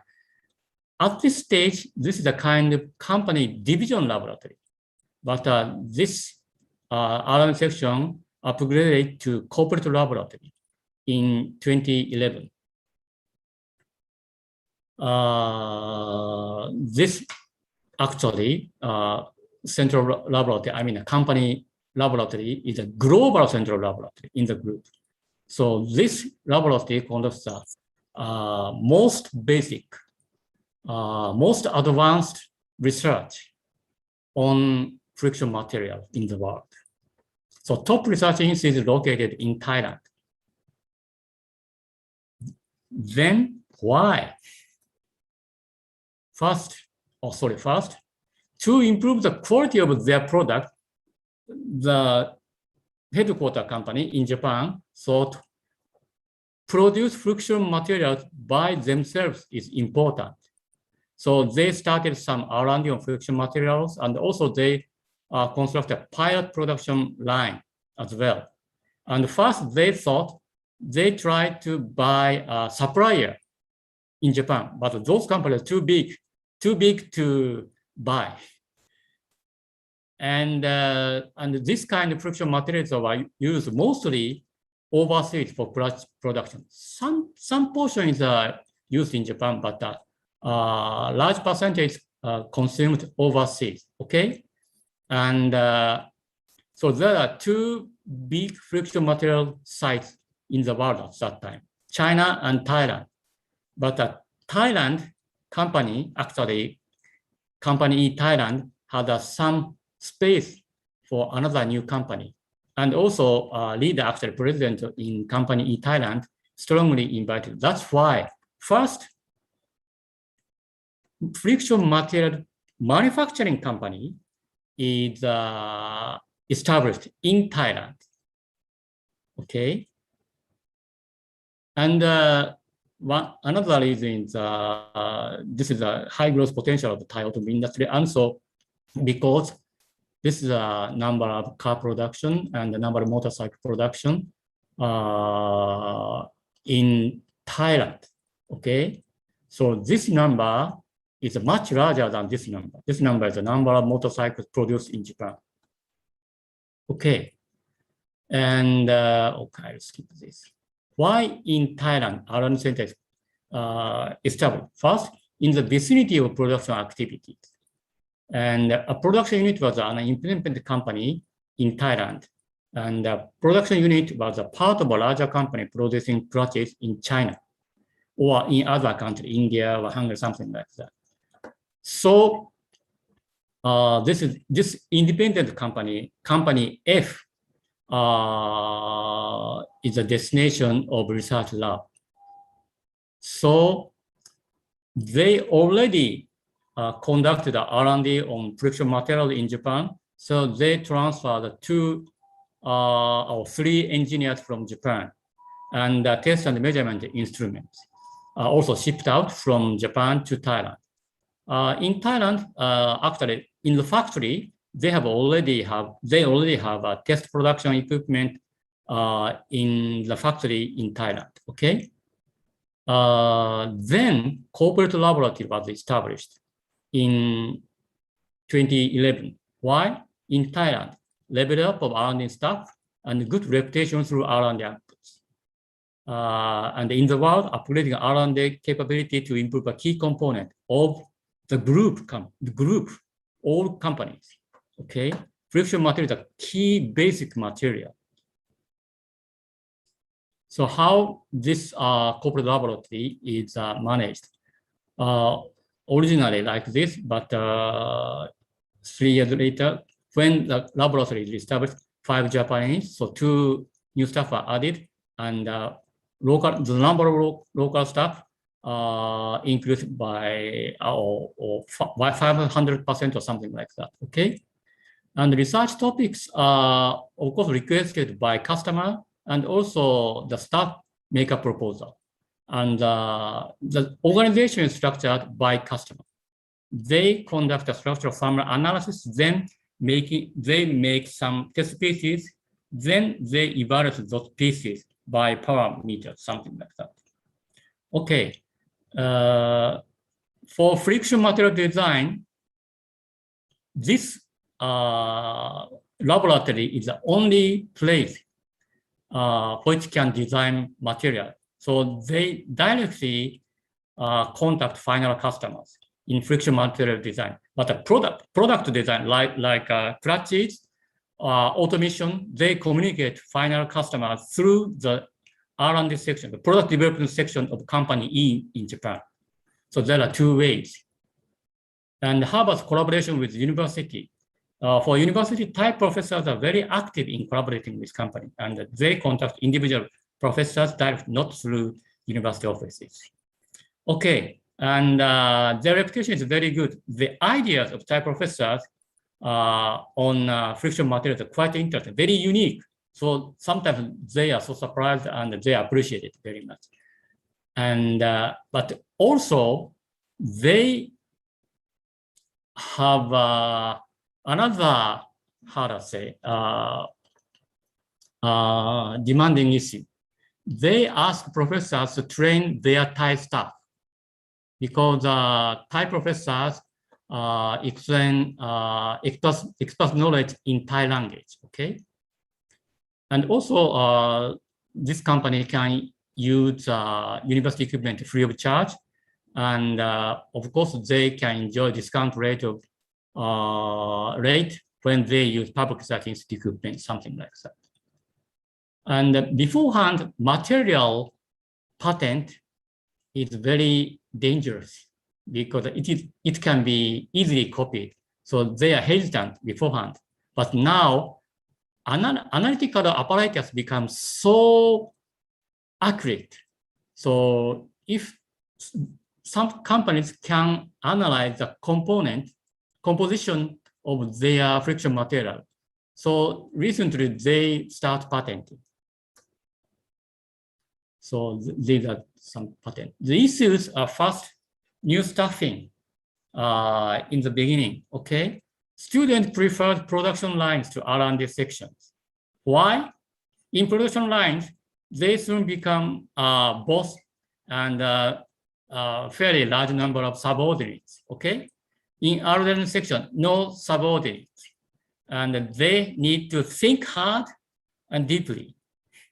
And they encounter failure every day, okay? And beforehand, in Thailand, R&D was not common among companies, okay? This is, I'll skip. I'll explain the difference between production and D&D, design and development. Okay, for production, all output must be complete product, okay? For D&D, all output, everyday output is a failure, not completed one. Final drawing, a final prototype is an okay product, okay? If they have more time and more budget, maybe they can improve more and the final output to be improved. But anyway, the last one is the only complete product for D&D process, but for production, every output is a complete product. Of course, they need to improve their process, but compared to D&D process, their thinking is shallow, something like that. Okay, how about the solution? First, they introduced a student internship. So they provide a 2-year scholarship for some selected universities. And also, after hiring them, they train them OJT and, as I told you, in the collaborative research with university, university professor, something like that. Also, they have another issue. Because this friction material production companies are fairly small, so their R&D expenditure is a financial burden. So now they can provide technological knowledge to sister companies in other countries free of charge, but they try to start charging technology fees from a group company which produce friction material. So my concluding remarks is corporate laboratories are not necessarily established in the place where R&D environment is very good, okay? Might be established in the vicinity of a core manufacturing site, and core manufacturing site could be in a developing country.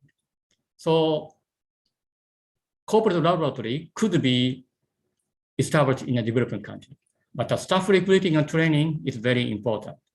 And the collaboration with the university is also beneficial to acquire interesting ideas and train local R&D staff. That is the knowledge I acquired from my extensive interviews.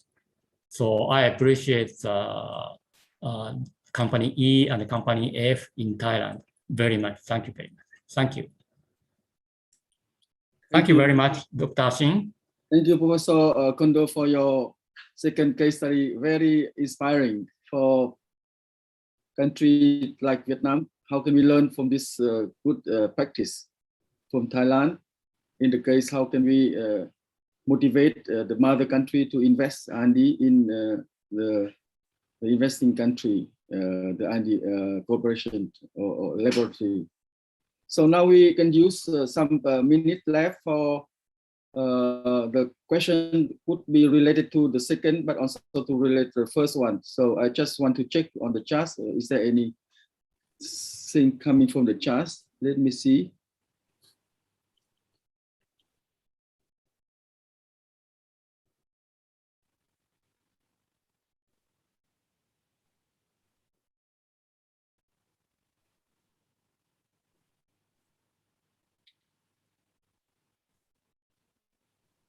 So there's another question from also again from Professor Patarapong.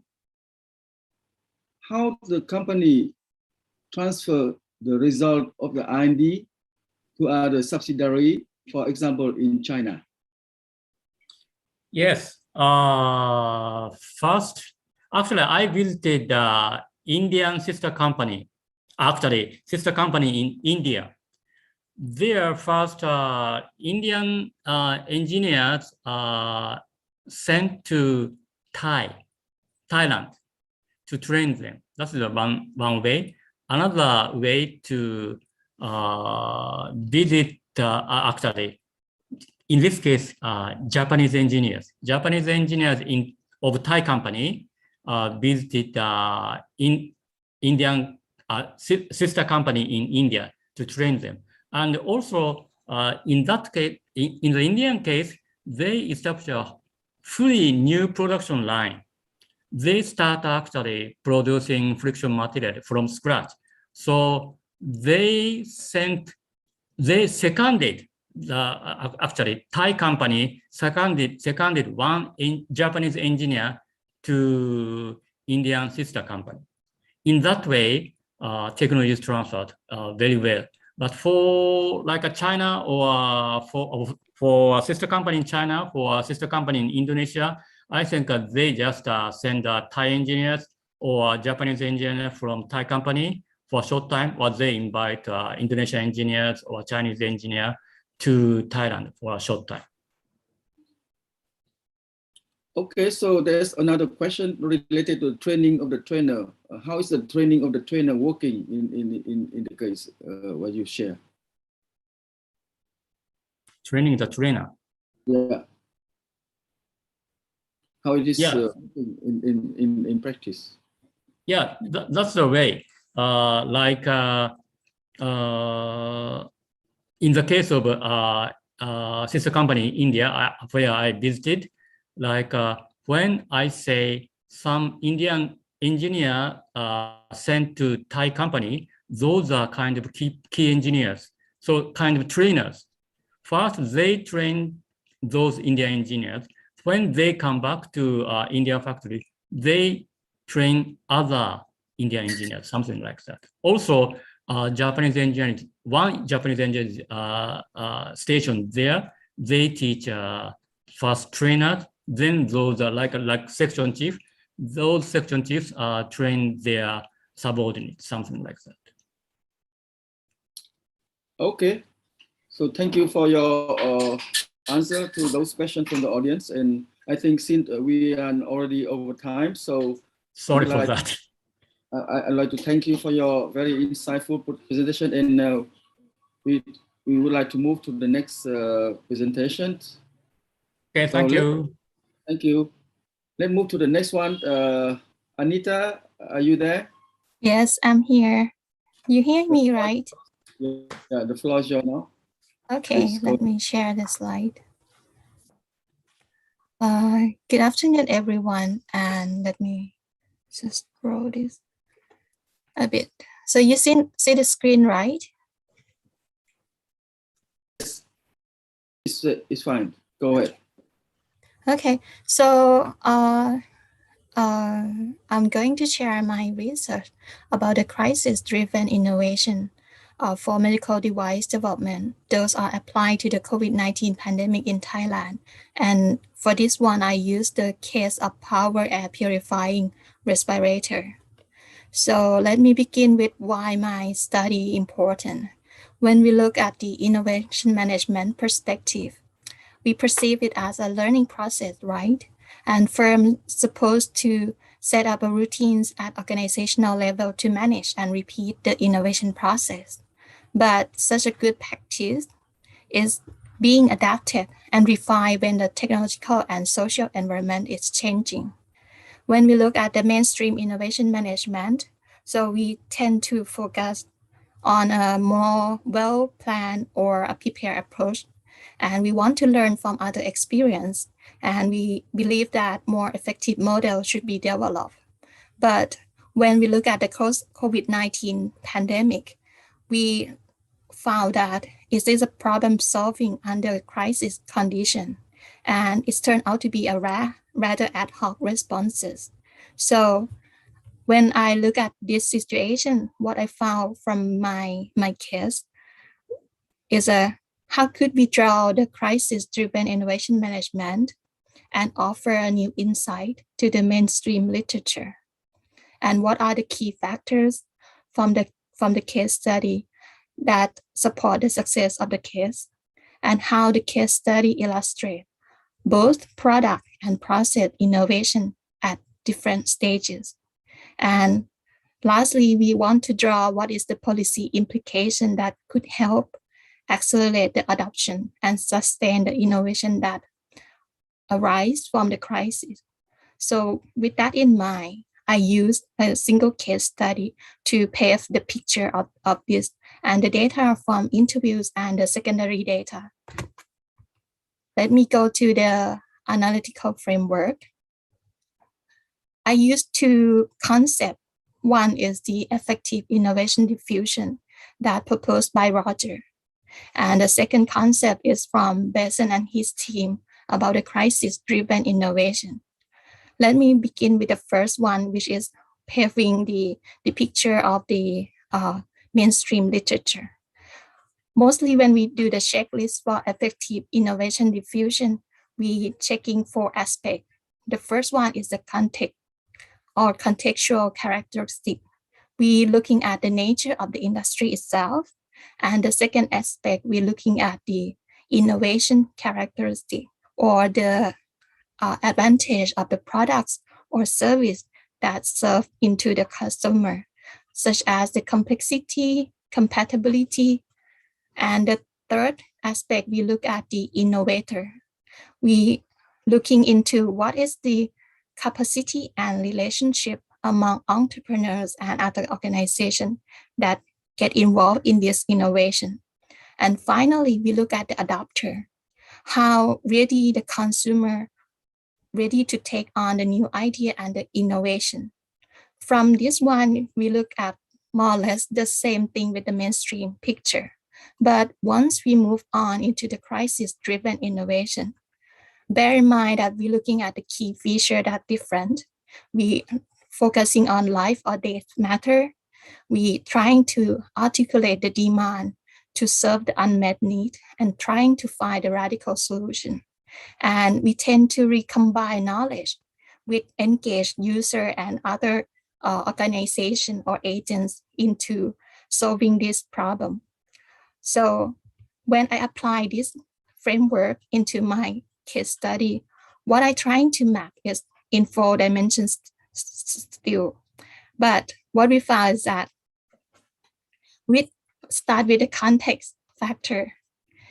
When the COVID-19 arrived in Thailand, there are 3 stages. The first one is the COVID-19 opened up the market for the local company, local manufacturer. Why? When before the COVID arrived, when you look at the picture on the screen, you may see that I never used this kind of equipment.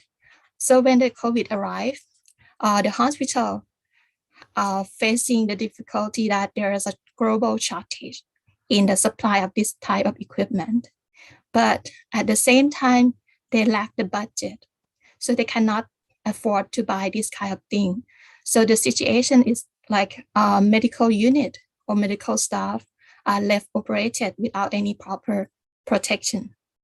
So when you look at the open up of the market opportunity, what we found is that there's a team of people trying to solve this problem, and is drawn to the crisis-driven innovation management. And the last stage, the third one, is like how this product penetrate into the market and could scale up. From that context, we're looking at the innovation or the product innovation itself. What we find is that the product, when you see the picture on the screen, the PAPR itself has only purifying breathing hose and hood, but this product needs a system integrator to ensure that all the subsystems function as a whole.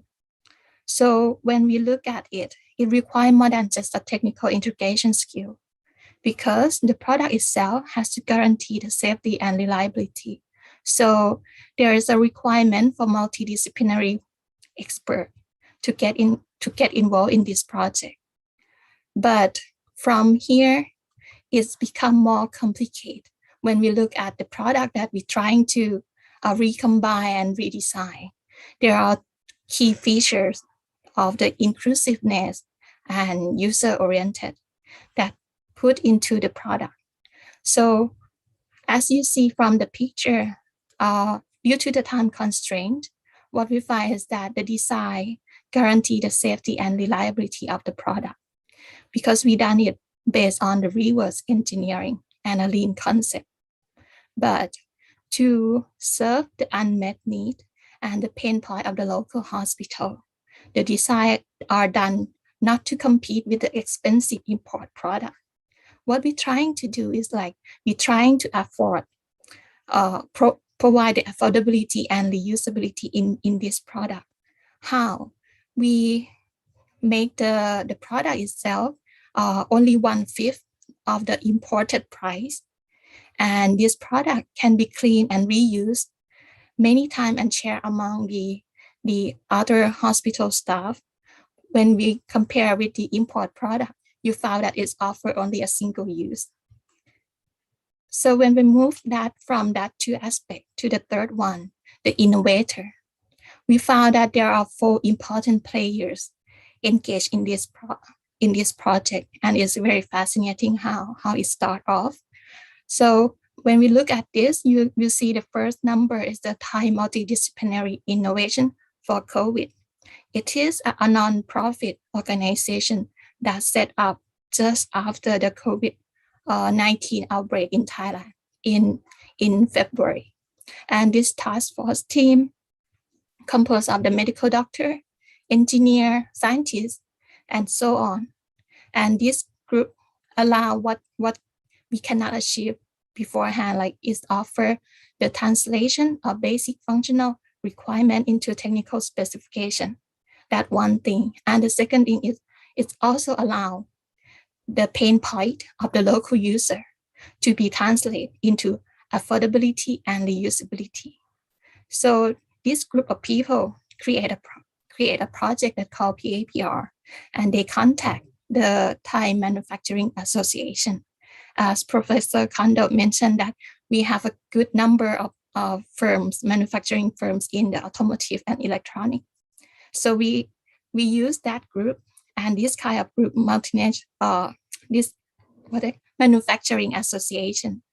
This group also support the project in a way that the supply of parts, molds, and die needed for the prototype and for the manufacturing were done in time and at acceptable price. So with this one is the non-profit organization. Another is also the manufacturing association. The project need a leader. And we found that there is a leading firm with innovation capability. And the company named Mana Mechanica. It is an entrepreneur who volunteered to take risks, to invest in the project, apart from taking part as a system integrator in the product design and manufacturing.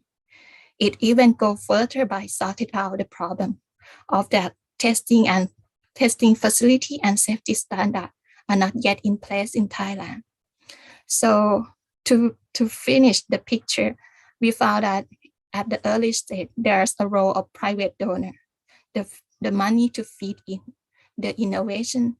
And at the later stage, we found that the National Research Council of Thailand also provides strategic funding to solve this proactive solution under the COVID-19 agenda. And from here, when you see the timeline, you can say that the speed is the most important thing. When the product start to design and finish the testing is only 1 month. And everything is done outside the market-based interaction. That's why it can be very cheap. And compared to the normal situation, this cannot be done. And the solution are also reconfigured to solve the real pain. And this also drive the rapid diffusion of the product. But still, there's a problem with the crisis-driven innovation. When we look at the adopter, what we found is that the nature of Thai market totally dominated by import of foreign products, especially those medical devices and supplies. So the regular procurement process in Thailand is inclined to buy off-the-shelf product. And when the product, the PPE, APR locally designed, locally manufactured, launch in the market, the medical staff become very, very skeptical about the quality and the standard of the product. And because it's fair enough, because Thailand has no specific local testing procedure and no certified standard for PAPR manufacturing beforehand.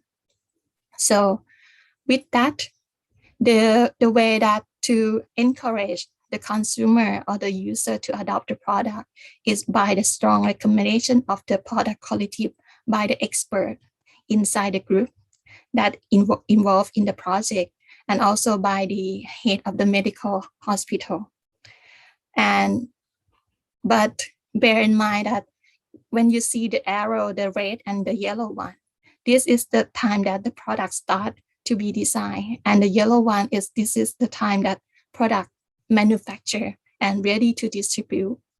But in the case of Thailand, the infection cases, you can see from the picture is almost very less than 1,000 that time.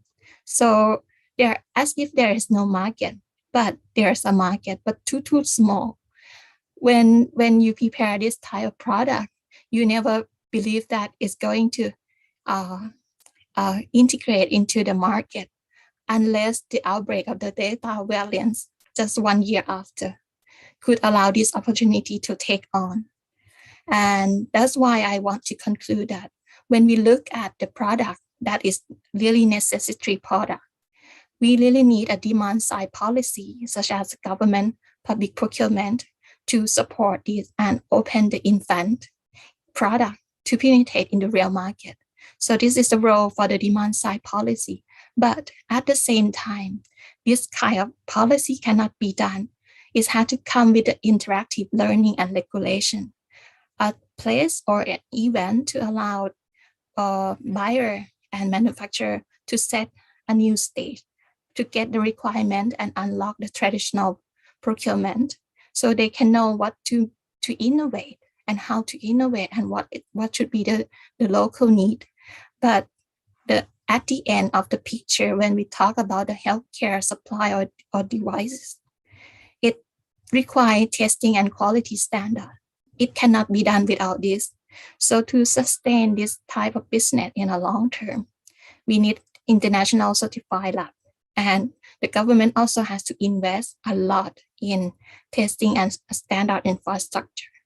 And I think this is just sum up of my point that I mentioned before. And I think we can go to the Q&A session.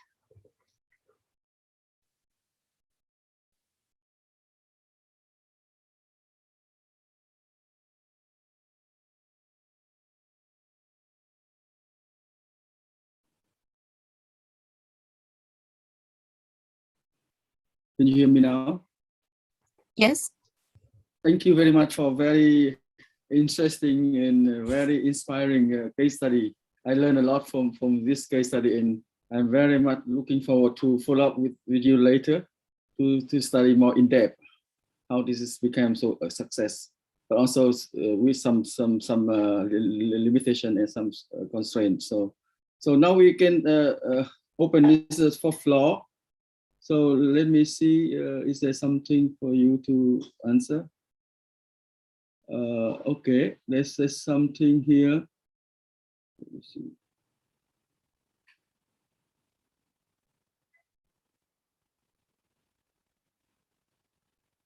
Okay, I think there's probably not just any question coming from the floor. So let me see whether we are over the time. I think we can still be a bit good in time keeping. So we're just a little bit 5 minutes over. So so my question is that is there a way to scan up this case in the context of after post COVID-19? So then you can share this kind of new approach or view looking at the crisis-driven innovation. Yes. To answer your question, especially for the medical device and medical supply, what we find is that the government trying to set a stage like an industry day. So they starting contact the hospital and allow the hospital to like pave out or showing display out the list of the medical device that they want to use. And in this sense, if they put more requirement for those type of product, so if the company could meet that, there is a almost offering, how could I say, almost a guarantee buying or purchasing order. And this is just one way that they're trying to do and they're working out on it. But this happened in other industries such as the part making for the aerospace. That has been done before, and they're trying to transfer that the same model into the medical device industry and working with hospital with the use of government procurement.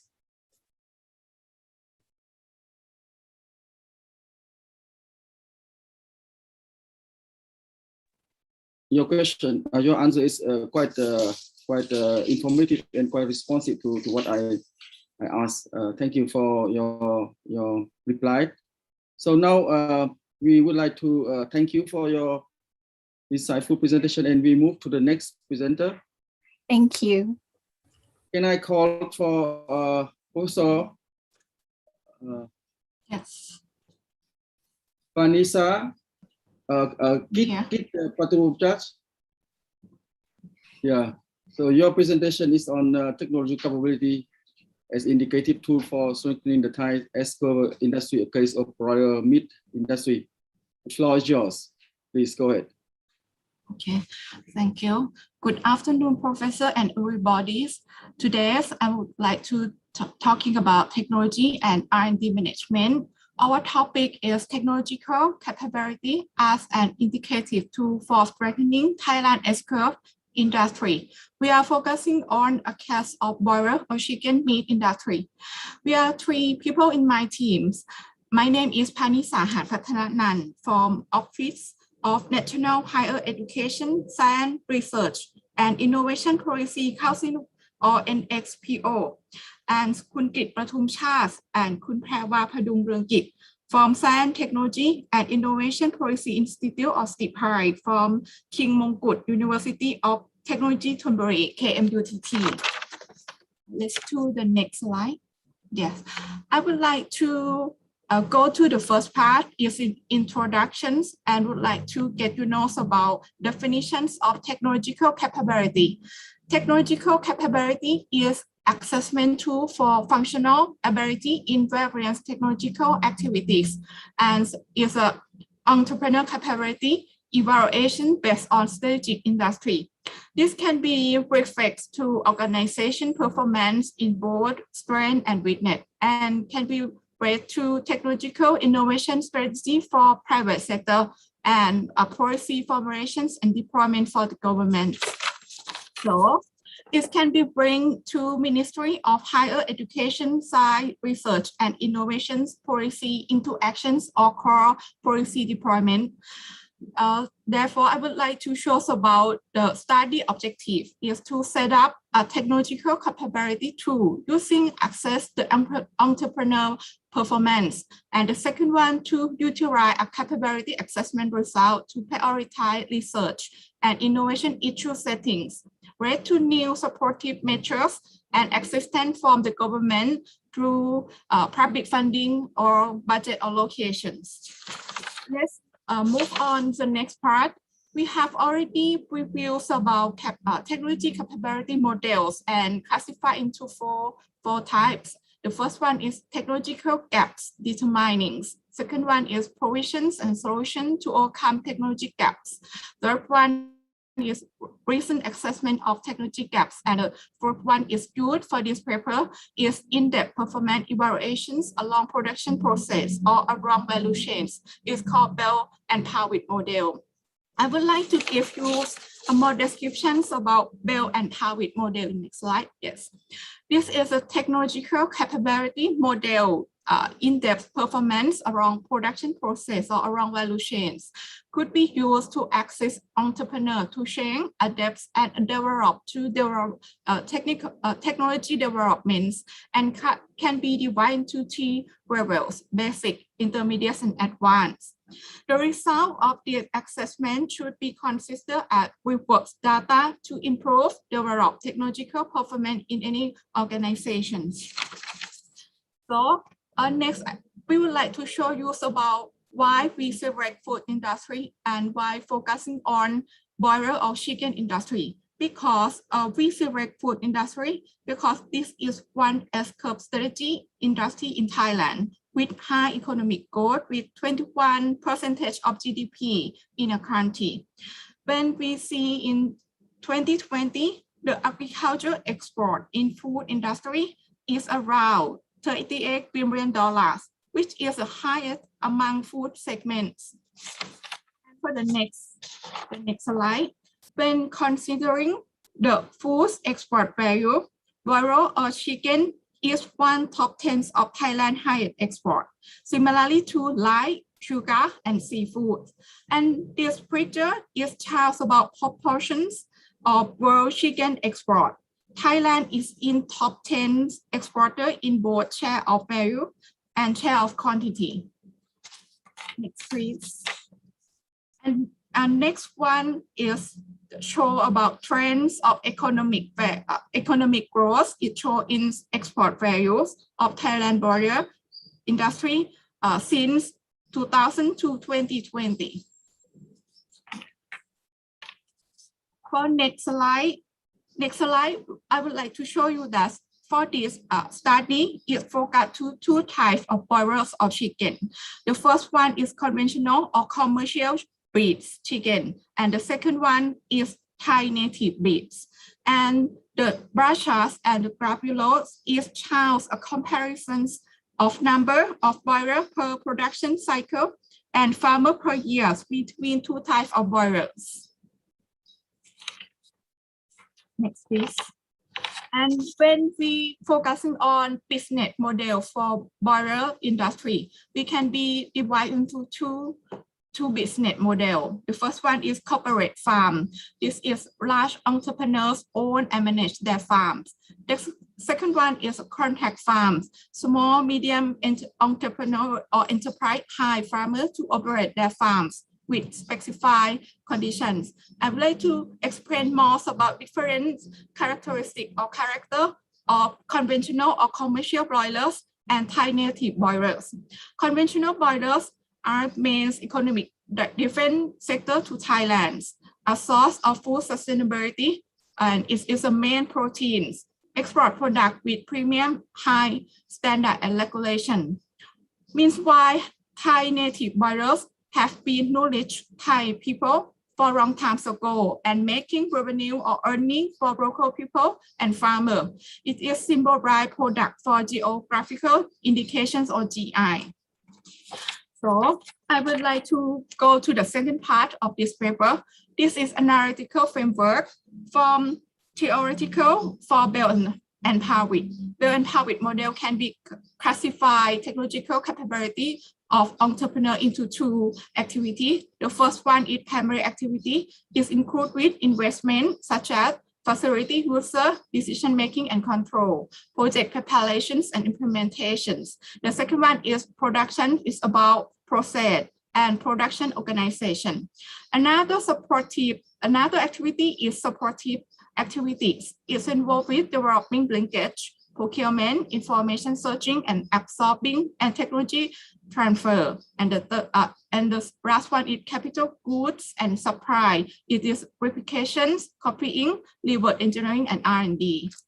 So I would like to move to the next part. Is the methodology. We are divided into 5 steps for this paper. The first one is academic reviews to review and analyze of sector outlooks. Then this is a industry specifications. We focusing on value chain analysis, key technological capability, and stakeholder. We use interview and visiting. The third one is development of technological assessment tool. We design and develop assessment tool and usage description. And we use secondary data by stakeholder interview. The first one is assessment in real sector. We use the model to access technological capability or randomly selected farms. And finally, we make conclusions and making recommendations. This is my methods because we select about various types of boiler is randomly for this study. And the table is a comparison for each breed of boilers. There are production capability, types of business operations, and number of caretakers whoever give us about information. A method of two uses is by in-depth interview with farm owners and corporate senior managerial performance and representative from farm caretaker. The farm board access 9 aspects with possible score from 1 and 4 capability levels. Next. I'll talk about the second part of this presentation. Excuse me. Thank you, Ms. Panisa. So I'm going to talk about the fourth part, which is the results and discussion. So there are 2 main things I would like to point out. First one is the framework that we developed for this study. So as you can see, that we have divided into 2 main activities. One is called the primary activities, and another main part is called the supporting activities. We have 9 aspects, or you can say 9 dimensions that we'd like to assess the farmers or the farm owner. And then we divided the capability levels into 4 different levels. The first one is routine, second one is basic, the third one is intermediate, and the fourth one is advanced. And the idea behind this level is also mentioned there. For example, like the basic capability level means the entrepreneurs or farmers tends to adopt, or the ability to adopt the technology for their operations. For the higher level, intermediate, so the farmers tends to adapt and modify their technology to suit their operation even better. And then for the fourth level is the advanced level. So the entrepreneurs tend to do some R&D research, recording data and improvement, or may have produced some innovation along the way. Okay, so there are some notes here that since Kun Panisa mentioned earlier about there are 2 different breeds for this broiler industry in Thailand. So we have developed 2 analytical frameworks separately for each of the broiler. So all the details in each box will not be entirely the same for both types of boiler. Okay, so the 9 dimensions, because there's so much information in here, so I don't want to overwhelm the audience with these details. So I'm just going to go through really quickly from this, the next few slides. So the 9 aspects we decided, the first one is called the boiler house construction or the preparation. The second one is the ventilation, temperature, and lighting control, and so on. The third one is the feeding management. Fourth one is the cleaning and waste management. And then we move on to the quality check and selection. The sixth one is the sourcing of the boiler breed, the feed, medicine, vaccine. Lastly is the market distribution. And then we highlight for different colors. This is for the native breed boiler farm. Okay, so too much information again. I would like to skip this part. Before we go into the analysis, I would like to give you just a quick reminder that this is just for like a test run for our framework. So it doesn't represent the whole industry of broiler of Thailand. So this is like a test run. So maybe some obvious analysis or comments could be found from the following bullet points. So these first 3 samples coded CB1, CB2, and CB3, they're all using different species or breeds. They have different capacity. So, but you can see clearly here that the large entrepreneur, in this case, the CB1, has overall almost all aspects more superior than the smaller entrepreneurs like CB2 or CB3. However, for the farms, all the farms need to obtain the GAP certificate. This is the good agricultural practice, which is a must for all the farms to operate in Thailand. And also, they prefer to use what technology called the evaporating cooling system, or EVAP in short. So it is very common for the farmers all over the world, not just in Thailand. So some capability level are very similar, like this part of the chart, but then the gap is getting wider for the sourcing or the inputs of their supply chain.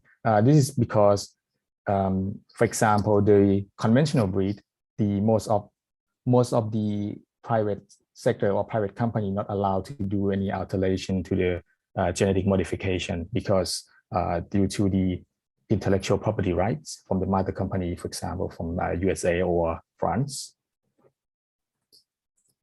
Another result, for example, here is the native breed boiler farm. So this is totally different from the conventional one. In the case, especially I like to point out, is the freedom to develop and do some R&D research, especially for the genes and traits and feed formula. Mostly this kind of work are done by the public institution or the government, local government institutions. And then this knowledge will be disseminated through some projects and farmers. And they tend to work in group. So for example, like social enterprise or cooperatives. And then for further discussion, we want to repeat again that the 2 breeds are entirely different. For the conventional breed, the main player would be the large corporate because they have enough resource and enough budget to undergo the R&D activities. But for the native breed, though, the R&D work, like I mentioned earlier, it's been done by the public institution, and all the breeds of all the native breeds are owned by the country. So everybody got the freedom to do that. And at the moment, the performance in terms of the production cycle is very close to the conventional breed. Okay, and then they start to gain wider market in some ASEAN countries, such as Cambodia and Laos.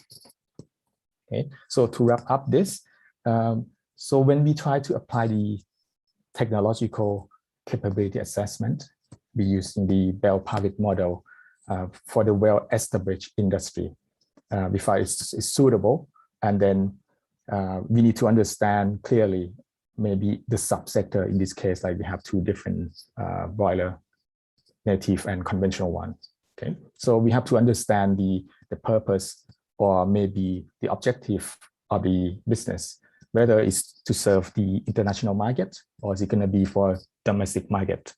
And also that would dictate the operation and the degree of intensity of technology utilization in their production process. So for further works, especially for the conventional breed, it would be good to compare or benchmark with international leader in the global market, such as private companies from Brazil or America. So we can see the gap between Thai entrepreneurs and the international companies. And from the perspective of government point of view, so this technological capability assessment, one of the evidence-based tools for policy advocacy and deployment.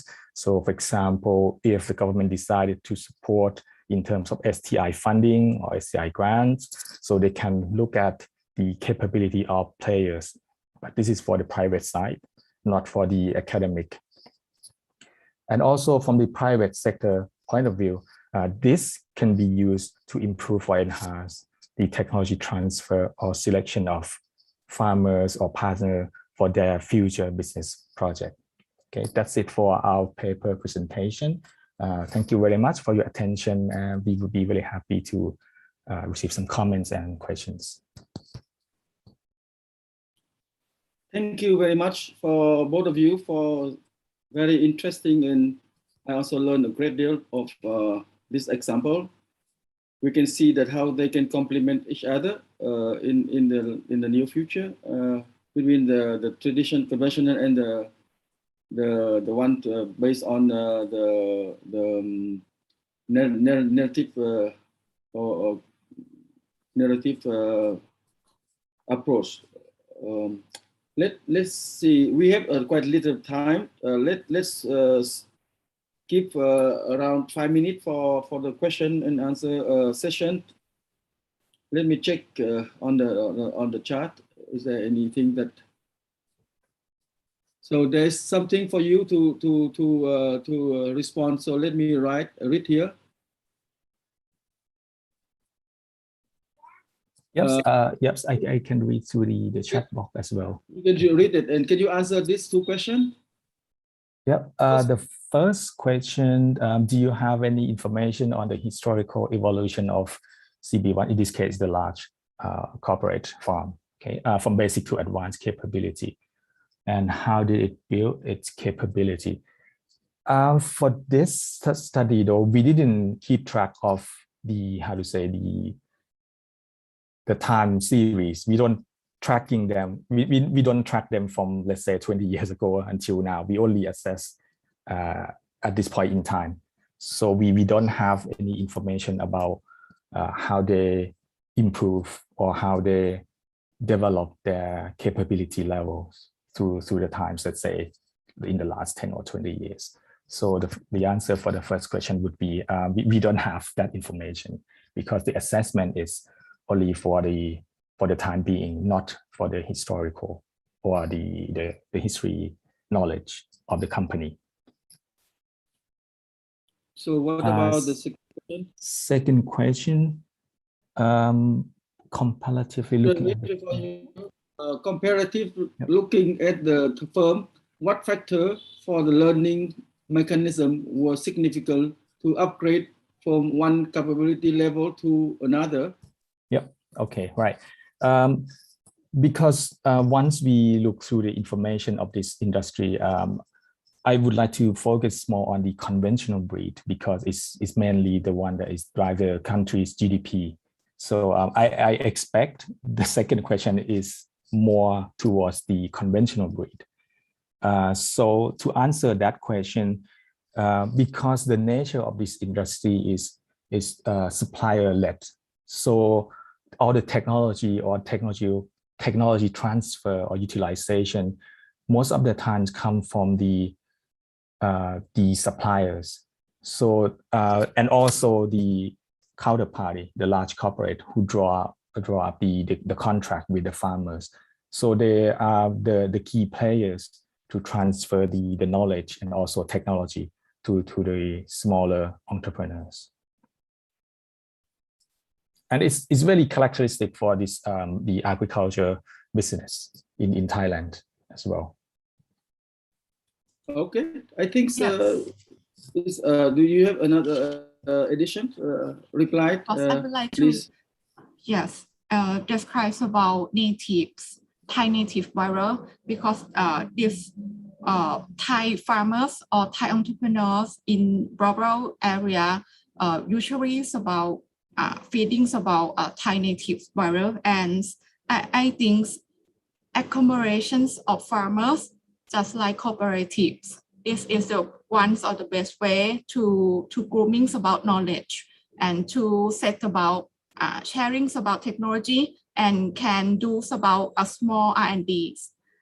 Just like a group of farmers or a group of border farmers, and can be knowledge and technology sharing between them.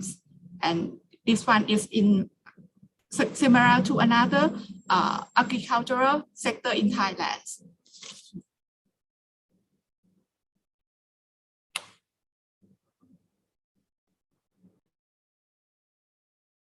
Thank you for your response, and I think it's clearly respond to the question. And I think since the time is up, I'd like to thank both of you for your very interesting presentation. And we now move to the last one. Thank you. Thank you very much. Thank you. We move to Professor Suji. Are you there? Professor Suji? Yeah, yes, I can hear you. Can you hear me? Yes, I can hear you. Please go ahead. Okay, thank you.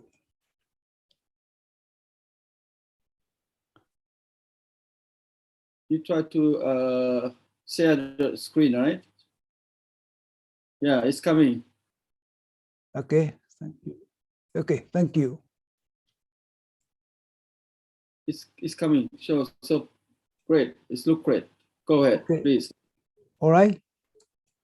Okay, so thank you, Chairman. I'm Dr. Tuji one of the author, and we're going to present I'm going to present our research on the innovation the process, and this time I going to use the two-step panel data analysis, and we focus on the factor of innovations. We have been studying innovations more than 20 years and have a lot of results. And this paper contains also some new one. Okay? This is the background outline of the paper. All right, so background of the paper is we have been studying the innovation theory for many years, and we try to identify this factor of the innovations, such as research and R&D or open innovations and so much. And this time, we focus on the role of information communication technologies in the innovation process. Okay? And particularly, what kind of role of ICT they play for innovations. Okay, and that's the this show a full idea of the innovation and the business processes. Right. So traditionally, the innovation theory or empirical study of the innovation focus on the innovation process and this part, how factor of the how the resources of the companies, enhance the innovations. That is the main topics of the innovation theories. But this paper deal with the whole process of the innovation. That innovation is not the final aim of the companies. Final aim of the companies is performances of the performances such as sales and the profit. So we take two processes in one model. So we need the two-step panel data analysis. All right. So we have two objectives: research questions. How SMEs promote product innovations by using what kind of innovation capability they own. Okay, research question 2 is whether the product innovation enhance the corporate performance or not. And I should say the research question 3 is what kind of the ICT plays a role in the innovation process. That's the we try to do it. Okay? And this paper based on our two mail surveys. Of course, panel data analysis needs two data of the different time. And the first we conducted in the February year 2012, and we pick up about 40,000 unlisted SMEs all over Japan, and these are selected as the innovatives, and that means admitted by the government. And we got 647 replies. Okay? And the second mail survey conducted is February 2018, and we sent this year the 620 SMEs chosen from here, and we got 122 replies. This is this paper based on our own mail surveys that are different from panel data analysis using the public data such as OECD or the World Bank and so on. Okay.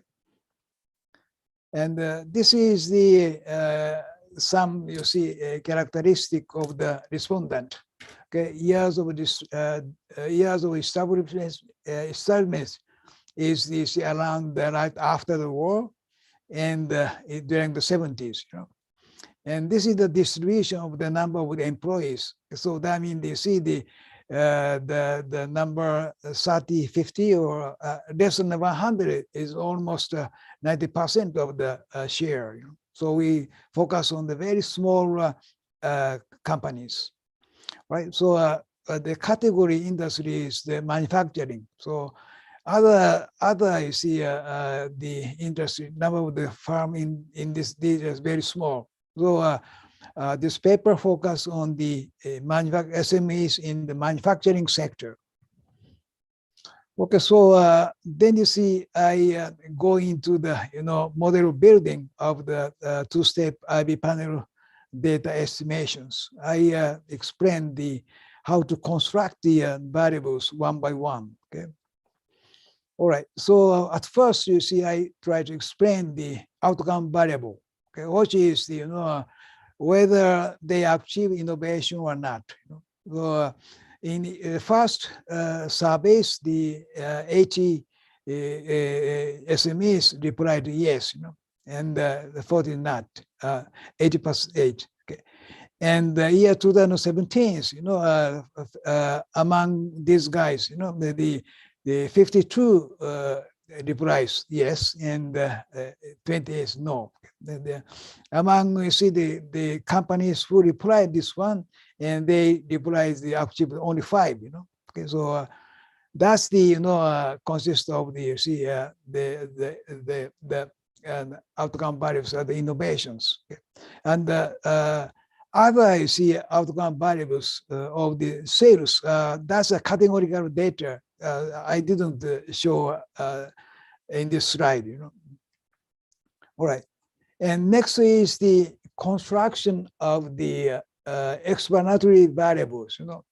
First is the R&D, and we have questions about R&Ds in the questionnaires, and we use the factor analysis to identify, significant questions, right? Then you see 2 factors identified, okay? And one is the question of the policy about offering own technology to others, or R&D directly connect to the new product and services. So we term factor 1 the R&D orientation. Okay, And factor 2 is identified as the give responsibility and authority to R&D department and the speedy decision making. So we term factor 2 the R&D autonomy. See? So R&D autonomy is the includes the speedy decision making. That's plays important role later analysis. All right. So regarding the variables of the ICTs, again, we use the factor analysis of all three questions. And factor 1 is the the identifies, and we term the factor 1 at the ICT, and the ICT includes the ICT shorten the development period of new products, and ICT make the speed of decision making faster. So this is one merit of the ICT to use the in the companies or R&D process. So this is the important variables of the ICT. And other external variables from questionnaires, the factor analysis didn't work well. So we just pick up single questions, from the questionnaires. And one is the transaction channels. That means the number of trade partners in the supply chains. This is the categorical data. And open innovations. That means the open innovation implies the collaboration with university and other research institutions. And this question is the yes/no type of questions. And third is subsidies. Whether it's SMEs receive the public subsidies for innovations or not. Okay. This is also categorical and yes/no data. Okay, dummy data. And we use the firm characteristics such as year of establishment, number of employees, and number of the patent, and so on. Okay. So these are setting of the model, and the summary statistics and the correlation matrix is shown in this data. So please, check the data later. I won't explain much more about this. All right, so this is the actual estimation equations in panel data estimations. Okay, and two step. First step is this equation explain the innovation process. Okay, so innovation is explained by the R&D orientations and ICT and subsidies, and also ICT times the R&D autonomies. This is the cross term of the ICT and R&D autonomies. This is very important factors. Okay? And the second equation explains the number of sales. The sales is the categorical data. And of course, innovation is here to explain the number of the sales. This is one of the objective of the paper. Right? And the transaction channels and whether they engage in the open innovations, or again, this is the ICT and the number of employees. This is the equations we use for the estimations, the probate panel data estimations. All right, then go to the result of the estimations. Okay. And you see the number of the significant variables, not so much, So that means I'm not satisfied this result. But for the moment, this is very significant, So as the first step, innovations, the ICT is not significant. Three variables, okay, such as the R&D orientation or cross-term ICT times the R&D autonomy and the subsidies. These three is significant, right? So these, the three variables explain the number of innovations. Okay. And second equations, significant variables is the innovations. And transaction channels. The more you see the transaction partner increases, then you see the profit, number of sales increase, and open innovations. Okay, and ICT and the number of employees not significant. So these are the three variables for each equations are find significant. But still, you see, this is very interesting. Okay, so this is a summary of the panel data estimations. Okay, as I said before, you see, R&D first equation, R&D orientation, and ICT times the R&D-A is significant. You see, and right, and for the second equations, innovation explained. You see the number of the sales and transaction channels and open innovations are significant, but ICT does not explain, the profit. And in this estimations, number of the subsidies is receiving the subsidy of ICT investment is taken as the instrumental variable. Right. So I quickly show you see some result. Then you see the estimations, positive answer to the research question 1 and 2. Okay, research question 1 is identify the factor of innovations. Okay, and the research question 2 is innovative SMEs obtain the greater profit. So research question and 1, 2 are satisfied. Okay, and as for the role of the ICTs, so we found a very interesting result. That's why I see we have been obtaining, you see, good result of the role of ICT on the innovations. But this paper a little bit different from other papers. That means the ICT to sales does not contribute to innovations, and the profit. Okay, but you see, ICT, you see,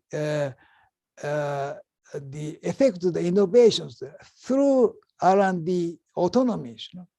That means, you see, ICT is a kind of the mediation effect. Okay? That means it's mediated the effect of the R&D-A to the innovations. So R&D autonomy and ICT can create innovation, enhance innovations.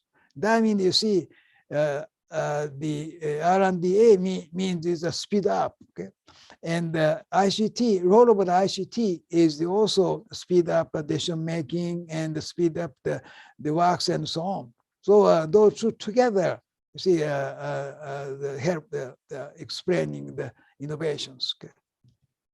Okay, so these are the role of ICT is our new result on the ICT. All right, so this is some summary of the future research. One is, you see, the first equation has less, significant variables. We need to collaborate, you see, more about the two-step estimation method. And the second is, you see, is the, managerial factors such as, you see, this role of top management, human resources, marketing, and business organizations. Those are not significant either. So there should be, you see, influence to the number amount of sales. So we need, you see, further research to take care of the two kind of two remaining questions. Okay? That's all my presentation. Thank you very much. Thank you, Professor Tsuchi, for your thank you your sharing experience from Japan regarding the role of the SME for the innovation capability, and so whether the ICT could play some role for the innovation. So I just saw from the audience, from the chat, it appear now one question from Professor Patarapong for you. From your study, if SME do not do R&D investment in ICT, is this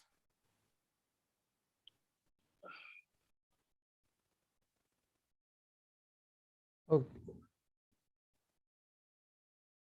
So your question is, you see, whether I see. Oh, very unstable. This one, let me just, because I have some problem to read the chat in my end, but let me see. Yeah, okay.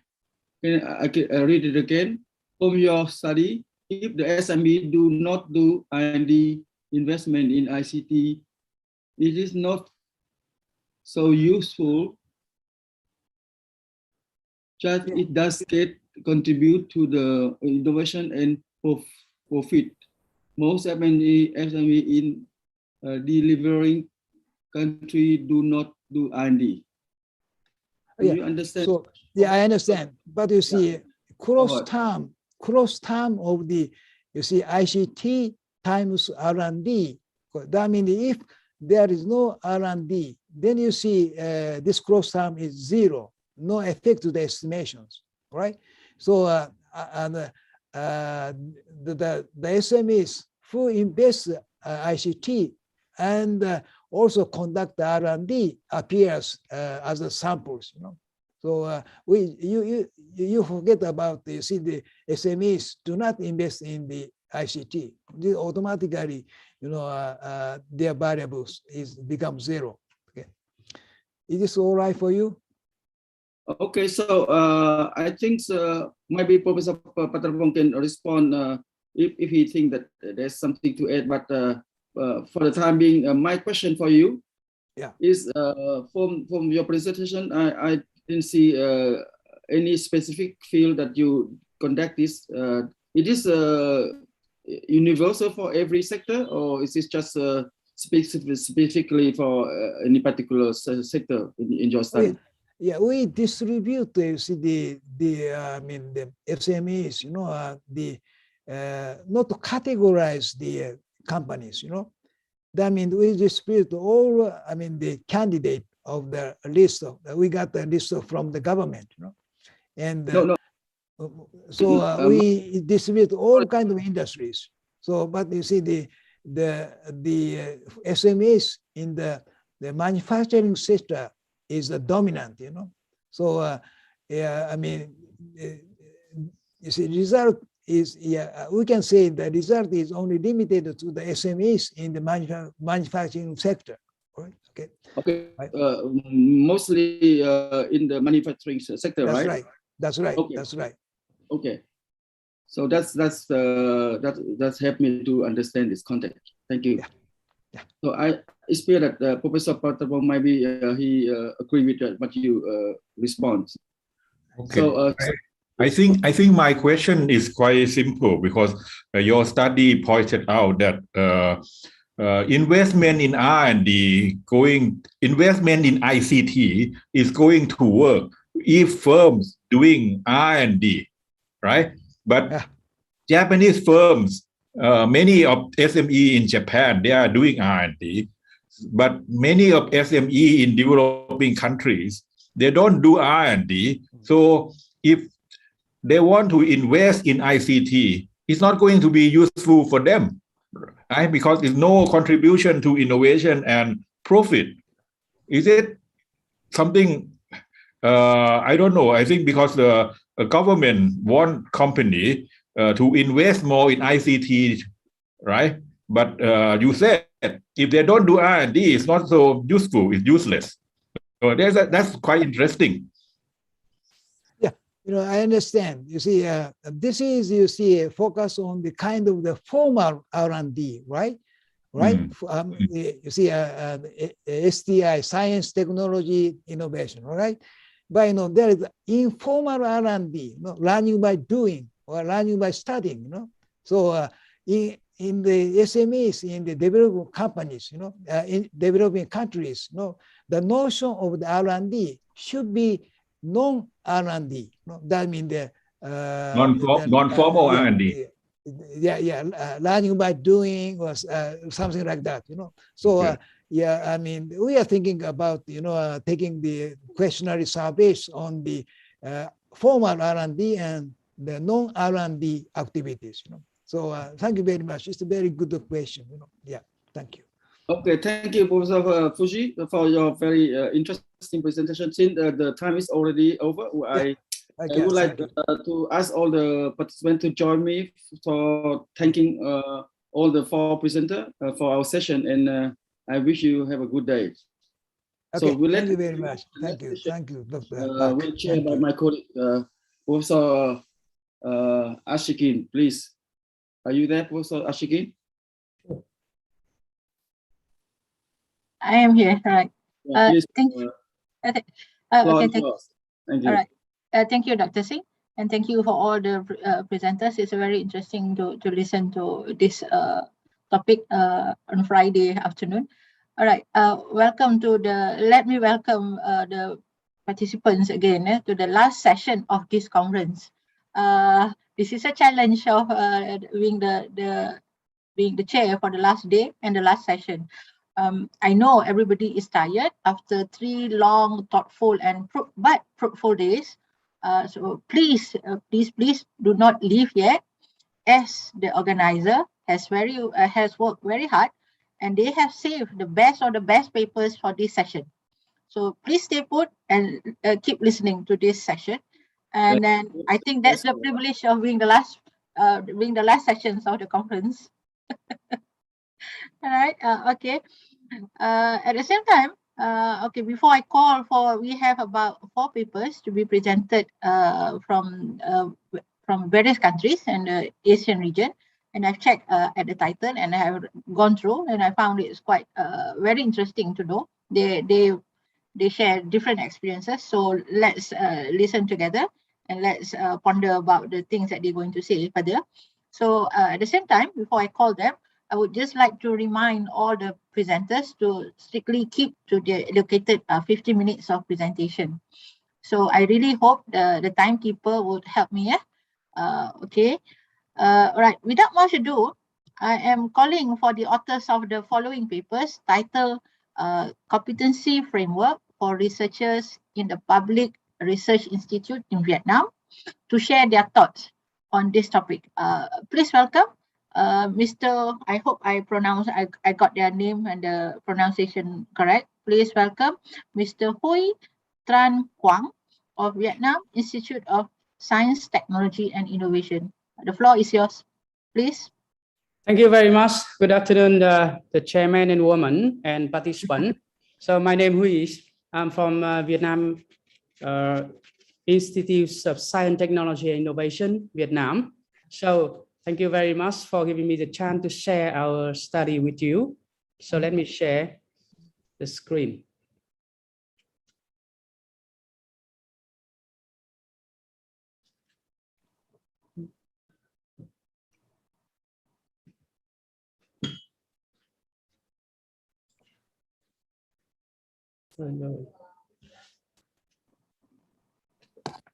Okay, so it's a very good chance for me to share our research on competency framework for researcher in the public research institutes in Vietnam.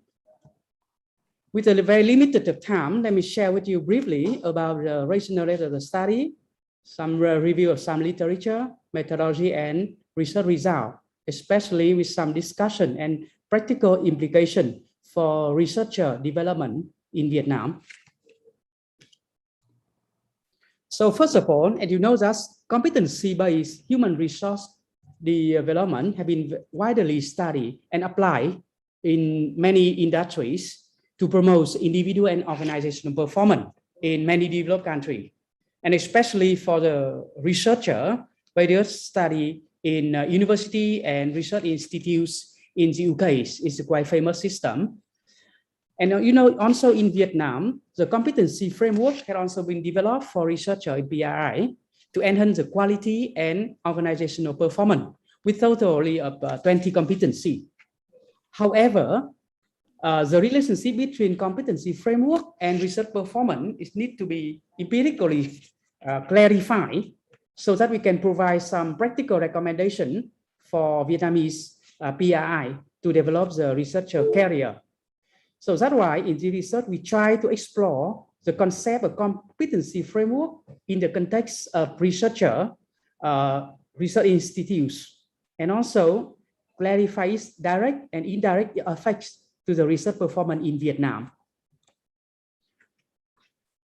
For this study, we review some literature about some term of what is competency framework, and also some practical study about the competency framework in different organizations in OECD or in UK, Australia, in Taiwan, and some other. And this competency framework is widely applied for researcher development, for career development. So in Vietnam, we also have developed the competency framework, and we hope that we could provide recommendation for practical issue related to training and development or researcher career planning in Vietnam. And also we review some literature on the direct effects of competency framework and research performance. And you know that's a different study about this relationship, and this analyze the necessity and sufficiency of researcher and engineer competency in the area of science technology, in the Natalia's research, and also some research in agriculture research institutes in India also shows the relationship between performance appraisal system with the competency. And also some other research also show the relationship between this in different area of performance, even in the quality of research publication, or somehow related to academic research performance in China. So with the background theory and also the literature, we developed the first hypothesis on competency framework improve the performance of researcher in public research institutes in Vietnam to empirically clarify. The second, we also review some literature on indirect effects between competency framework and research performance. And you know that there are different papers that mention the task analysis. So it's very important to affect the performance, such something related to its frequency, the requirement for all its skill. And this both direct and indirect effects between competency framework and performance have been studied and published widely. And some other research recently referring to the researcher frequency of tasks that much related to their research performance in different point of view. So in Vietnam, so we design our research, the tasks of researcher based on our national standard job specification, and we try to verify task frequency and with the work result. So based on the literature, we developed the second hypothesis. It means that task frequency will moderate the relationship between competency framework and research performance. And this relationship will be stronger when the level of task frequency is high. That is our second thesis. So based on this one, we developed the methodology with a research model. The research model here shows the relationship between competency framework and research performance in both direct and indirect effects. So with the moderation effects of the task frequency. For the competency framework, we divide it into 4 dimensions with the core competency, personal competency, research competency, and management competency. So with this research model, we will apply both qualitative and quantitative methods to verify to the hypothesis. You know, that's so for this research, we spend more time on quantitative research. So sampling and questionnaire development is derived. So as a statistical data from National Agency of Science Technology Information Vietnam.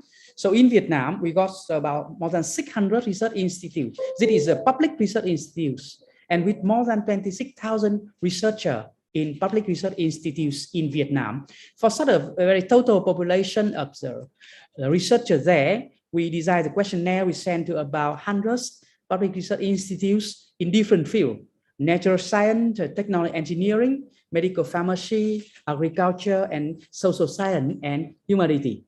And there were totally 600 respondents who were researcher and some are research manager and different working experience in different field. And we designed the questionnaire with 29 questions related to competency framework, task frequency, and the research performance. And then for collecting data, we developed a measurement and scale. And you know that's related to competency framework and task frequency and research performance. So we adapt from a previous research for the measurement scale. And on the scale here, we apply with using multiple 5-point Likert scale for data collection. And here's some result and analysis. We got some demographic characteristics, the participant, reliability and validity analysis. And the last is very important is regression analysis and moderation analysis with the data. So with our data collection, the demographic characteristic of participants, so in the table, so with total 600 respondents, we divide into job composition in Vietnam with our system. We got research assistant, researcher, principal researcher, and senior researcher. And also we divided our researcher into research field of 5 different fields, as we mentioned here. So the sample here also shows the variety with the good sample of the research. In order to check the reliability and validity analysis, before we do with check test the hypothesis with regression, we use overall CFA, confirmatory factor analysis model to measure reliability and validity. And the data shows us with all this data and the model is fixed and all the parameter is meet the requirement of the checks reliability and validity. And the next table show a bit more information, just showing the contract reliability and validity test result of our research model. Here you can see some composite reliability, and it's very good, and average attractors as well as something, and standard factor. So for very important, with the here checker multiple regression analysis, we test with the 2 hypotheses. In the first model, we check regression and we check the relationship between competency framework and research performance. And the figure shows us our verification with significant with the p-values less than 0.01, and also with the coefficient 0.516 is quite high. And for this model, the adjust R square at 0.3s, it means that explain about 38% of the task performance from the competency framework. And also for the second model of the regression analysis, we check the moderation effects. So for this model number 2, we can see the competency framework multiplied with that frequency also significant, and also that's so the others are square and some other significantly. So for the moderation effects, the cross-level iteration plus on the finger also show. The finger here shows that with the higher competency framework, and when the frequency, task frequency is higher, the research performance are higher too. Just so the strong moderation, that moderating the relationship between competency framework and performance. So for the discussion here, with the result here, we got something to discuss with the result. First, about the relationship between competency framework and research performance. Well, I think that this finding is provide initial empirical support for the impacts of competency framework for research performance through its proficiency and work experience. So this initial empirical support with the data from public research institutes in Vietnam. And the second thing from this research, that in the public research institutes, one of the most important and valuable resource is the researcher competence. So various research also mentioned that with a very strong team of research, it means their competency. The public research institutes deal with many difficulties in doing research in funding issue or good balance between basic research and some other industry orientation.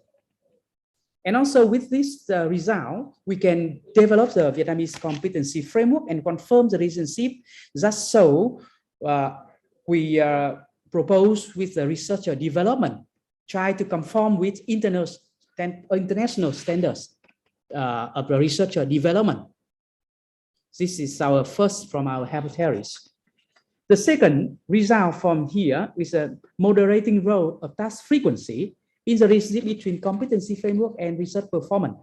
At the plots so that you see that I already mentioned, when the level of task frequency is high, the positive effect on research performance was stronger. So this implies that, so when the PI leader decided to promote a researcher competency to enhance the result of the research, so the introduction of task frequency is quite important to enhance the result, both directly and indirectly. And you see that in practice, when researchers have more scientific projects to do, when the frequency of tasks is high, it means that they have more chance to practice, to improve their knowledge and skill through work experiences. That could be very important for competency development. So based on the result, their competency would be encouraged and applied into the practical research activity that leading to high performance beyond their proficiency. And last, and this result also mention both direct and indirect effects of the task frequency at the moderator. So that result indicates the importance of task frequency to enhance the research capability and their performance accordingly. And you know that for all of the results here that we try to mention and try to recommend to apply in Vietnam with competency-based training and competency-based researcher career development and planning in Vietnam. So, and also with the research results, there are some implications. First, our finding that emphasize on the competency framework in the research institution context. And you know that for competency framework in another context is quite familiar and quite popular, but in the institution, in the research or in the university context is quite different because of the task frequency characteristics and also organizational factor. And the second, we understand the influence of competency framework to research performance directly and indirectly, and with the moderation effect of task frequency. And also, we also provide some useful recommendation for public research institute leader in changing their management practice and some other policy that could better lead to research performance, both individual performance and team performance and organizational performance as well. And also this research context in Vietnam, and we think that with the national innovation system in Vietnam, if we introduce as a new approach of developing researcher, we hope that we could contribute to the development of research institutes and university that play important role in knowledge creation and promotion in the whole SCI system by our strategy, STI strategy, by the next periods. And you see that in our research, we got some limitation. The first one is the measurement of competency framework, task frequency, and research performance of this study. We mainly based on the National Job Specification Center of Vietnam researcher, and also a draft from another research. But there should be further empirical study in research institution outside of Vietnam or in another sector. Even in Vietnam, for private sector, it could be somehow different. So this research based on public research institutes. The second limitation of this research is that our moderating role of task frequency on this relationship is we could conduct only for Vietnam PRI.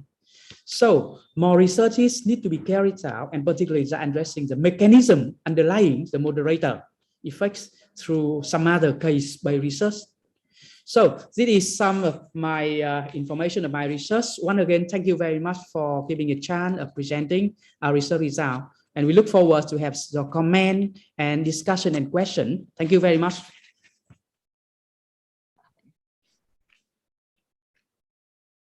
We do have questions, and yes, the first question comes from Professor Patrapong. If you look at the chat box, I think you can have a look, and then he is asking about the differences, about the All right, differences I of see the competency. first question here. All right, let me check this. Don't you think competency of researcher should different between the working in PIs, focusing on basic research, and the working in research is promoting industrial innovation different? Yeah, you're right. I think you're right. There are two different here. With basic research and what we call applied research, we need two different competency framework. And you know that in our study, we also classify into basic research and applied research, and also there are also some differences between some research field from the technology and engineering or social science and etc. However, in our research with 20 competency, we also think of about 12 competency is common for all, but some other competency we different from each other. All right. Yeah, I think you are right. And I have a question for you, actually. Yes. All right. I just want to know, in your research, when you were doing this data collection, I want to know whether there is any demographic differences between researchers in public universities or private universities or private sector. The question is very much related to Prof. Patrapong's question as well. All right, thank you for your question. Actually, in our research, we focus only on public research institutes. But according to our statistical data, there are quite a lot of researchers in private sector. And with our research, we got some conference internally. We think that our competency framework can be a good reference for private as well, because actually there are the same career, research career. Of course, there's something different in management mechanism or some other things, but it's a good reference. But I think that further study need to be in private sector to clarify the difference, and maybe some findings will be more interesting in private sector. Thank you. If they want to develop a career as a researcher, yes. What is the highest post that they can have in Vietnam as a researcher?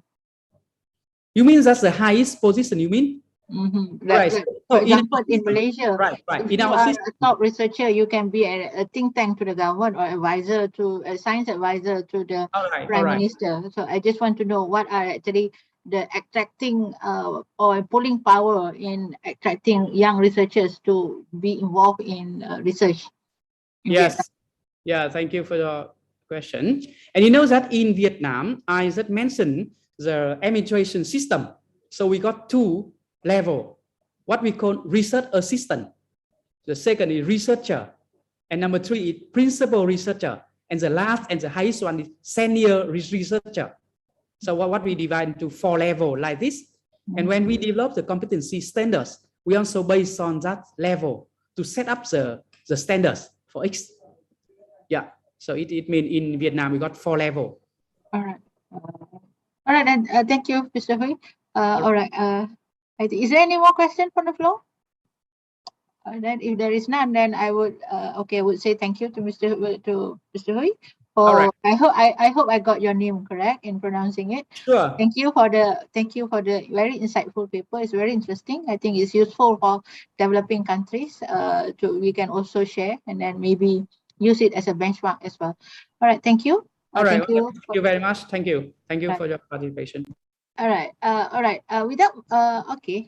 Let me check whether the second presenter is ready or not. Oh yeah. Okay. Our next paper would be is actually a paper co-written between institutes from China and also from Japan.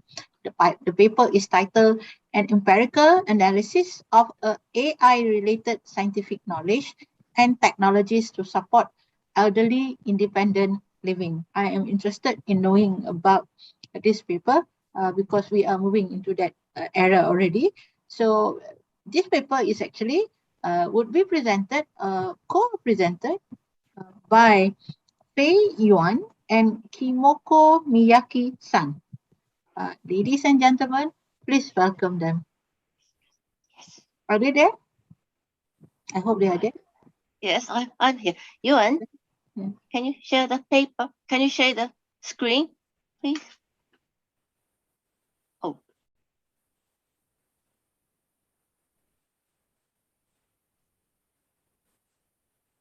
Yes. Okay, thank you.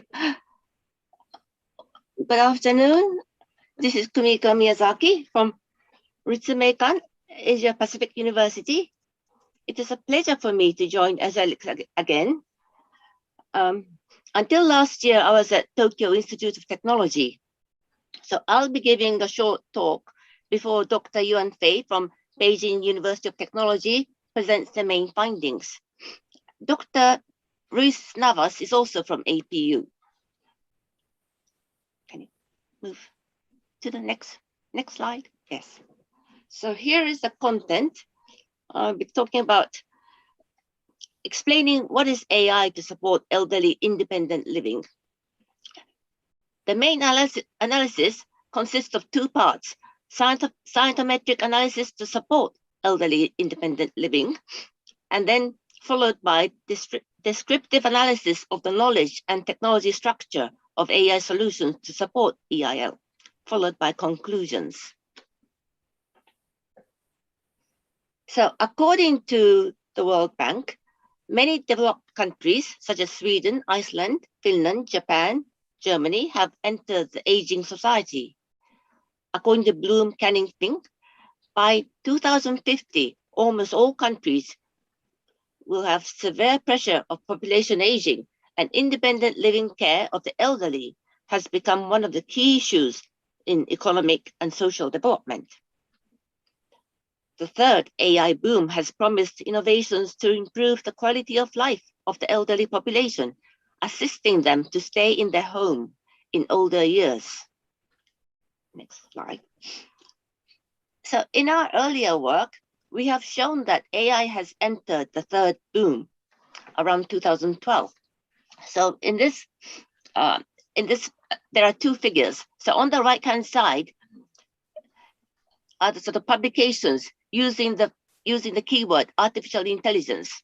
But on the left-hand side, we are using all kinds of different keywords because AI is related to many disciplines and many technologies. For example, AI is related to pattern recognition, deep learning, machine learning, facial recognition, etc. So big data, yes. So all of these technologies, all of these keywords were used to retrieve this artificial intelligence field. So as you can see, the graphs are rather similar. And so there is a sort of third boom starting around 2012. Next slide, please. So the core input of AI-powered solution innovations is data. So AI covers many disciplines, and the solutions can be delivered as AI-powered intangible software or tangible hardware. So it requires identification of cross-disciplinary AI solutions. Next slide, please. So EIL is supported by numerous services and technologies, such as sensor networks, machine learning that take care of the elderly's emotional as well as physical health. Demand for elderly care products and services is growing faster than supply, generating high service costs and less ability to personalize care. It requires collaborative and interdisciplinary innovation. Next slide, please. So the research questions that we try to address is, what are the opportunities of AI solutions being disclosed in scientific papers to help elderly independent living? And how is the country-level scientific strength and research foci underlying the AI-related emerging technologies supporting EIL?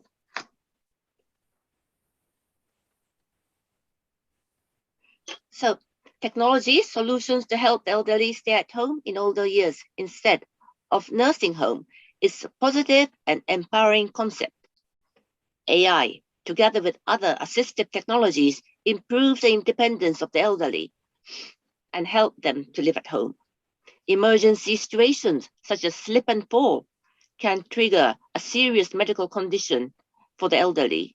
So by getting in-house assistance by AI can ensure that the activities of daily living are met efficiently and safely by the elderly, and healthcare providers are starting to offload certain elderly care services to AI. AI-enabled solutions for telemedicine and telecare will have a big impact on caregiving services.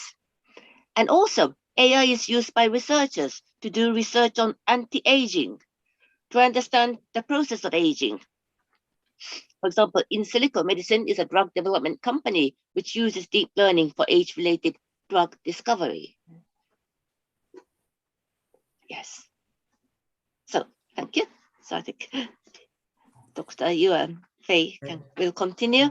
Continue the next sessions of our presentation. As you know, the core input data is an important and new projection factor in AI-powered solutions. So it requires identification of cross-disciplinary AI solutions with divergent elderly needs by taking advantage of knowledge and align AI technologies to meet the supporting functions for EIL. So we identified AI solutions to help elderly independent living by implementing the scientometric analysis on scientific publications related to both AI technology and the elderly.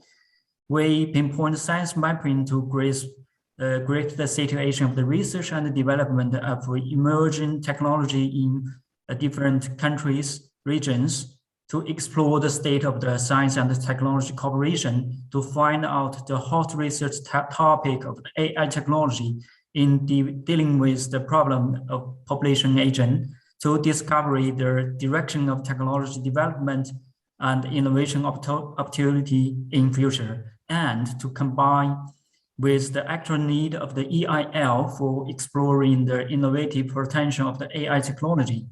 So as you can see from this figure, from 2012 and 2019, the number of the literatures on AI technology and elderly to support aging has shown steady growth with considerable output. And this bar chart shows the University of California, Harvard University, University of London, University of Toronto, Pennsylvania, also the Texas and other institutions has published much literature in the area of the AI supporting population aging. So these top ranked research institutions are mostly top universities in the world. They have relative high rankings in computer science, namely AI or the machine learning, also about the aging-related medicine, brain science, and so on. So it notes that the great majority of the institutions, that US institutions, in recent years, many research institutions outside of the US have emerged, mainly in Europe and Asia, with the development of the AI technology and the fast population aging. More and more countries are concerned with AI technology to solve the aging issues. We also draw the cooperation network of the institutions. The larger the node, the more frequently the institution appears. The pop-out cycle of the node indicates that the node is an important role and has an important position in the research field. So this network shows the relative dense cluster with many connections among the nodes. There are several variable and concentrated connections that indicate the major research institutions in United States cooperate closely with each another, also and have corporate relationships with other institutions in the other countries. However, only a small number of research institutions in Europe and Asia appears with a cooperative connection due to a small number of publications. American institutions having more research output occupy a major position, while other research institutions cooperation with others and with American institutions. We draw the cooperation network of the nations in the same way. So from the network, the network density is 0.2, and in which 43 nodes with 196 connections are included in this figure. The size of the node represents the number of the publications in each country. So the pop cycle outside of the node represented at the node is a high intermediate centrality node, which has a greater influence on the network. So some countries with few output are actively engaged in cooperation and exchange with each another. The United Kingdom and the United States, the Canada, the Japan are highly intermediate countries with density connections. It means that those countries are actively engaged in international cooperation, have a strong influence in the research field, and drive other regions to conduct research in this field. We utilize the set space indicator of centrality to analyze the node of the region cooperation network and find the core players. It may elaborate that the region research impact of the scientific outcome on emerging AI technology domain is associated with the international cooperation network and whether meet the society expectation and the demand supporting the elderly independent daily lives. Although France, Japan, and South Korea have not published many articles, their research results have a great impact. It means that their research output can induce the innovation close to the solving problem caused by population aging. Let us check out the Chinese position. Chinese publication ranking second with 455, but the centrality is only 0.04. It's indicating that its attention to use AI technology to deal with the aging problem is emerging in recent years. And a lot of researchers have explored AI technology to support aging. However, China's output of the technology innovation didn't match with the actual need of the aging society. And the development of related AI technology has not effectively solved the main problem caused by population aging. The high frequency of keyword co-occurrence means the more research literature in this field and the more relevant research output, namely the hot research foci in this field. The 1978 keywords were divided into 7 clusters, each of which was marked with different colors in this figure. In particular, the bigger the node in the network, the greater the frequency of the keywords, which represented the hot research content. The closer the cloud mark is to the center, the more important the keyword is. So from this figure, this is the core concept of the field. Node of the same color represent the same type of the research for said topic. The node is close to the center, the more important the keyword is. So it's the research focus in this field. Node of the same color represents the same research topic.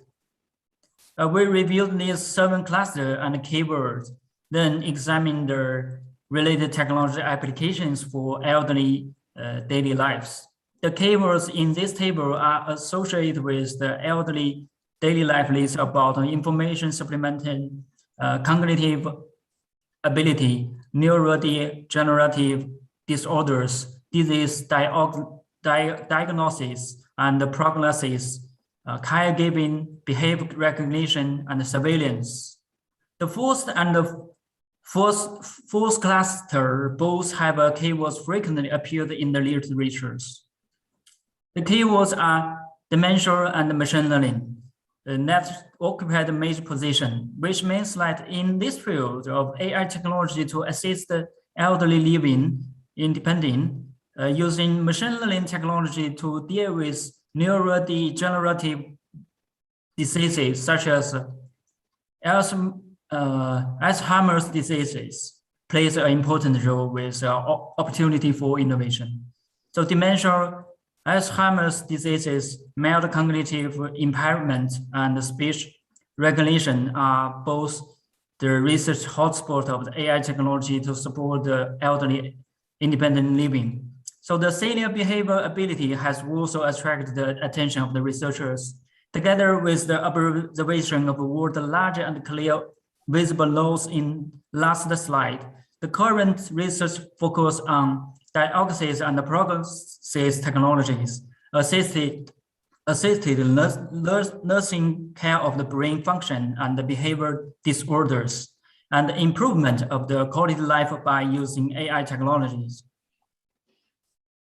For the second part of our analysis, Dr. Navas Santiago did the exploratory network of analysis of author keyword to identify how AI technology is being used to support elderly independent living. The author's keywords processing was enhanced using DPpedia and Wikipedia to classify keywords as technology and disciplinary. Based on the classification of the keywords as technology and disciplinary, the authors identified knowledge and technology used to solve the elderly independent living problems. We explored the scientific publication for 2019 and identified 17 clusters of keywords. We selected the top 3 clusters used in between its centrality, which has been used in previous study to identify cycle laws in the network. So moreover, we analyzed the keywords of the top 3 clusters using the classification of the knowledge and technology, and the proposed name to describe the AI applications including this cluster. This table just shows that the keywords categorized as a disciplinary describe the challenger for elderly independent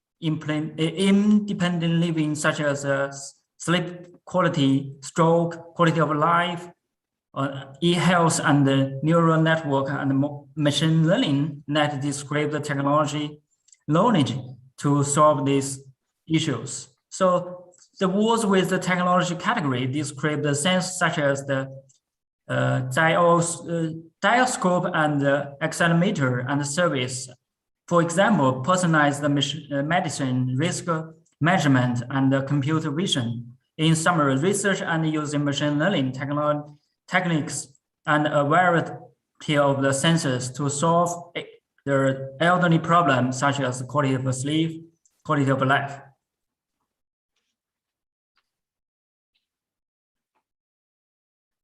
So next is conclusion of our study.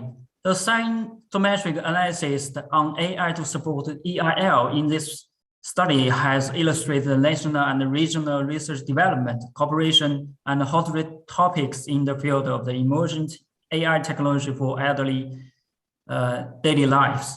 This research just impact of the scientific outcome on emerging AI technology domain is associated with the international cooperation network and whether it meets the societal expectation and the demands for the elderly daily life. The top ranking institutions are universities that have a leading position both in AI and medical research.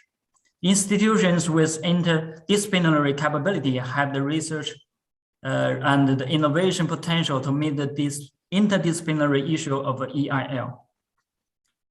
So we analyzed the scientific document related to AI solution to support EIL and provide a descriptive analysis of the more central solutions identified for the year of 2020. It results in identification of solutions based on the technical and healthcare disciplinaries related to EIL issues, such as Asialics, quality of sleep, and the quality of the life. So from our analysis, we just suggest the actors interested in developing solutions for supporting the EIL to pay attention to both the interdisciplinary work and what it ensures. So we can point out the solutions to support EIL required the integration of the knowledge from a variety of disciplinaries, services, and products such as machine learning, sensors, data analysis, and sociology and healthcare. So next word. Thank you very much. Thank you for both professors for such an insightful presentation. Is there any question from the floor? While waiting for the participants to post their question, I have one question as well. I'd just like to know In terms of policy, throughout your research, how do you? I hope you found this this information. I just want to know, how do you convince policymakers or decision makers in developing countries to agree to invest in R&D for the adolescents? Because seemingly there is a common problem in developing countries, at least in Malaysia. There is a misconception that when you talk about R&D, people always assume that R&D is for the grand things. It's something for machines, you build buildings, big buildings, something like, you know, building rockets to planet Jupiter, to planet Mars, but not something that technology that is for the elderly. So how do you convince them? Because they are the one that actually decide how much money and where those money go to. So please highlight it. Thank you. Okay. Thank you, the chairman, for your very kind and very informative question. I just want to try to answer your question from 2 points. The first one, as Professor Miyazaki already said, according to the World Bank, many developed countries, included many countries, already entered the Asian society. But according to the recent research, by 2015, almost the world country will face the population aging and the independent living care for the elderly. So it's the first point. The second point from my side is like the AI research or AI R&D is will include all different kind of the value co-creation for the whole society. If you put the subsidiary or the attention to this kind of research, so it will induce or it will develop the related industry, as our already indicated that the interdisciplinary subject will be get developed, and all the other related countries was from the society, from the economic side will be developed by put their attention from this field. So that's what. Okay. Yes, maybe I should add that. Yes, okay, go ahead.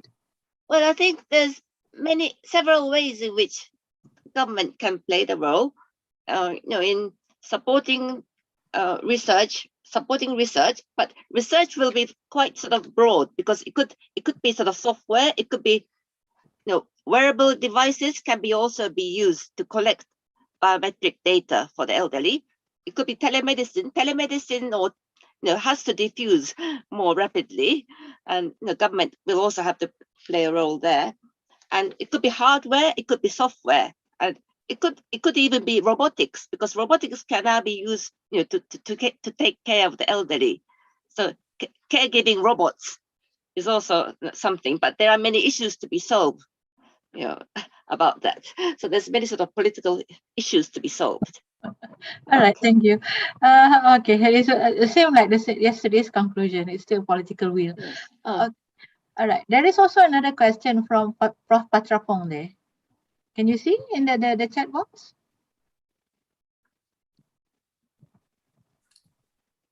Oh, yes. Study what areas that you think?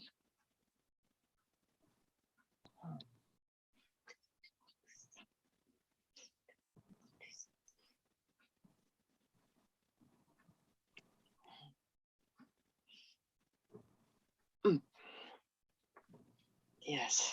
Okay, let me try to answer this question from my experience, because I'm from China, one developing country. So as you may know, the AI research in China is very popular and attractive a lot of attention from both from the government, also from the industry. I think the reason they put a lot of attention in this area because they get a lot of fruit from the research. For example, the online short video applications is very popular in this country, and even my mother are using that the short video, the TikTok to use the applications. And this application is powered by the AI technology very much because they can identify different users which different videos they are have interested, and this is one manner cause. And another one point I want to say is that the elderly who use their TikTok can create a lot of different valuation to themselves because they are retired and they have a lot of time. They have a lot of pressures with their different circumstances. But if they are using the online short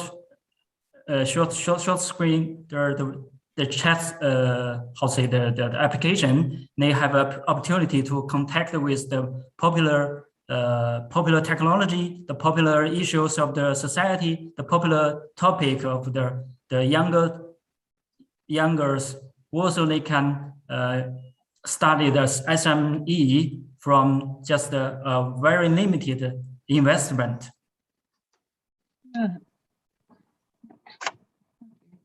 Right, thank you, Dr. Yes. So anyway, I hope that there will be more international collaborations between, say, Japan and other Asian countries to do perhaps collaborative research on AI for elderly living. Yes, all right.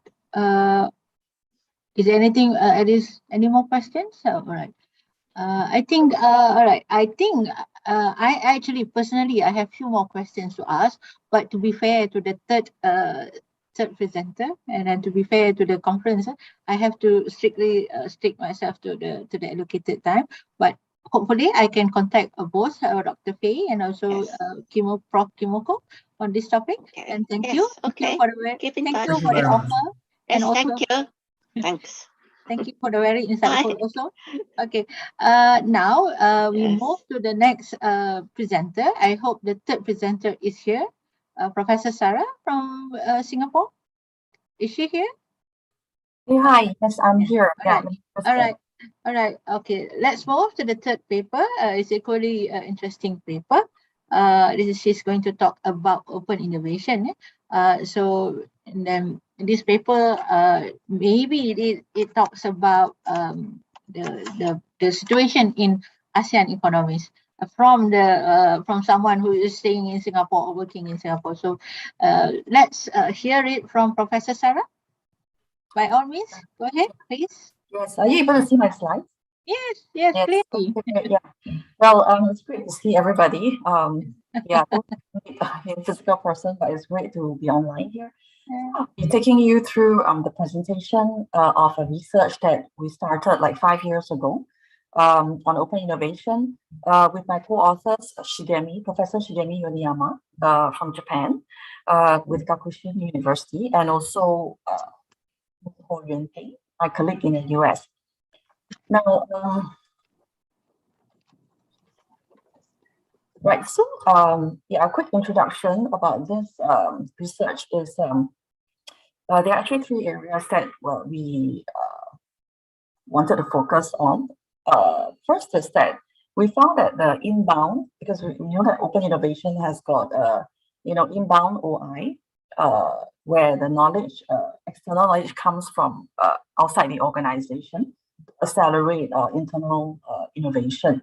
So the existing literature shows that inbound OI tends to be the dominant study. Even though open innovation also includes, sharing internal knowledge to external parties to exploit the knowledge, but this is hardly used for outbound OI. And the integrated form of OI is also quite limited. So we think that it is important to consider all the OI activities, both outbound and integrated, not just limited to inbound. Now, the second area that we find has mixed findings in the open innovation literature is that a lot of studies concentrate on the direct effects between search strategies and firm performance, but there was some attributions of this mixed findings to the different stages of a product life cycle, but there was actually very limited empirical assessment on that. And third area is we find that the relationship between national innovation system and open innovation is not well understood. So this leads us to framing our research questions after we do our literature review. So the next couple of slides, I'll take you through what we have found from the existing literature. First is we found that in the most studies concentrate on the direct relationship between inbound OI and innovation performance. So this suggests that actually firms may actually find it challenging to do outbound OI or integrated OI, and hence they may miss the opportunity to exploit the internal innovation to capture value. And we think that this limited outbound OI activity, that means the lack of actually exploiting the existing knowledge within the firm, could be due to the complexity of the process. And we think that it's better, it may be good to use the innovation value chain framework to understand the underlying complexity of organizing for innovation. So this innovation value chain basically breaks up the whole innovation process from idea to product into 3 steps. This idea generation, idea diffusion, and idea conversion followed by idea diffusion, meaning that when an idea is first generated within a firm, it will have to be converted into products and services before it can be diffused through the organization to flow through the distribution channels and to the external customers. So this whole process has to be fairly seamless in order for the idea to be able to push through to new products. And so with this concept of innovation value chain, we have formed 3 hypotheses linking the innovation value chain to the innovation performance, which is defined by radical innovation and incremental innovation. We hypothesize that idea generation, which is the first step of innovation value chain, is very important to mediate the relationship between inbound, outbound, and integrated OI and radical innovation. Likewise, we also hypothesize that this idea generation is also important to mediate the relationship between all the OI activities and incremental innovation. And then we move on to the second stage of innovation value chain, which is on idea conversion. We hypothesize that idea conversion is also important to mediate the relationship between all the activities of OI, that means inbound, outbound, and integrated OI, and radical innovation and incremental innovation. Now, the third stage of innovation value chain, we find that we hypothesize that it's also very important, idea diffusion, to mediate the relationship between the OI activities and the radical and incremental innovation. So here we are trying to actually unpack the complexity as well as to empirically assess the underlying mechanisms between idea and the innovation performance. Next, in our literature review, we also find that we also review the literature in product life cycle because there's a lot of attributions but no empirical tests. So the mixed findings here about direct relationship between inbound OI and innovation performance is inverted U-shaped relationship by Lawson and Salter. It's a very highly cited study that shows that to have radical innovation, you must have both a broad search strategy as well as a very deep search strategy. But there's actually it's a U-shaped relationship, meaning that as you search more deeply and more widely, the return actually decreases. Right? And this is actually different, in contrast with the findings from Chiang and Hong on a Taiwanese data set that shows that breadth is more important for radical innovation and search depth is more important for incremental innovation. So we use the product lifecycle theory to test this possible attribution of the search strategy. I mean, the possible attribution of variation in search strategies across the different product lifecycle stages. That means in the introduction phase, I think the literature says that, because it's in the introduction phase of the product lifecycle, most companies will not dare to, we tend to do it in-house, and they tend to focus on the domestic market due to the market uncertainty. However, as the product actually becomes is growing, and the market size is still growing, more firms are attracted to enter the industry, so there's more scaling activity. But then in the final stage of product life cycle, that means as the product moves into the maturity stage, the technology matures and the products become more standardized and commoditized. And so with these three stages, we also recognize that OI activities are not without cost. So we come up with hypothesis 4, which states that product life cycle will positively moderate the relationship between OI activity and idea generation in such a way that among firms with high level of OI activity, those that are in the more mature stage are more likely to have a high level of energy, idea generation activity in their innovation value chain. Now, why is that so? Is that because we find that when the products are reaching the maturity stage, there's actually a lot more competition, and there's also the vendors, the businesses will think of ways to try to extend the life cycle of the shelf life of the product, so as to be able to exploit as much as possible from their investment. However, they are unlikely to spend money to invest in new production lines or to set up new distribution channels again or sign on new customers. All they want is just to extend the shelf life of their existing products, to generate capture as much value as possible, meaning that they just want to focus probably on idea generation from external parties such as customers or suppliers, incurring the least cost but capturing the highest return. And that's why we hypothesize that product life cycle towards the maturity stage, it will positively moderate the relationship between OI activity and idea generation. And then the third area that we are looking at for literature review is the National Innovation System.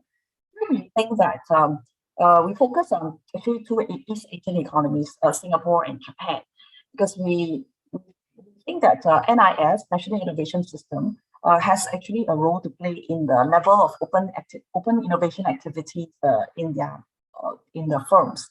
For instance, in Japan, since World War II, Japan and Singapore did not follow the same growth plan.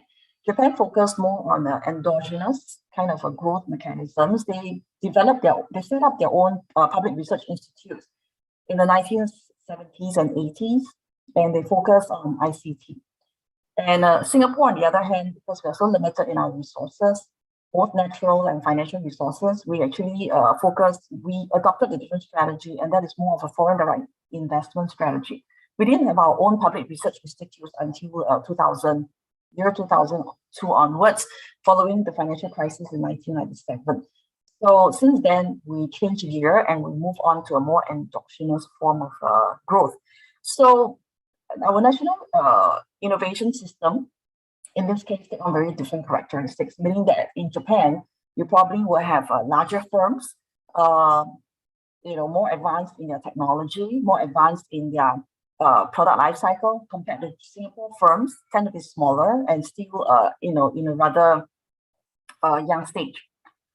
So this leads us to our fifth hypothesis, which is the relationship between the OI activities and our innovation performance will be different between Singapore and Japan. So this is the conceptual model where it shows the idea generation, diffusion, and conversion, which is the innovation value chain as the mediating variable between IV, the OI activities, and the DV here, which are the radical and incremental innovation. Then we also have a moderating variable, which is the product life cycle, that moderates the relationship between OI activities and the this product life cycle, this IVC activities.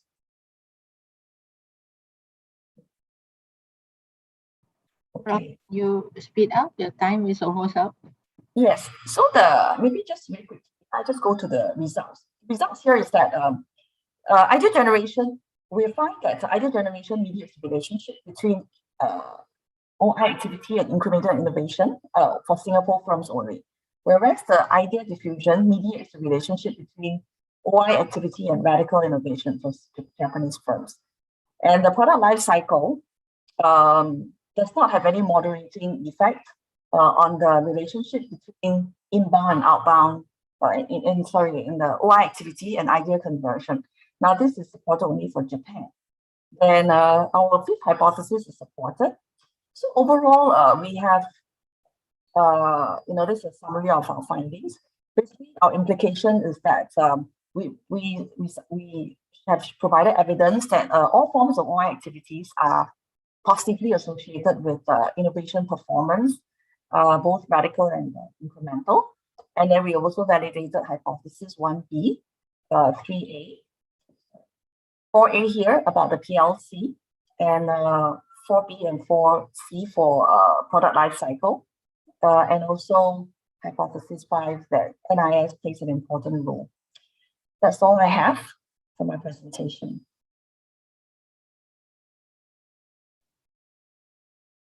Okay, thank you, Prof. Okay. All right.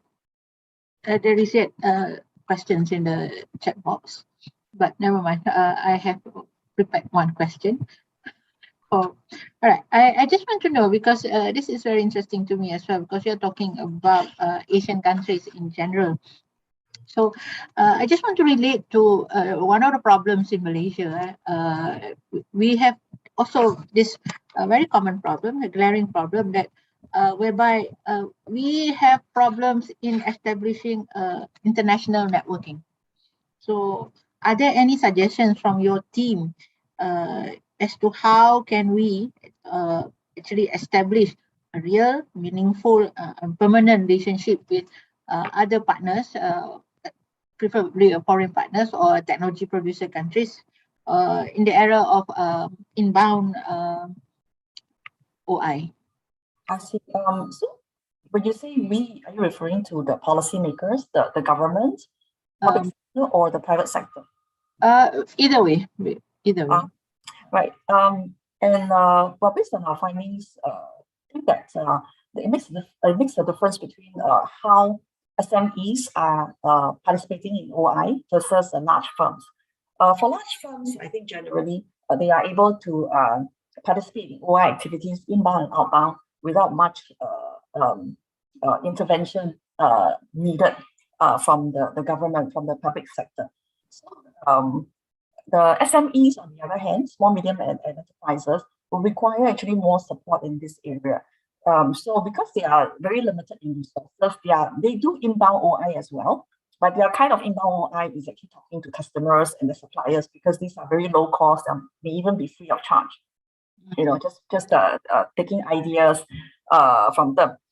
So how the government can help them actually to improve their competitiveness is two ways. First is that the government can actually, public sector can actually take the lead of a lead user. That means they take the lead of taking innovation, encouraging innovation through small business grants or some kind of industry policy incentives to the SMEs.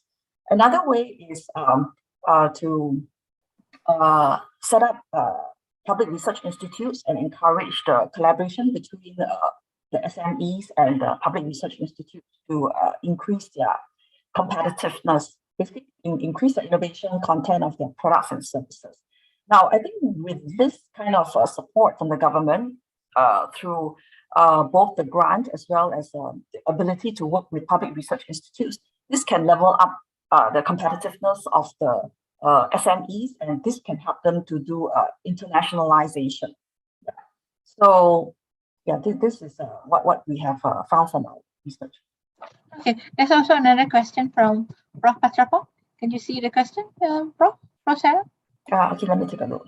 Okay.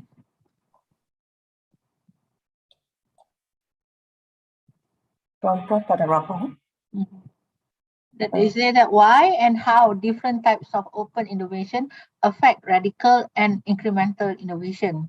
We want to learn the rationales and processes. The different types of open innovation effect. So we find that for open innovation that is focusing, because I think currently open innovation, we look at various aspects. So one aspect is the kind of OI activities.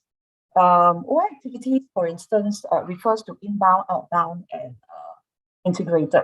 Our research actually shows that there is no difference between inbound, outbound, and integrated innovation on the type of innovation, meaning that all these three types of inbound, outbound, and integrated can result in radical or incremental innovation. And as to what kind of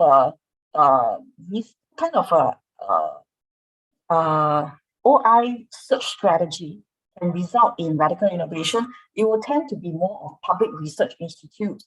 Those with deep technology content tend to result in radical innovation. Whereas the inbound kind of OI that involves such strategies such as the customers or the suppliers, they tend to result in more incremental kind of innovation. Yeah. Right. There's one more question from Prof. Erman of Indonesia. Erman, yes. He wants to know about the issue. How do you overcome the issue of IP in this, in particularly patent in open innovation era? Yeah, I think in open innovation, the IP issue is actually important, but typically it is we look at the licensing agreements that is in place, and also the strength of the IP regime. Yeah. So for a company, from the perspective of a company, if they want to participate in open innovation with a partner from another jurisdiction, another country, I think it's important for the company to first do due diligence to ensure that the IP regime is strong, before they divulge their IP and share. And of course, needless to say that before you move into, you enter the market, you ensure that your patent is first protected. So that is the patenting part. And next you have to put in mechanisms to ensure that the access to this knowledge is restricted to certain appointed people in the organization. And the third is that if this knowledge is very important, then it may be necessary to actually keep this as a trade secret rather than have it patented, because through the disclosure. All right then. Thank you, Prof. Sarah, for patiently and kindly answering all these tough questions from Prof. Chatrapong and Prof. Erman. All right, I have to put a stop there because I think time is running out as well for us. Okay, without much ado, thank you, Prof. Sarah. Thank you. Thank you for the presentation. Okay, I just want to know if the fourth presenter is here. Yes, I'm here. Right, okay. The last paper is actually from Malaysia. It's very interesting. This is the last paper, not because it's the last paper, so therefore it's interesting. It's the best, I think, because talking about nanotechnology, because nowadays very rare people talk about nanotechnologies in terms of Malaysia. I think people still interested. Okay. All right. This paper is actually co-written by a team from University Malaya. They are going to talk about a Delphi study on the socio-technological system of Malaysian nanotechnology development, progress and scenarios. So we would like really to listen to what are the progress and what are the scenarios that are currently happening in Malaysia. I think by all means, I would like to welcome Prof. Booth. Please, the floor is yours. All right. Thank you very much, Dr. Masikin. So it's quite a very challenging task here. It seems like I'm just between you and the closing ceremony and probably your weekend.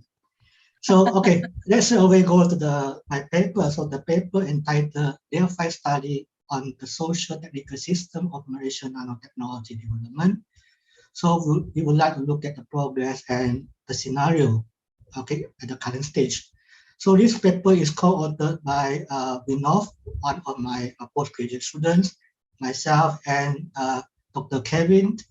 So this group actually is a mix of research scientists in the area of photonics and myself in the area of science policy. So we are all from Himalaya, Kuala Lumpur. So my presentation is organized into 5 parts. First, we look at the background and context. Second, the framework and the scope of study, research methods, and then result and discussion. And we'll talk a little bit about the policy implication derived from our study. Just to get the background and the context of this study. Okay, so this study actually is trying to look at the stage, progress, and future of nanotechnology in ocean system in the context of Malaysia, European countries. So in this paper, we are using the concept of nano innovation system introduced by Islam and Professor Miyazaki.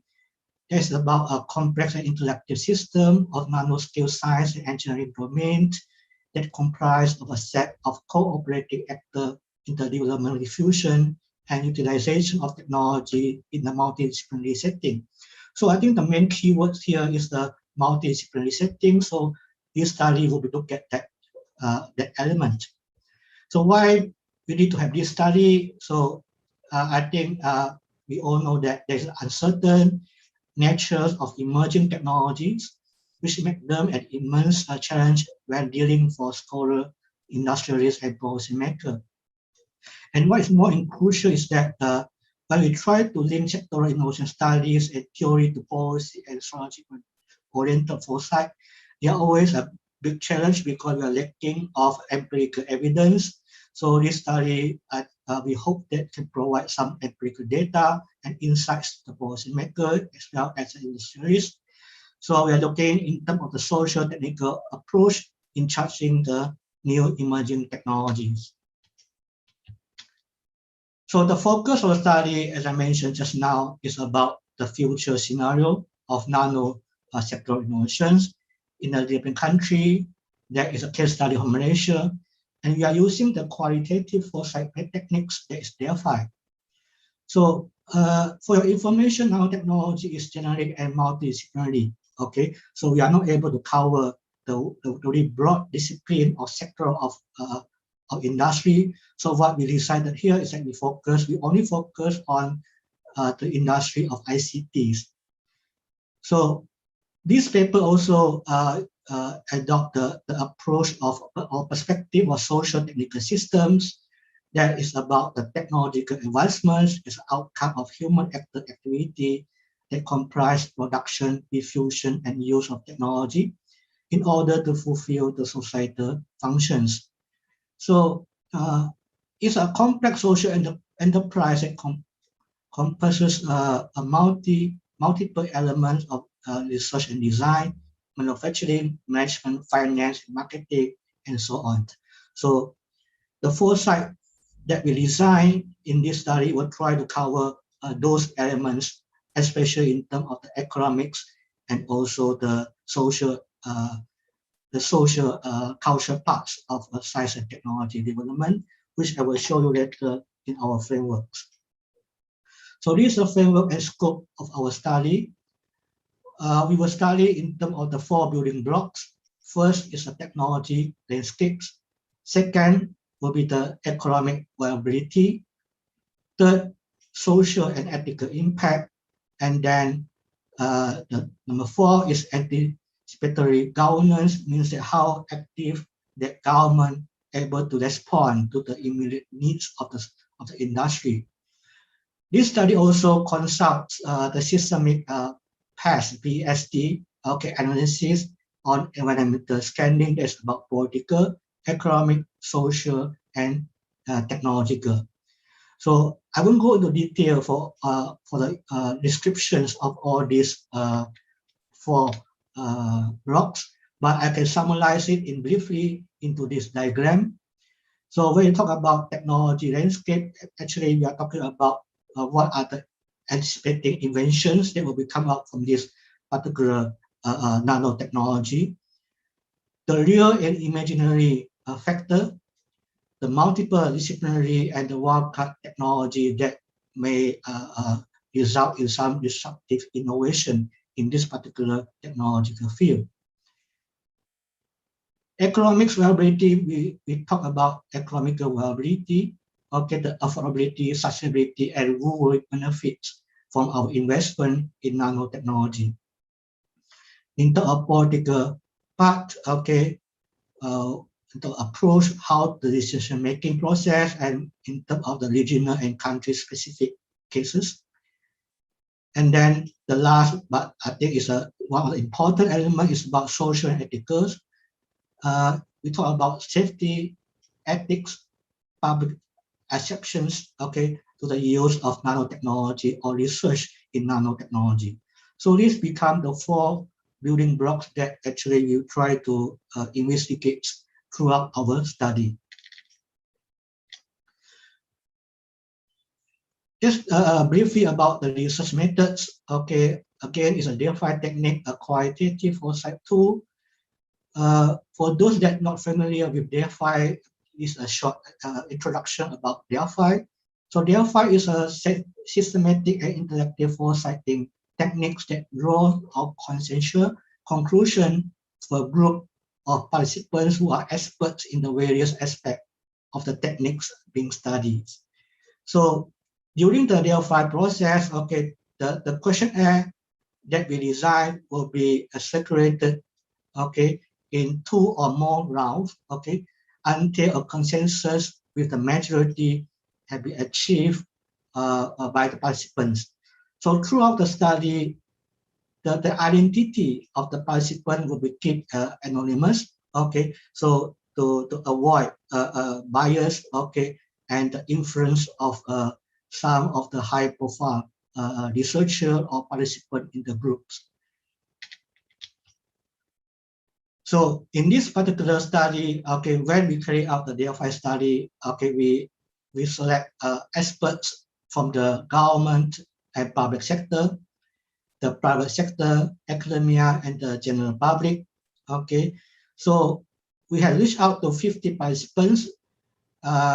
Only 22, okay, of them willing to participate in the survey, and this the response rate is about 44%.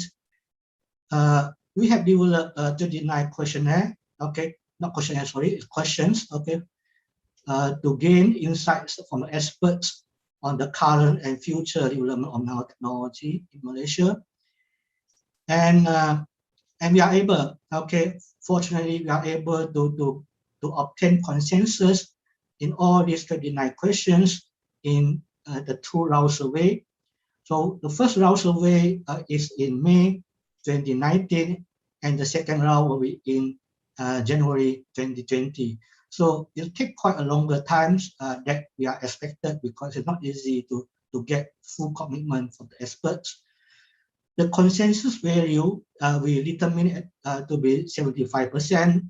For information, there is no agreement on the consensus value, okay, that people put on their DFI study, but from our literature review, 75% is an acceptable, okay, value that people use in the DFI study. So this is a profile, okay, a quick profile of the respondents or experts that participated in our study. There are 22 of them, okay, so from a different area, okay, that they are experts and involved directly with nanotechnology development in Malaysia. So in terms of results and discussion, okay, let's look at this table, okay. So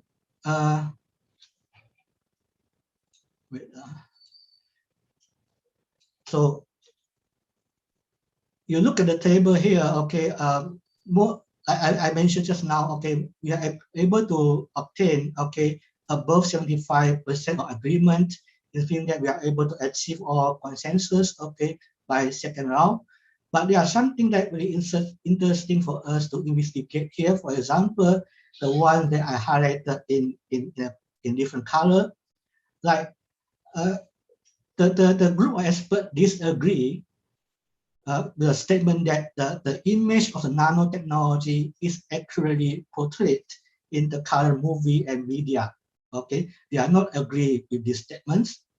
Okay, and some of the question that we need to go to the second round to get the consensus. That's the one that actually put in the asterisk, the star. Okay, like the ones that they are the chances of wildcard nanotechnology or application. We only able to get consensus, okay, during the second round of our survey. So in terms of economic viability here, okay, some of these I think is quite straightforward.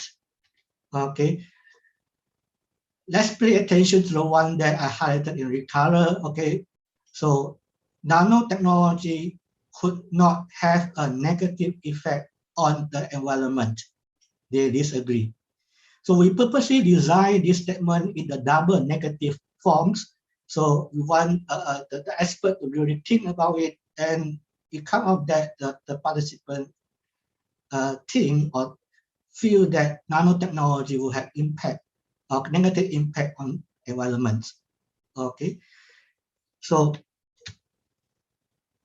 I try to summarize all the findings into this diagram. Okay, but I won't go into very detail about all the finding here. Is available in my full paper. But you look at some of the things that I think that catch our attention here. Okay, for example, the experts are concerned about the social ethical dimension of nanotechnology. Okay, so there are a lot of concerns about the safety. Okay, problem in the future. They are giving a few examples, especially when we look at the inputs that are given in our questionnaire. Largely is about the privacy. Okay, the reduced labor cost, radiation, and so on. Okay, the ethical issues is related to the privacy issue again. Okay, and then people are not willing to face any risk. Okay, so in other parts of the section of the study, we try to ask the expert to rank. Okay, for example, who will be the main beneficiaries from nanotechnology investment? Okay, so interestingly, we can see that most of the expert view research news or university entity and industry are the one that actually benefits from nanotechnology. So the research entity and then the industrial firms out there actually are the one that, according to them, will get a benefit from investment in nanotechnology research. Okay. So, for example, this is another chart showing that who is the main stakeholders that should responsible to ensuring the safety ethical dimension of nanotechnology. So most of them still think government should play a major role. Okay, media and the public also are getting quite a high percentage here, including the educator. So when we put all the results together, and we try to study on some of the current policy and also institutional setting of nanotechnology development in Malaysia. That part I will present after this. Okay, so we can categorize three scenarios. Okay, in the development of nanotechnology in Malaysia. Okay, the best case scenario here is that there are very innovative and comprehensive policy. Okay. And then they are a high-performing electronic industry and fabrication cluster. There are a positive public acceptance on the use of nanotechnology, and they are a group of knowledgeable and technology-savvy society. So this is the one that actually the country need to move towards that end, the best case. But at the moment, our team still deciding. Okay, it is still a preliminary study. We are still in between the business as usual and the best case scenario. So the business as usual scenario is that there are unchanged public support in R&D. Okay, limited incentive for industrial development, and moderate awareness of and knowledge building. Okay, so we are currently in between these two. Okay, but surely we never want to end up in our worst case scenario that is totally we don't have a good support for the nanotechnology development in Malaysia. So it's a bit background, as I mentioned just now, about the current policy development in Malaysia. Malaysia had its first national nanotechnology initiative in year 2008, and then we have a nano directorate at ND, an entity that under the Ministry of Science, Technology, Innovation that specifically look at or in charge of the development of nanotechnology in Malaysia, that including, for example, setting up of a central lab, public awareness, education, roadshow, demonstration, and lecture. So this DNND, this entity, not only talking about the real scientific research in the lab, but also talking about how to communicate, okay, the nanotechnology to the public, okay, and society. Then after that, we have a nanotechnology roadshow in 2007. MIMOS also playing a role, one of the public research institutions that focus on nanoelectronics. So after that, in year 2010, nanotechnology statements, and then more recently, you look at the change of the policy framing in Malaysia. In year 2020, there is a plan, okay, on National Graphene Action Plan 2020. So you look at the focus area of this NGAP is focused on what I call it, the product development or nanotechnology related development products. So we can see that there is a change of direction you compare to the roadmap or the initiative introduced before that's go to a more general or broad based policy about how to develop the human capital, research capability, and so on. But currently, you look at here, the latest policy in 2020 is look at how to produce specific products in the area of nanotechnology. So we can see some of the changes in the policy directions. So it's also maybe it's a way for a country to intensify, okay, the outcome, the research outcome in nanotechnology. So I think I will skip this. So for one of some of the main concerns in the formulation of nanotechnology strategy in Malaysia that derive from our case study just now, okay. First, I think there's an issue here. Okay, the experts here have a view that the image of nanotechnology is not accurately portrayed in the current movie and media. So, mean that the media is not giving the right information about nanotechnology. Okay. In terms of economic viability, okay, experts think nanotechnology not necessarily produce cheaper and affordable product in the market. All right. So in terms of social technical related issues, this one is a more important thing that is highlighted in our DFI survey. So there's potential future problem, harmful to the human body, negative effect on the environment and ethical issues. So these are the key terms or the answer that actually the experts have come to agreements. So what it tells us, okay, so in charting the new development of nanotechnology policy in the country, I think again, I think that the policymakers should not only look at the technology part, the technology elements of nanotechnology, but also the social technical issues that derive from this development. So that's it. Okay, my presentation. I think I end my presentation now. Okay. Thank you, Prof. Boon. It's a very tough job to do, being the last paper of the day and also of the conference. But all right, there is a comment from Prof. Miyaki in the chat box. Perhaps you'd like to acknowledge that first. Nanotechnology will bring about innovation in healthcare. Will you look at it? Yeah, I think definitely nanotechnology, as I mentioned just now, okay, nanotechnology is a generic technology and is applied across a different field, including healthcare. So many of the healthcare sector, okay, benefit from nanotechnology development, the nanomaterial, nano particle, and so on. I think that I definitely agree with Professor Miyazaki, and thanks, Professor Miyazaki.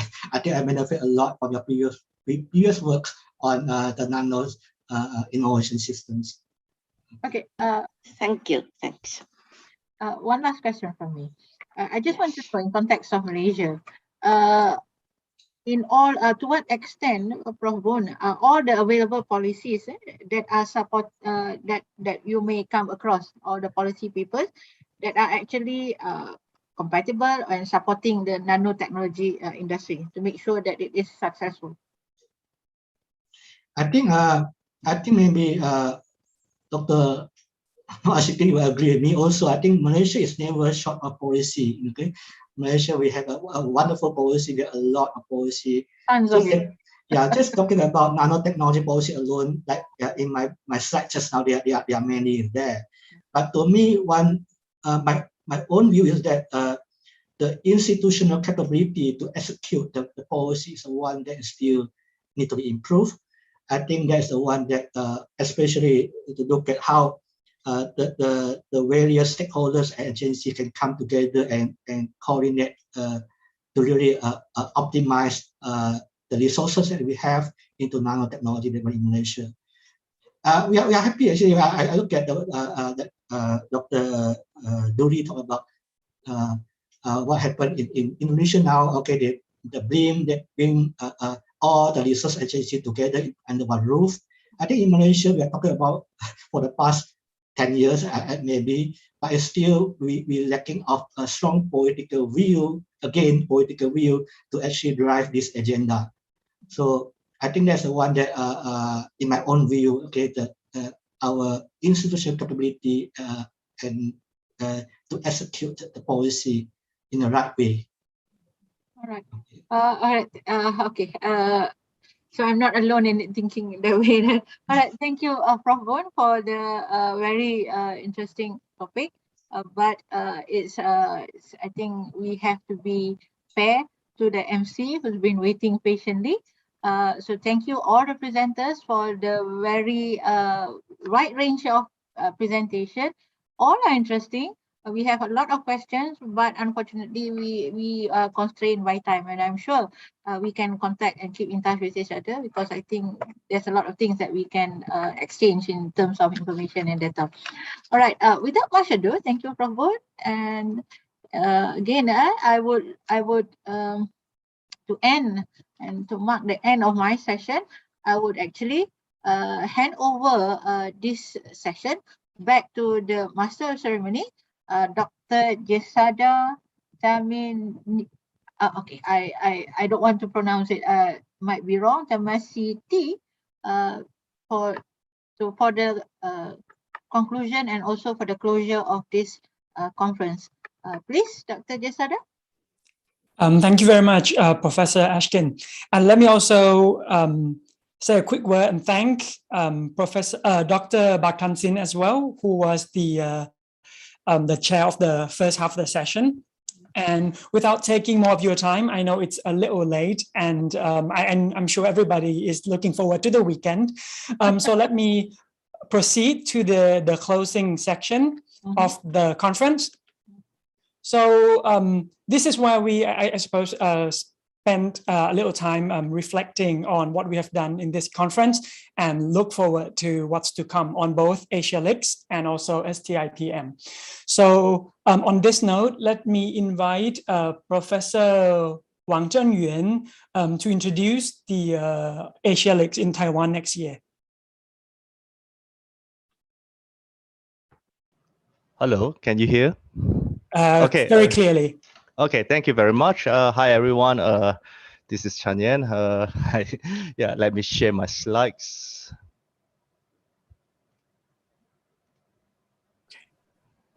Okay, can you see my slides? Yes, okay. except that we're not in the presenters mode yet.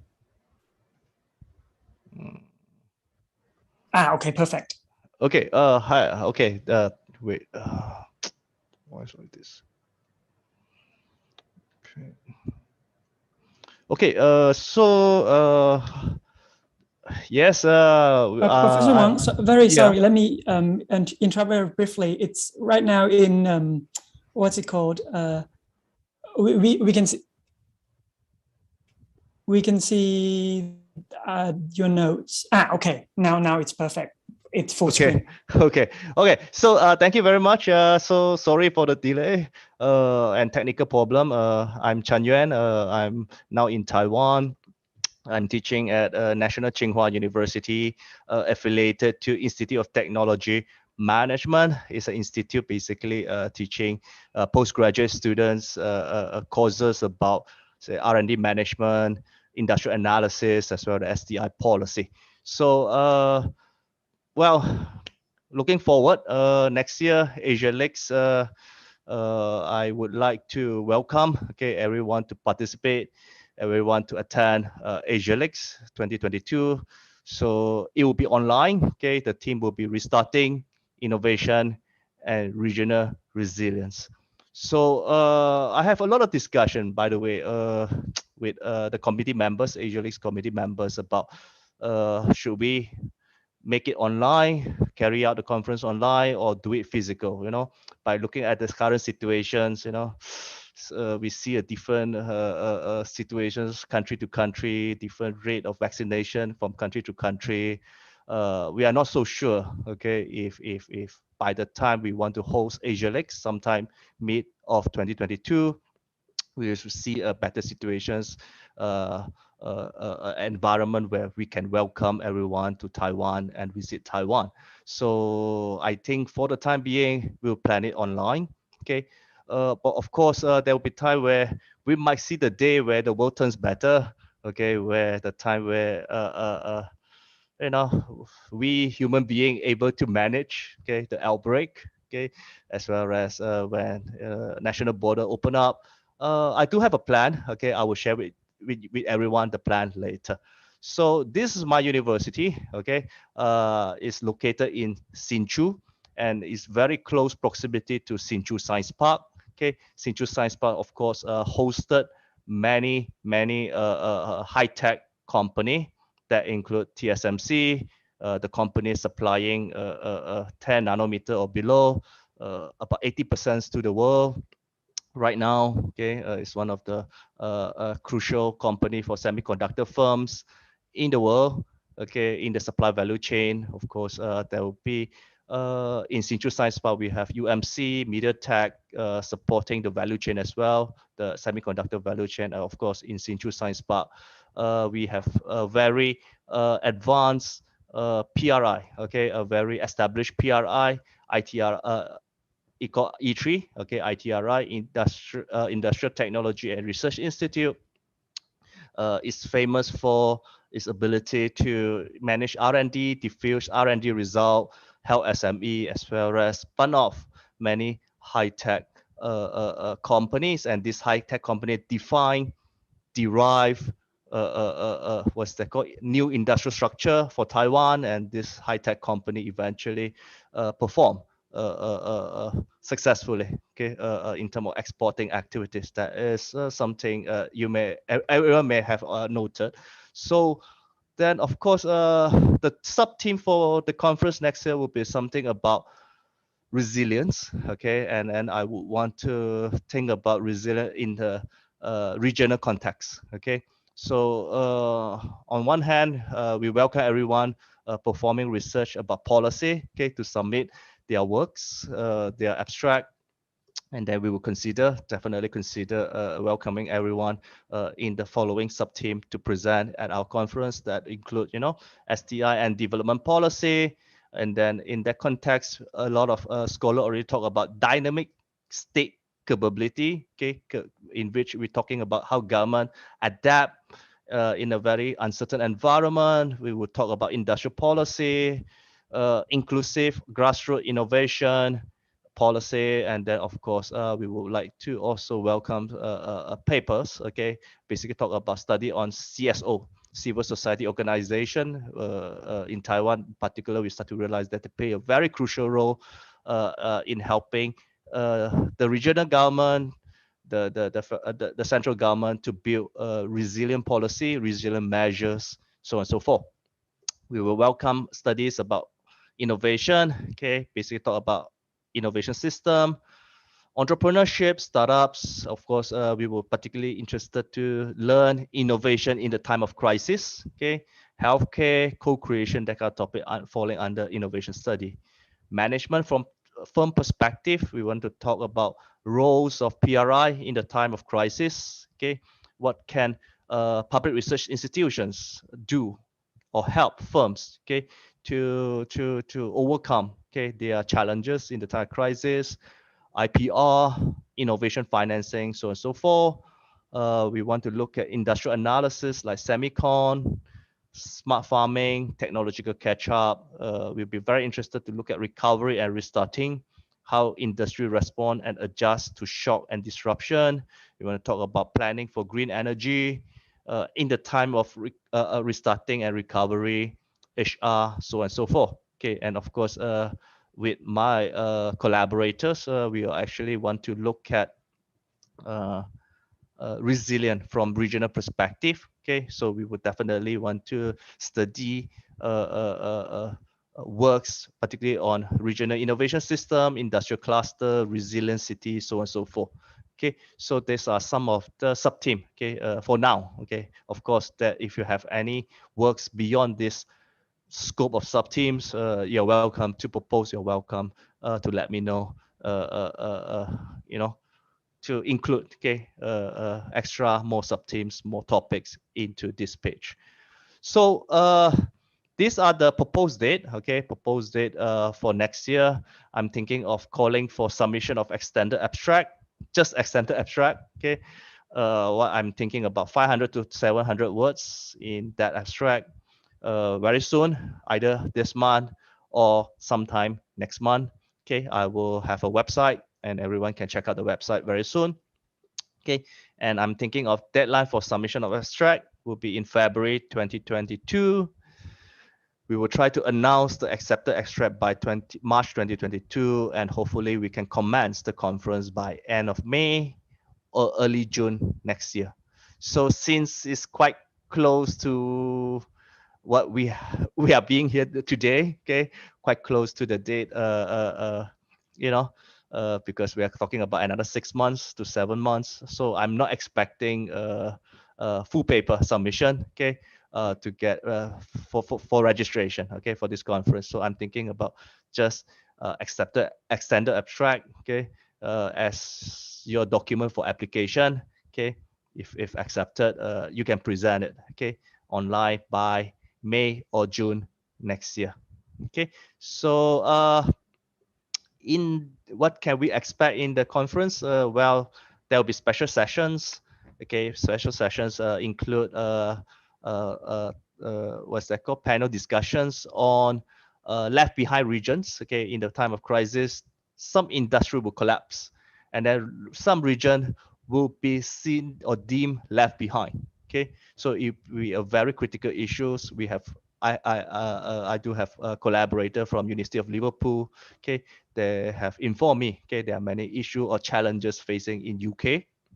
Okay, because not only they're facing pandemic issues, they're also facing, the issues post what's that called, Brexit crisis issues, and many other challenges. Okay, and that there are many lessons. Okay, both Taiwan and other countries in Asia can learn. Okay, from what they face in the UK. So they will share with us, how firms and stakeholders in certain regions cope with current changes. Okay, so I will invite renowned scholars to share their view about resilient planning, management for STI.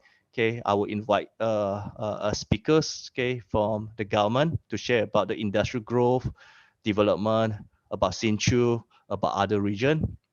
And then, of course, I definitely will invite people from TSMC, from E3 to share about the research or innovation planning and way forward, okay, post-pandemic crisis, and what are the planning, okay, to execute their R&D activities.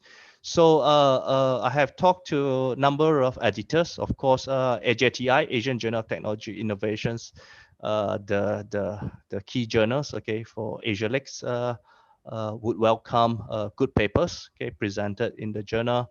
And then, of course, I also contacted the editor from Association of European School of Planning. Okay, they also said that they welcome papers about a resilient region be submitted to them. Okay, my colleagues, well, my boss in my department, basically, she is the chief editor for TFSC, Technological Forecasting and Social Change. I've contacted her. She said that if you find any interesting paper, she'll be happy. And she will be happy to make considerations to send it out for review. Okay, she will take it seriously. Okay, if any good papers we observe in Asialics, we can propose, we can suggest. Okay, they will send it out for review. And of course, there's another distinguished journal in Taiwan, Sun Yat-sen Management Review. Okay, those students in Taiwan will be particularly interested to send to this journal. Okay, so about tours, I'm still thinking about how to carry out some perhaps tours. Okay, maybe virtual tours. Okay, tourism hotspot in Hsinchu, and maybe a tour in my campus, NTSU. And of course, I'm thinking of like maybe a few visit. Okay, those who actually, if the day come, if the world gets better, okay, I would thinking like still carry on the online, because there might be some people from some country may not be able to travel yet. But if they are interested, scholars want to make a few visit in Taiwan, and things get better at that time, you're welcome to visit us. Okay, I will organize a few visit. I will make an arrangement, perhaps renting a bus, make a tour to check out Hsinchu Science Park, and then of course my campus, as well as visiting E3, the PRI, Public Research Institution, as well as TSMC. Okay, in my university, we do have a lot of postgraduate students studying.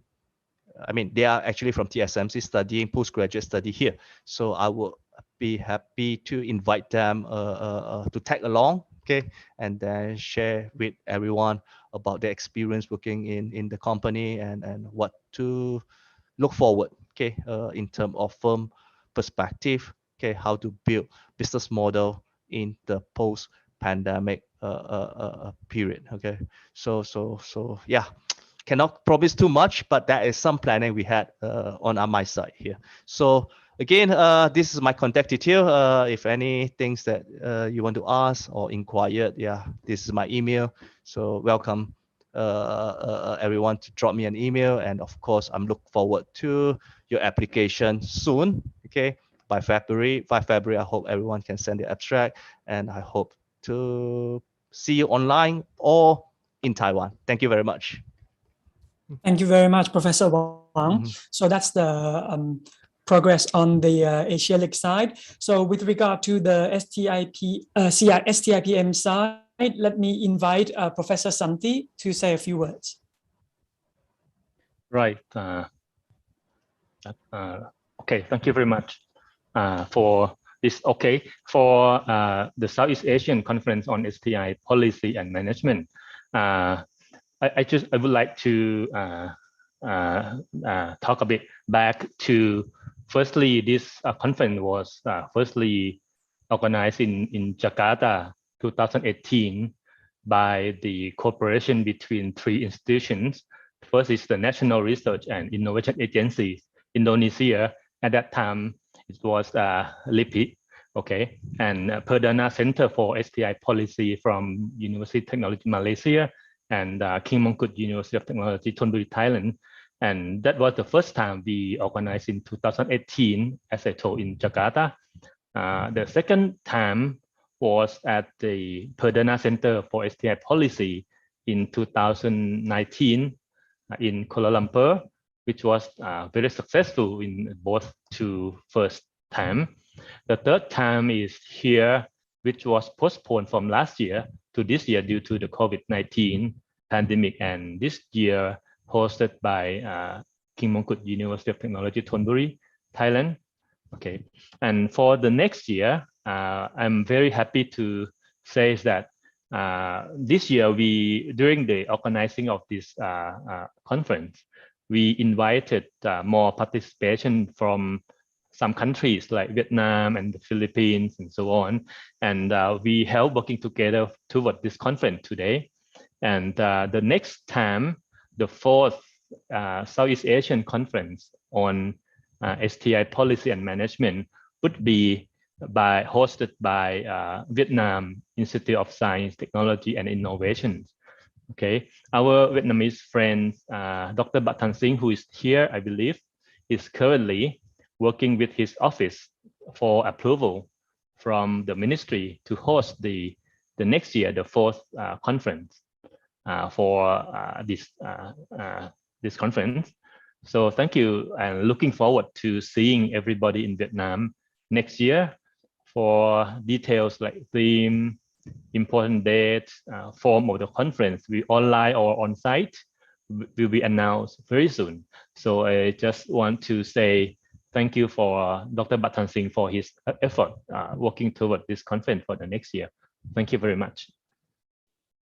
Thank you very much, Professor Santi. So that is something to look forward to, both for Asialics in Taiwan and the SIAC STIPM conference in Vietnam for next year.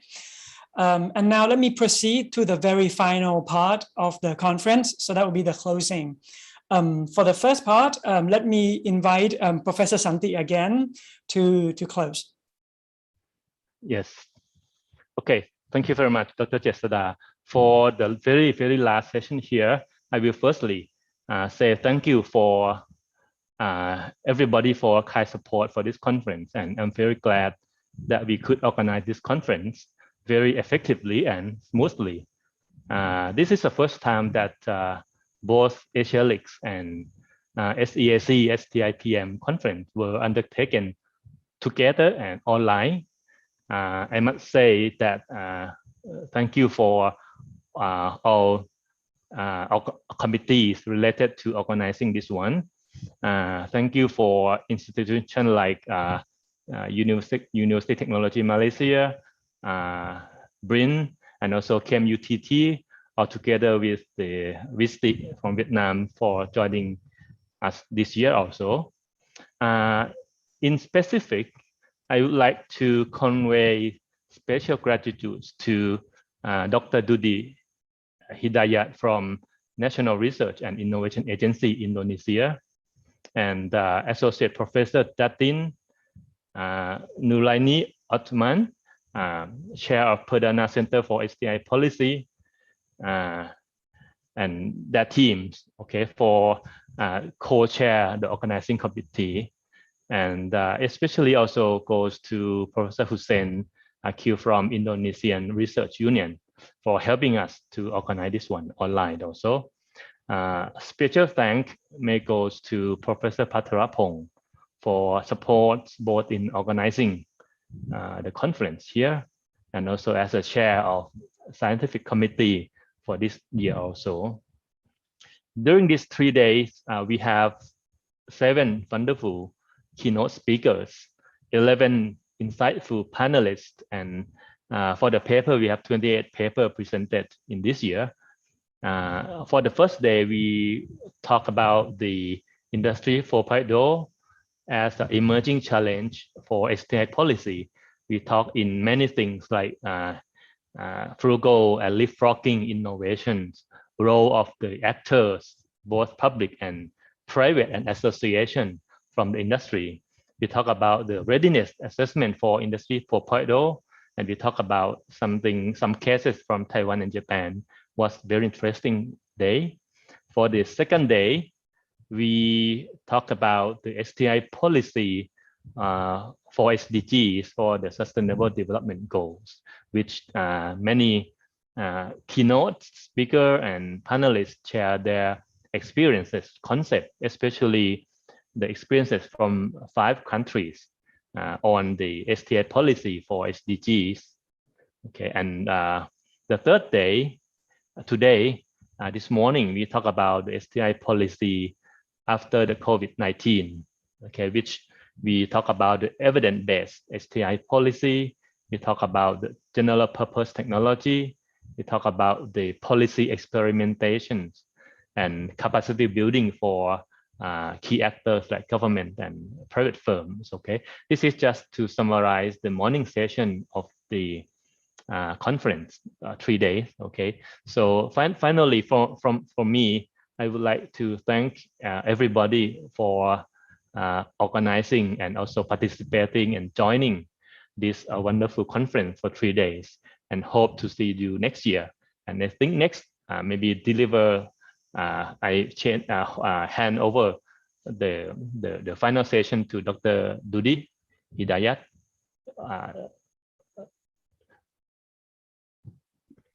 Thank you, Prof. Santi. Dear participants, speakers, presenters, and all conference participants. Now we have arrived at the end of the conference. We have gone through 3 fruitful days discussing various things related to science, technology, and innovation for the achievement of the SDGs, and also a number of other issues on science, technology development, and policies from various countries that enable us to learn from each other's experiences. We have seen a number of papers that have a fairly high scientific quality, highly recommended for submission to international scientific journal for review. During these 3 days, allow me to give some notes on some important points, I think. During these 3 days, we see that STI has an important contribution in attaining SDGs. So therefore, STI policy has an important role in supporting government direction towards sustainability with specific policy goals. Now, to achieve the policy goals, appropriate policy instruments are needed, which can be categorized into 3: supply side, environmental side, and demand side. Now, the implementation will also need policy enforcement in various levels. Learning from several countries, Asian countries, the sustainability can be achieved through various innovation activities in micro, meso, or micro level in the area of economic, social, and environment. Now, sustainable economic growth should also support inclusiveness that aims to decrease or eliminating inequality. STI policy in regard with this issue, sustainability issues, should focus on creating innovation with emphasis on these issues relevant to undeserved populations. Social enterprises and also startups have emerging role for social benefit for inclusivity.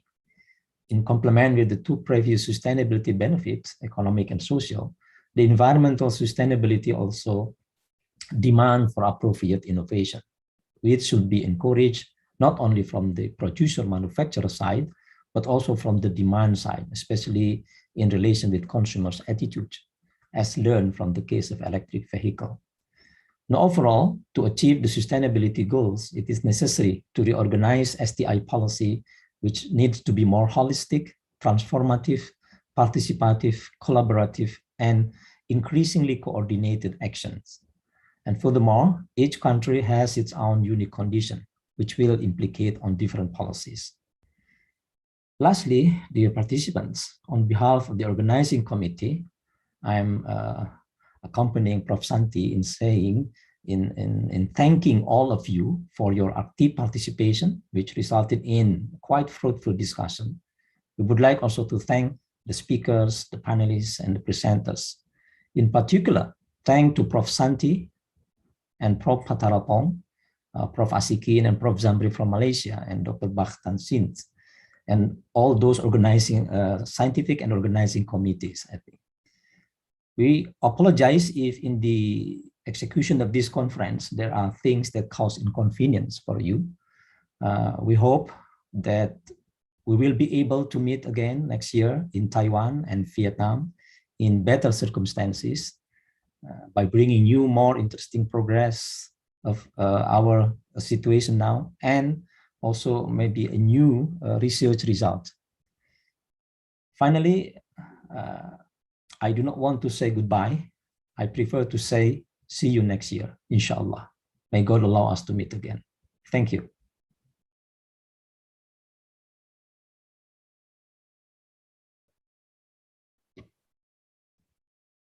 Okay, thank you very much, Professor Dudi. So I suppose that marks the end of our conference. Thank you, everyone. Have a lovely evening and have a nice weekend. Thank you. Thank you very much. Thank you very much for all of you. Thank you. See you next you. year. Yes, Thank you very much. Thank you. Asialics. Bye-bye. Take care. Bye-bye. See you all Prof. next Santi, year. thank you very much. Yes, thank you very much. Thank you. Santi. Bye. Udi. Thank you. See you next year. See you next year. Bye-bye. See you next year. Bye. Thank you. Bye. Bye-bye. Selamat.